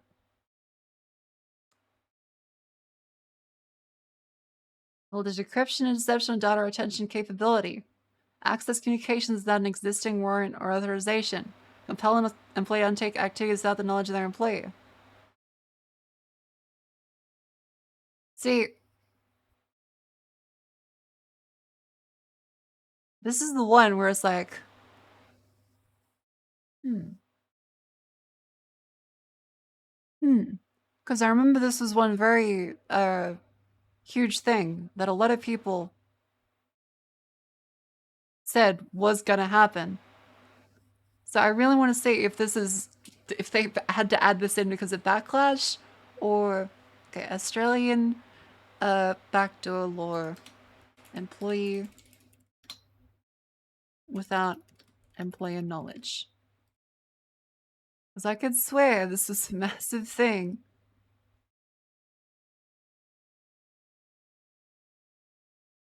Homeaffairs.gov.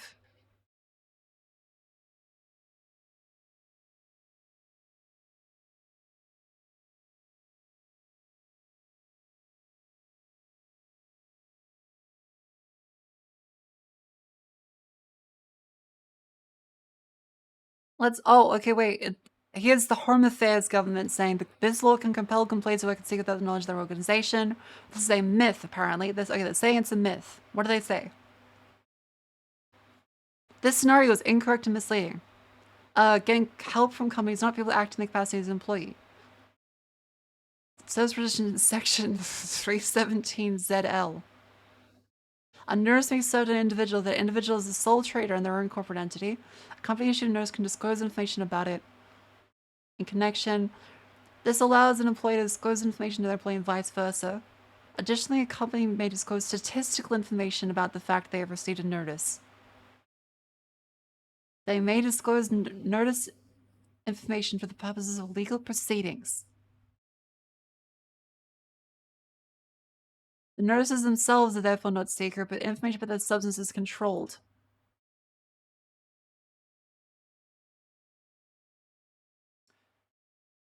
Wait, so, okay.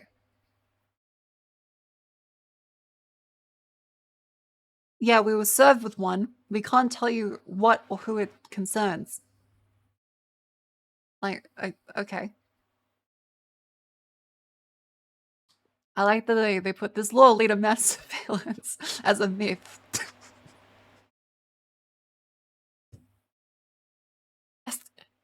as a myth.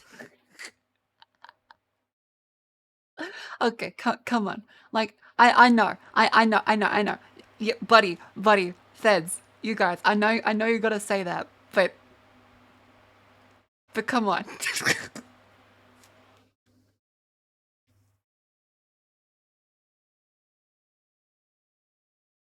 The Act expressly prohibits from requiring company built-in deception capability or data retention capability. Any requirements must be reasonable, proportionate, practical, and technically feasible, and is subject to independent oversight and judicial review.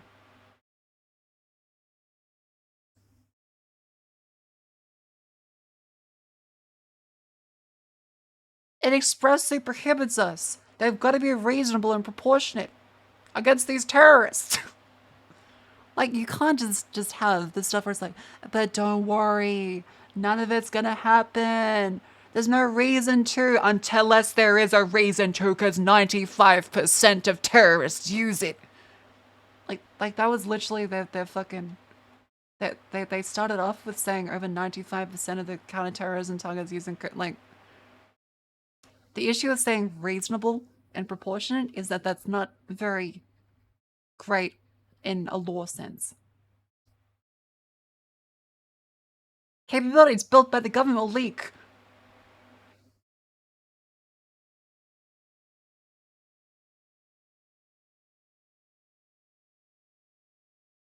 Common myths and misconceptions.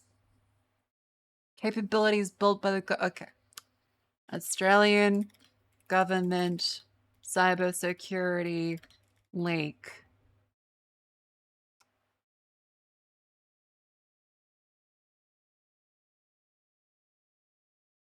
Yeah. Wasn't there also an instance where they just left a bunch of shit? Australian government filing cabinet.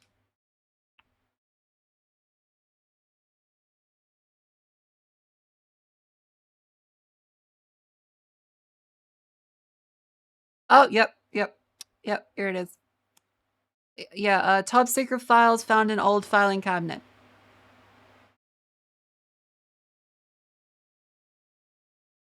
If they can't handle a fucking filing cabinet.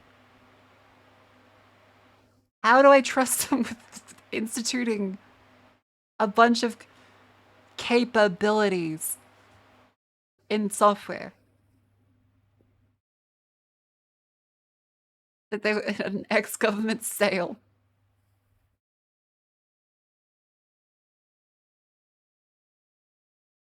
Almost all the files are classified, some is top secret.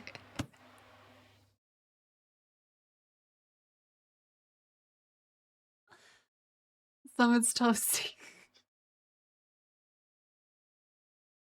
Oh, incredible. Yeah, so they just had a fucking filing cabinet just auctioned off that had top secret governments in it. Okay. That's great. That's great. I like that they list this as a myth. Both industry and law enforcement and security agencies have robust procedures in place to protect sensitive information.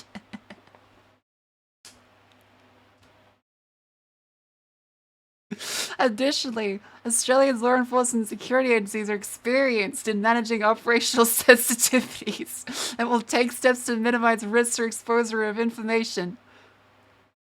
Yeah, we left top secret files in a filing cabinet and just sold it to some fucking journalists. Plans to protect the UAE from a raiding on Australia's national security brief Africa. More updates, intelligence Australia's neighbors profiles of terrorism suspects, issues around ADF operations in Afghanistan. Wow. Wow. They sure do. Yeah, broken arrow is a term for when a government loses a nuke.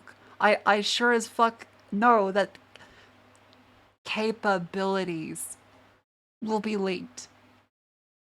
The Five Eyes Alliance may take advantage of this law. It's an Australian solution to an Australian problem. That's worded very scarily. Foreign assistance will be undertaken consists of the established one. Limited collecting intelligence gathered in Australia. Yep. Police will use this law to prosecute minor offences. Unlimited agencies on limited circumstances. Enforce the criminal law for serious offences, being offences that involve a penalty of at least 3 years imprisonment.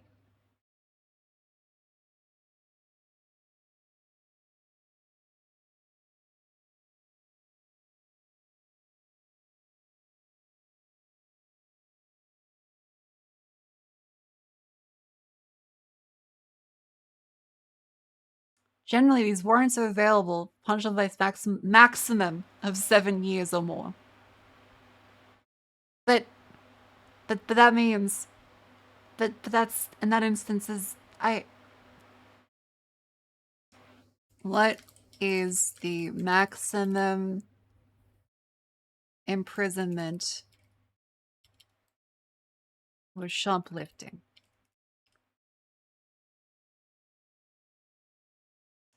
Up to 10 years of imprisonment. So that's fucking meaningless. That's fucking meaningless. If the good's taken worth more than $2,000, up to 10 years. So right off the bat, someone shoplifting is now an incredibly serious offense where they can institute backdoors in software, tap your communications.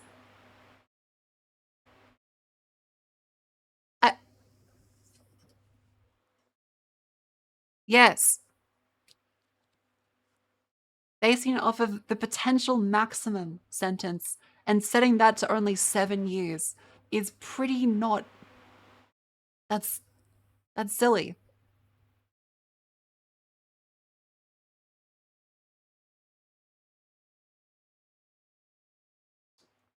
What country? Australia.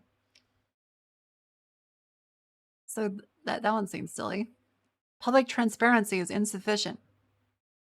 Given the sensitive work done by law enforcement, security and intelligence agencies, it's not always possible to disclose sensitive details of how assistance has been provided. 100. We do not have the constitutional right to privacy in Australia. Also true. Also true. Remember, the Fifth Amendment and all of the other amendments, those are an American thing. The Australian Fifth Amendment.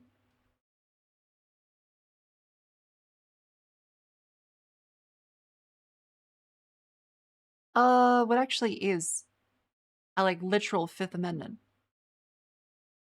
It was the 1967 Constitution of Australia regarding the constitutional position of Indigenous Australians. And it was whether or not Indigenous Australians, aka Aboriginal people, should be counted as population of Australia. That was our Fifth Amendment. So if anyone in Australia tries to plead the Fifth, they are asserting that Aboriginal people are Australians. Which is correct, but still silly to assert it. That's like saying, I like red. Like, okay, you can plead the Fifth, but like... Why that doesn't mean amendment? Because Australia has a very horrible history. There was some very fucked up shit. It's taught in school now, but Australia had a thing known as the White Australia policy, which was literally eugenics copied from who you can probably imagine. As well, that kind of led to a bunch of shit. When the stolen generation. Yeah, they tried to literally exterminate the Aboriginal people by breeding them out through eugenics. They had like charts for it and everything. A bit of a heavy topic for today.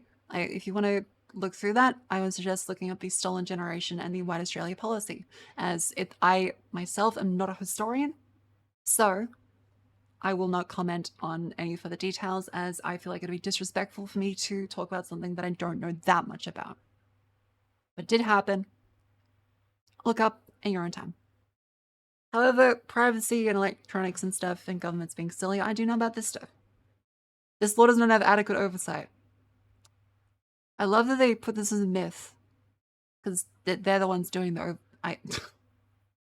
This law will create backdoors and undermine information security.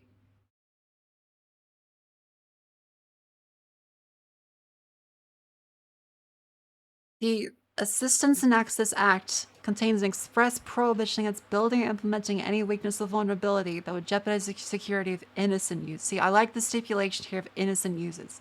They could theoretically say as long as it doesn't affect anyone that isn't innocent, then yeah, general users. Yeah, all concerns are just in the myth section. The same section prohibits the construction of new decryption capabilities and rules out requirements that prevent a company from patching existing security flaws in the system. Or propose requirements to build a new... Again, they don't call these backdoors. They call them capabilities.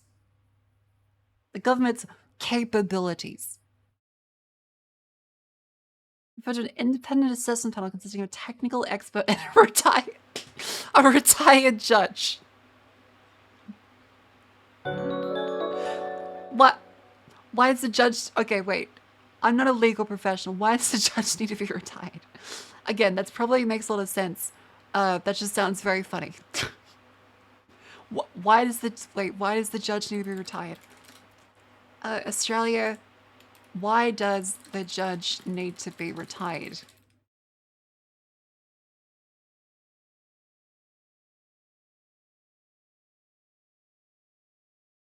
Judges retire at mandatory ages.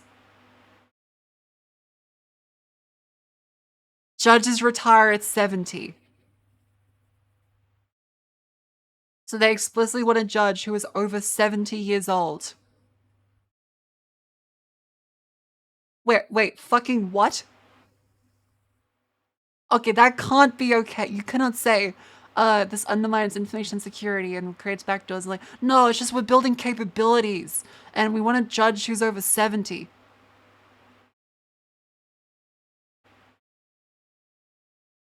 They're not voted in via democracy. What the fuck?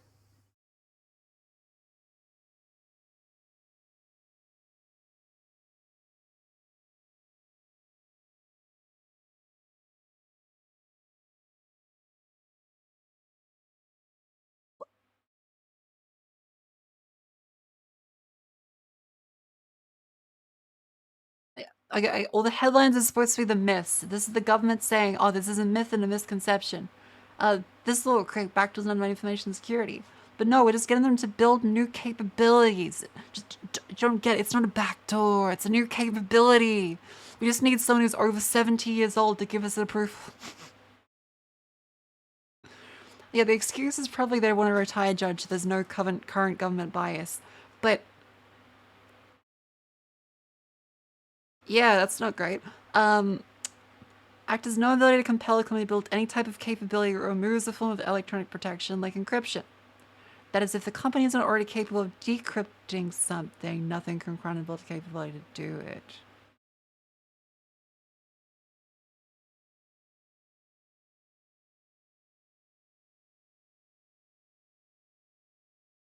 Okay, the legalese there doesn't work. I can see what they're going for, and the skeptical side of me.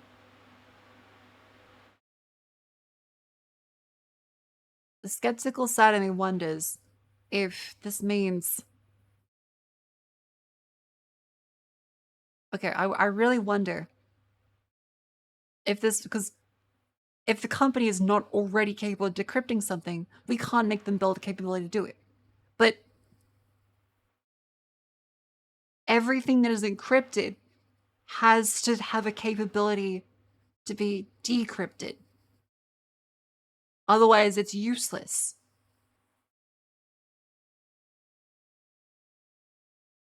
So like, this is, yeah, it's a bit subversive of what it's saying. I was like, oh no, we can't make them decrypt. No, what they're saying is they can't make them invent a way to decrypt it if they couldn't before. But, like, I need to read the actual legal text here, but they're saying, oh, the act has no, in fact, the act has no ability to compel them to build a type of capability that removes a form. But the argument here could be that the act of the company being able to decrypt anything is already removing that form of protection, so that is there.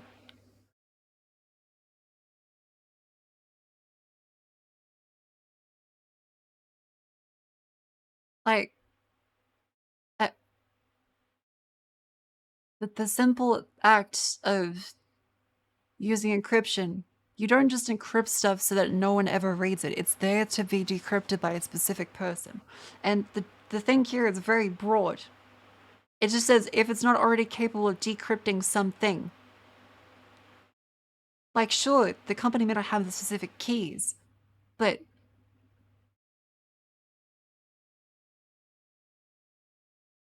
the legal terms here, or, well, no, it's not necessarily the legal terms, but it's very broad and concerning.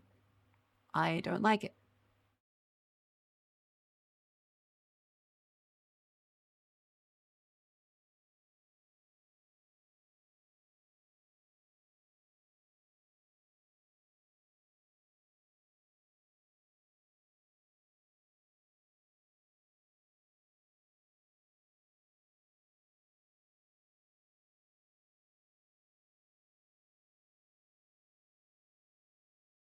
Also, weird messages on feed. Don't. Very interesting chat history. Very weird.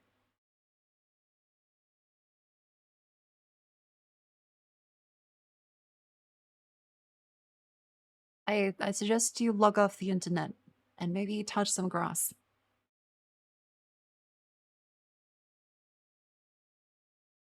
You do great, little fellow.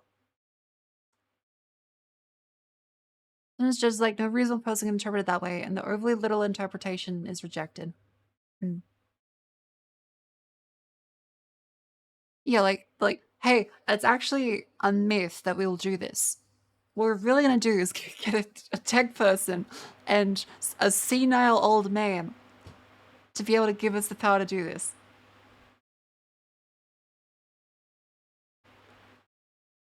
Yeah, like this is a this doesn't make me feel better about the myths and misconceptions, because the things they say is just, oh, like, Don't worry. It will only be used for serious offenses, like crimes that have more than 3 years imprisonment.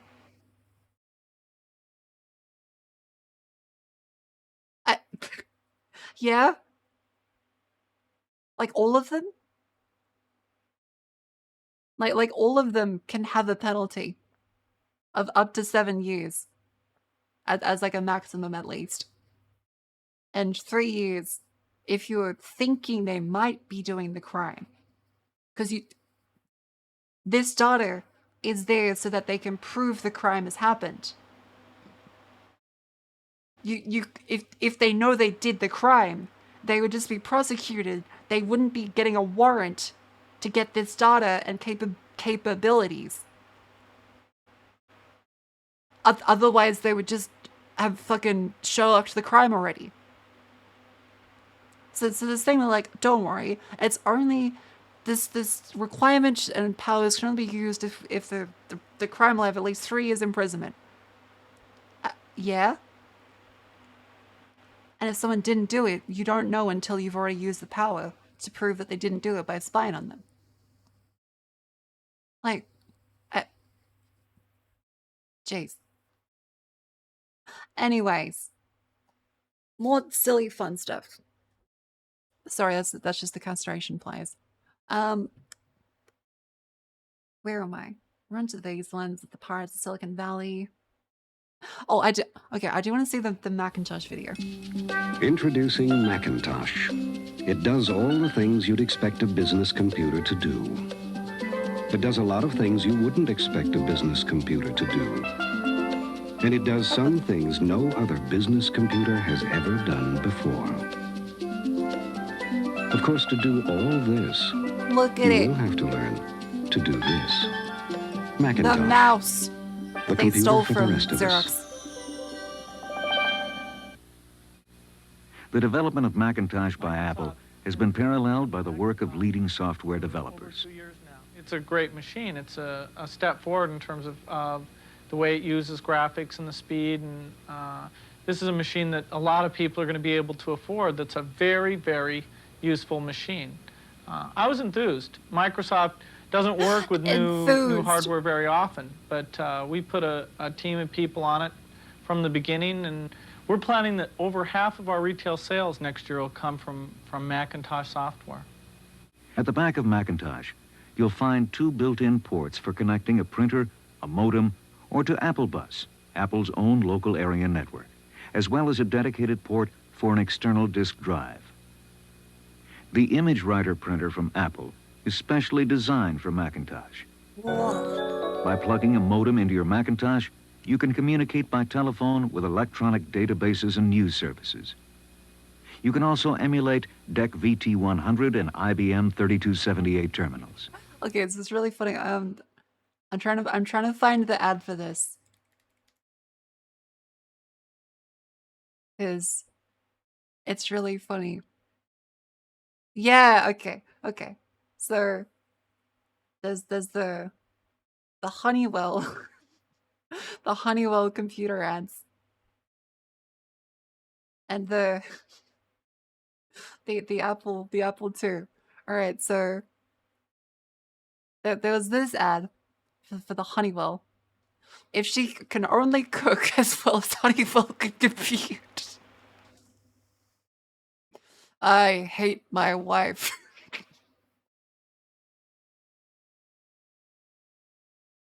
I hate my wife. Her souffles are supreme. Her meal planning a challenge. She is what the Honeywell people had in mind when they devised our kitchen computer.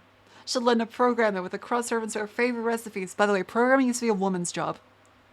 Because it was considered stupid manual labor. Because you just pushed buttons. Like an oven. Then by simply pushing a few buttons, obtain a complete menu organized around the entree. And if she fails at reckoning her lunch tab, she can program to balance the family checkbook. 2-week programming course. The original Helen Corbett cookbook. Her, her potluck, 375 of our famed Zodiac restaurant's best kept secret recipes. An apron. One size.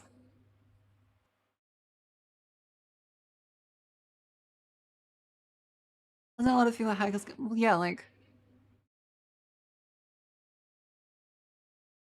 Grace Hopper.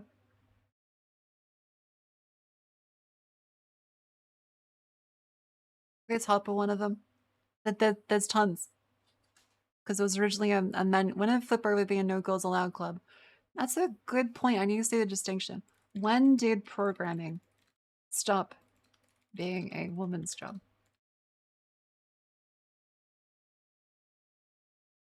$1984. Actually, like it said, it plunged. Huh.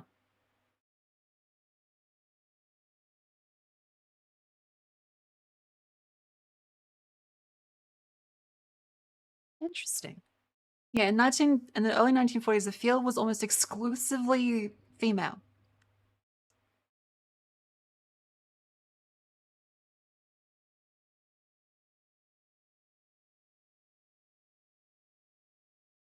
And in the 60s, it was 1 in 4. 1983, it was 1%. 1%.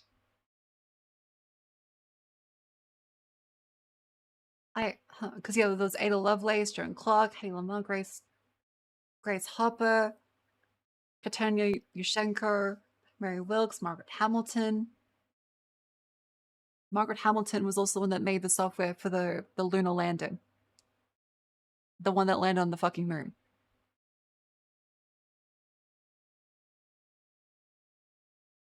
Let's see. So I'm trying to think, like, what actually caused the shift? How computer science became a boys' club? It came out during the 60s and 70s. Yeah, programming was initially seen as a woman's job, and because it was sort of as a routine mechanical activity, because they were meant to be low status and largely invisible as coders. Yeah, a computer was, yeah, a woman who crunched numbers. Right, so women coders were only supposed to implement the plans sketched out by male planners. So a programmer was just carrying out the translation of a man's job, the planner. Grab this one out.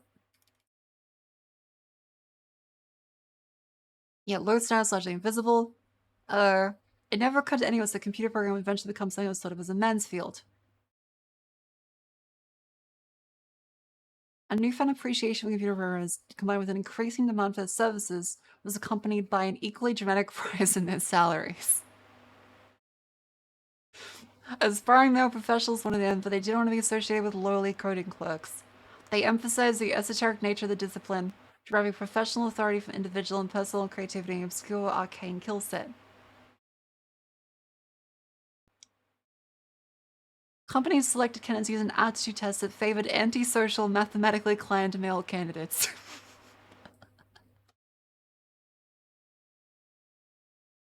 Like, wait, you can make money at this? Obviously, the women must be bad. In a classic Snaky's Tale fashion, workers who fit that type became overrepresented, which then reinforced the perception that they have to be antisocial, mathematically inclined, and male. Right, that makes sense. Okay. So, business bros that wanted to make money just fucking made it up that they had to be like antisocial and this is an insane thing to do. No one knows how to do this. Like really, it's not like it's a great thing to do. It requires a different way of thinking. But jeez. By the end of the 60s, this is morphed into a series of masculine stereotypes. The program guru, the whiz kid, computer cowboy, the hotshots. The bum and hacker stereotypes emerged in the 70s only solidified this. Who have mooch off the university's resources by monopolizing the computer lab at night.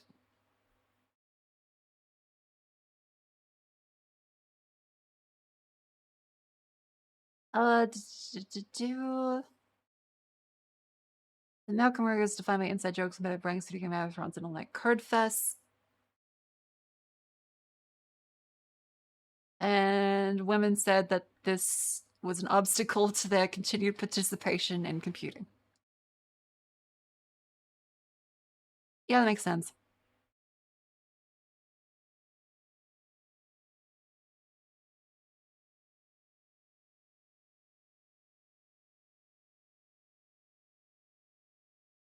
Women argue that computer programs, rather than being insufficiently masculine, have elevated the performance of masculinity to an extreme.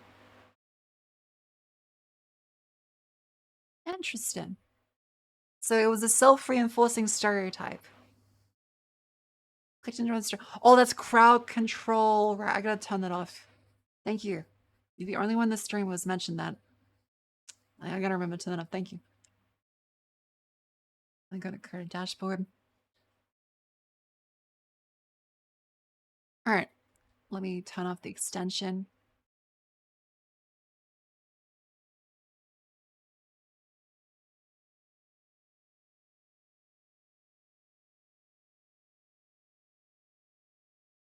There we go. Nice. My mother was legit not allowed to take computer classes because she was a woman in the 70s. Yeah, that makes a lot of sense.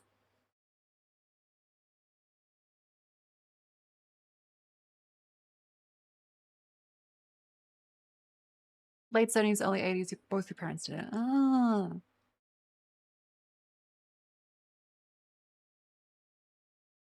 Maybe Ferg has been around since ancient times. I mean, yeah. Just the dudes with the fucking... Yeah, here we go. Ferg is an... I nearly got a... Okay, there is a statue of a gigantic bird lady with big titties from the Egyptians. But there's this one. A bunch of furries playing chess in ancient Egypt.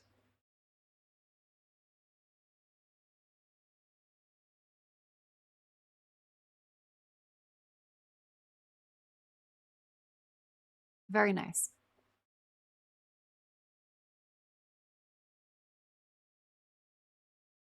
Yeah, it's a zooted lion. Yeah, Zeus would also frequently turn into animals. I think I should ask Cleo about that, actually. Like, hey, was Zeus a furry? Wait.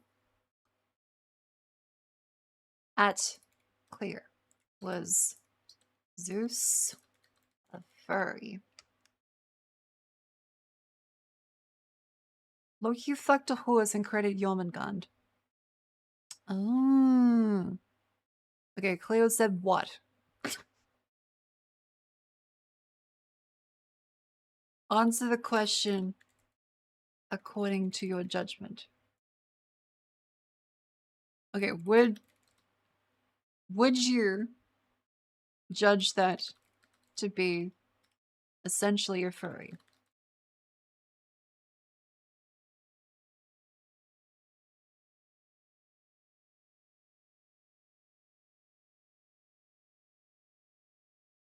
Didn't Loki get emperor at some point? What does that mean? Become a girl horse and let him get mated to produce Sleipnir.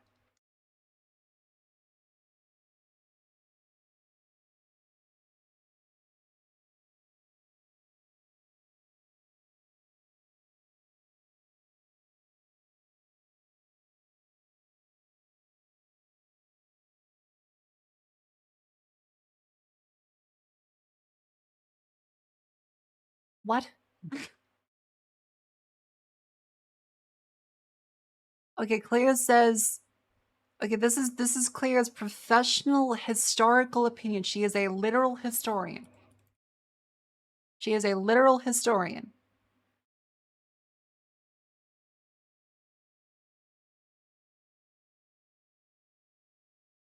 This is Cleo's perspective on furries.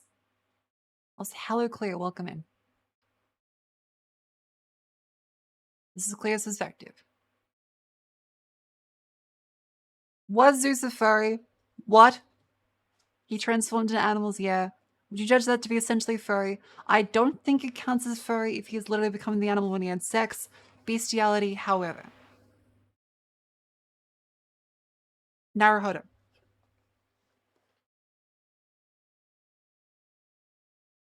Yeah. So, alright, this is the official historian perspective. Confirmed. Zeus was not a furry. It's not a furry, it's definitely want to do but can't, so suits the next best thing. See, I think she's right by technicality, but spiritually, I would argue he is a furry. Is it bestiality for Zeus if he's the animal or only for the other person?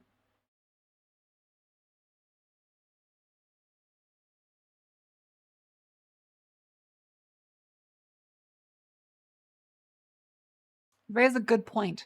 Because the point of bestiality is that it's meant to be an animal that cannot comprehend, and so therefore it's fucked up. But it's like the Baldur's Gate thing. Because it's a druid who literally becomes the animal. And it's okay then, because it's literally just a druid. So wait, it's not bestiality. Because it's Zeus.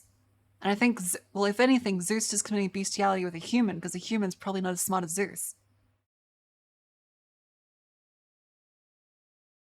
Wait, is a god fucking a human bestiality? Because, like, surely we're much, much stupider.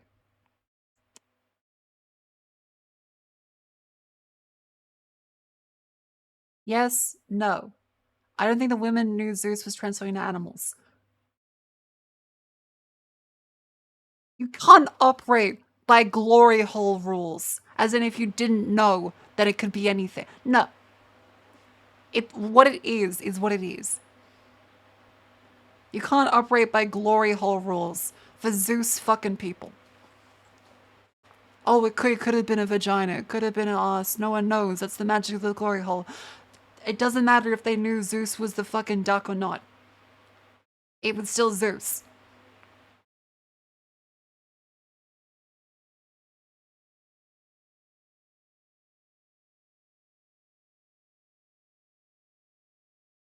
A big part of Greek gods is them mentally like humans. Okay, so it's not bestiality then.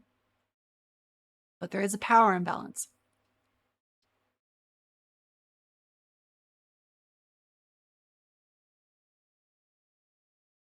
Interesting.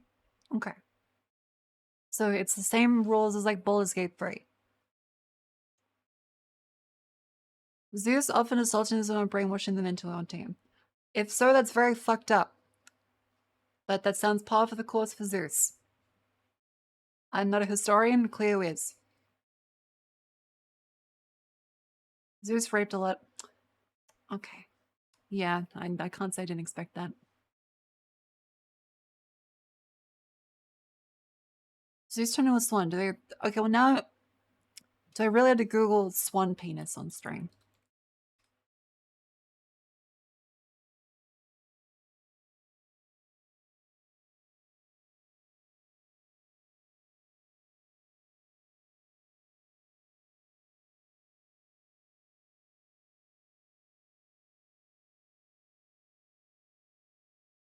Don't Google that.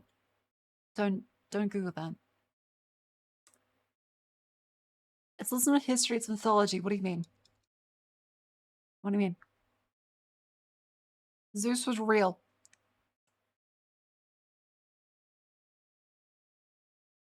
Claire, you're a historian. What do you mean Zeus wasn't real?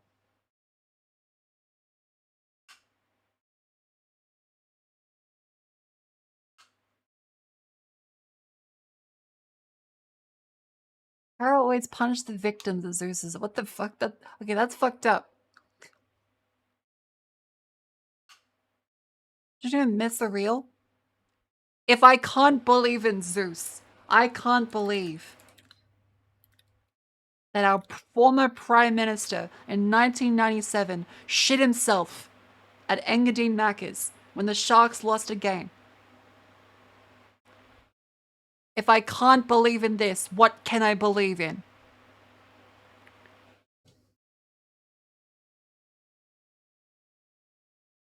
Poseidon literally took Harold Holt from our clutches.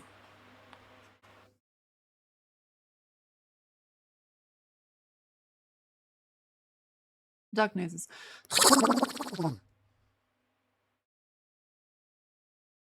Yeah, it was at this spot that Scott Morrison defecated his pants. There's also, if you didn't realize, there's actually a Barnaby Joyce plaque now.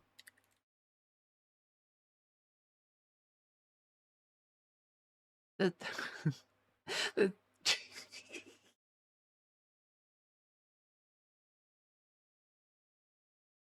MP Barnaby Joyce has responded to footage emerging of him lying on a footpath. Vision obtained by the Daily Mail shows the member for New England laying near a gutter in a Canberra street on Wednesday night. The brief video appears to show the front bencher laying beside a plant box, swearing into his phone.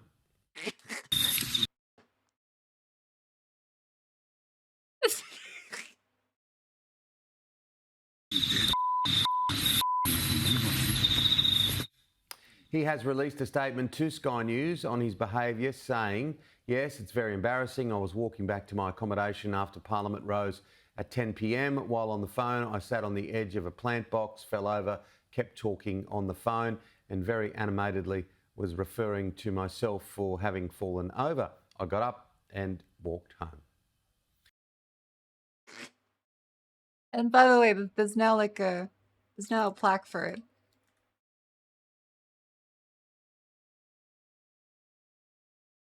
There's no plaque.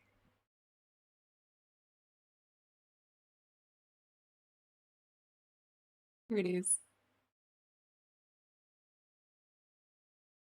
In memory of Barnaby Joyce being totally fuck-ass drunk that time, 8th of January 2024.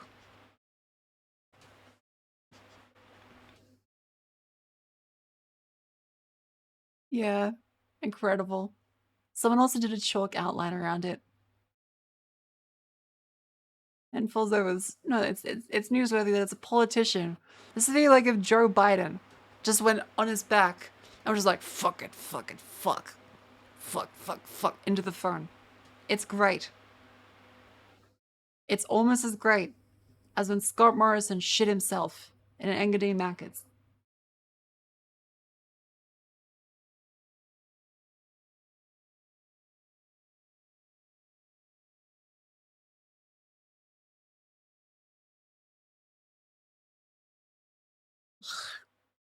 Alright, it's past midnight. I need my ice cream. I need my emotional support ice cream. I've somehow ranted for 5 hours. I would like to tell all of you that I greatly appreciate all of you for coming to stream. This has massively improved my day. Thank you. Like, okay, let's zoom in. Let's zoom in.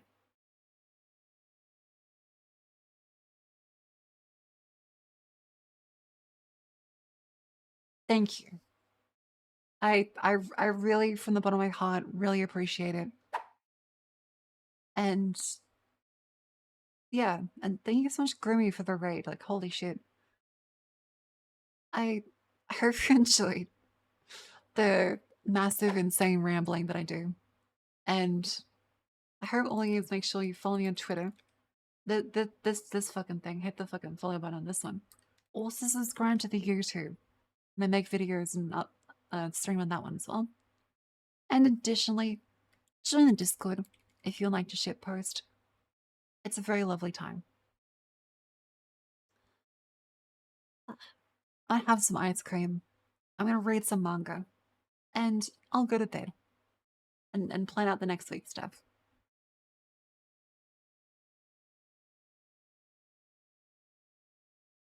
Yeah.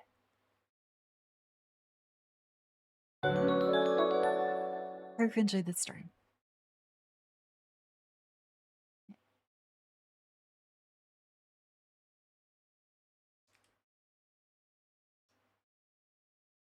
I'll see how I feel. Monday's usually my break day, but I did take a break on Saturday. Admittedly, it was for my dog passing away, so I should probably still take Monday off, but I'll see. I'll see. I'll do my best. Let's see, there is... Who's live?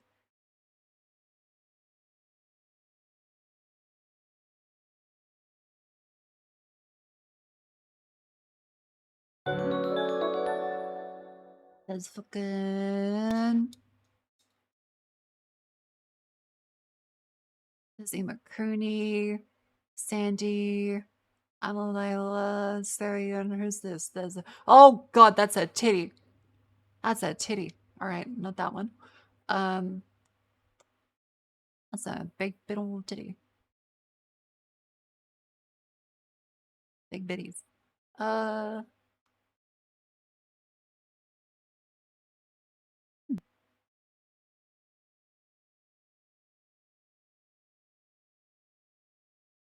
See. I wonder.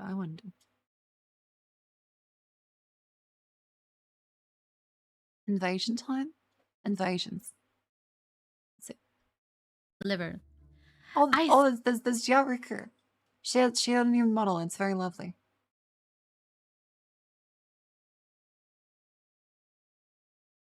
She had a new model. It's super, super cute. And Hamster Chrome also did work on it, which is great.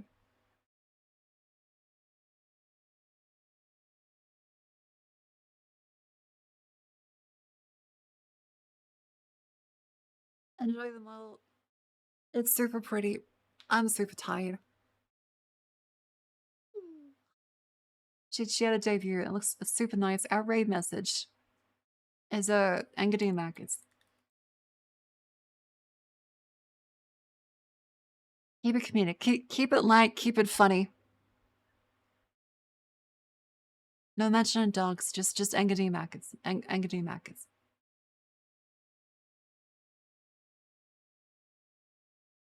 There we go. I hope you'll enjoy this educational stream. Let's take a look at the final count of tabs in this window. We've run out of space.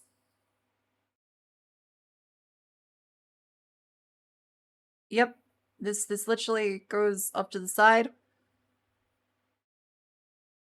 Holy shit. Wow. How much RAM is I using? Let me see. Firm is using 8 gigabytes. Not that much, actually. But yeah, enjoy Jericho. Very cool model. Very cool lady. Very cool rigging. Yeah. Good night, Agony Marcus.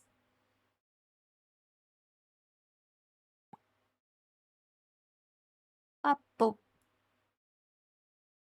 Uncanniness of things.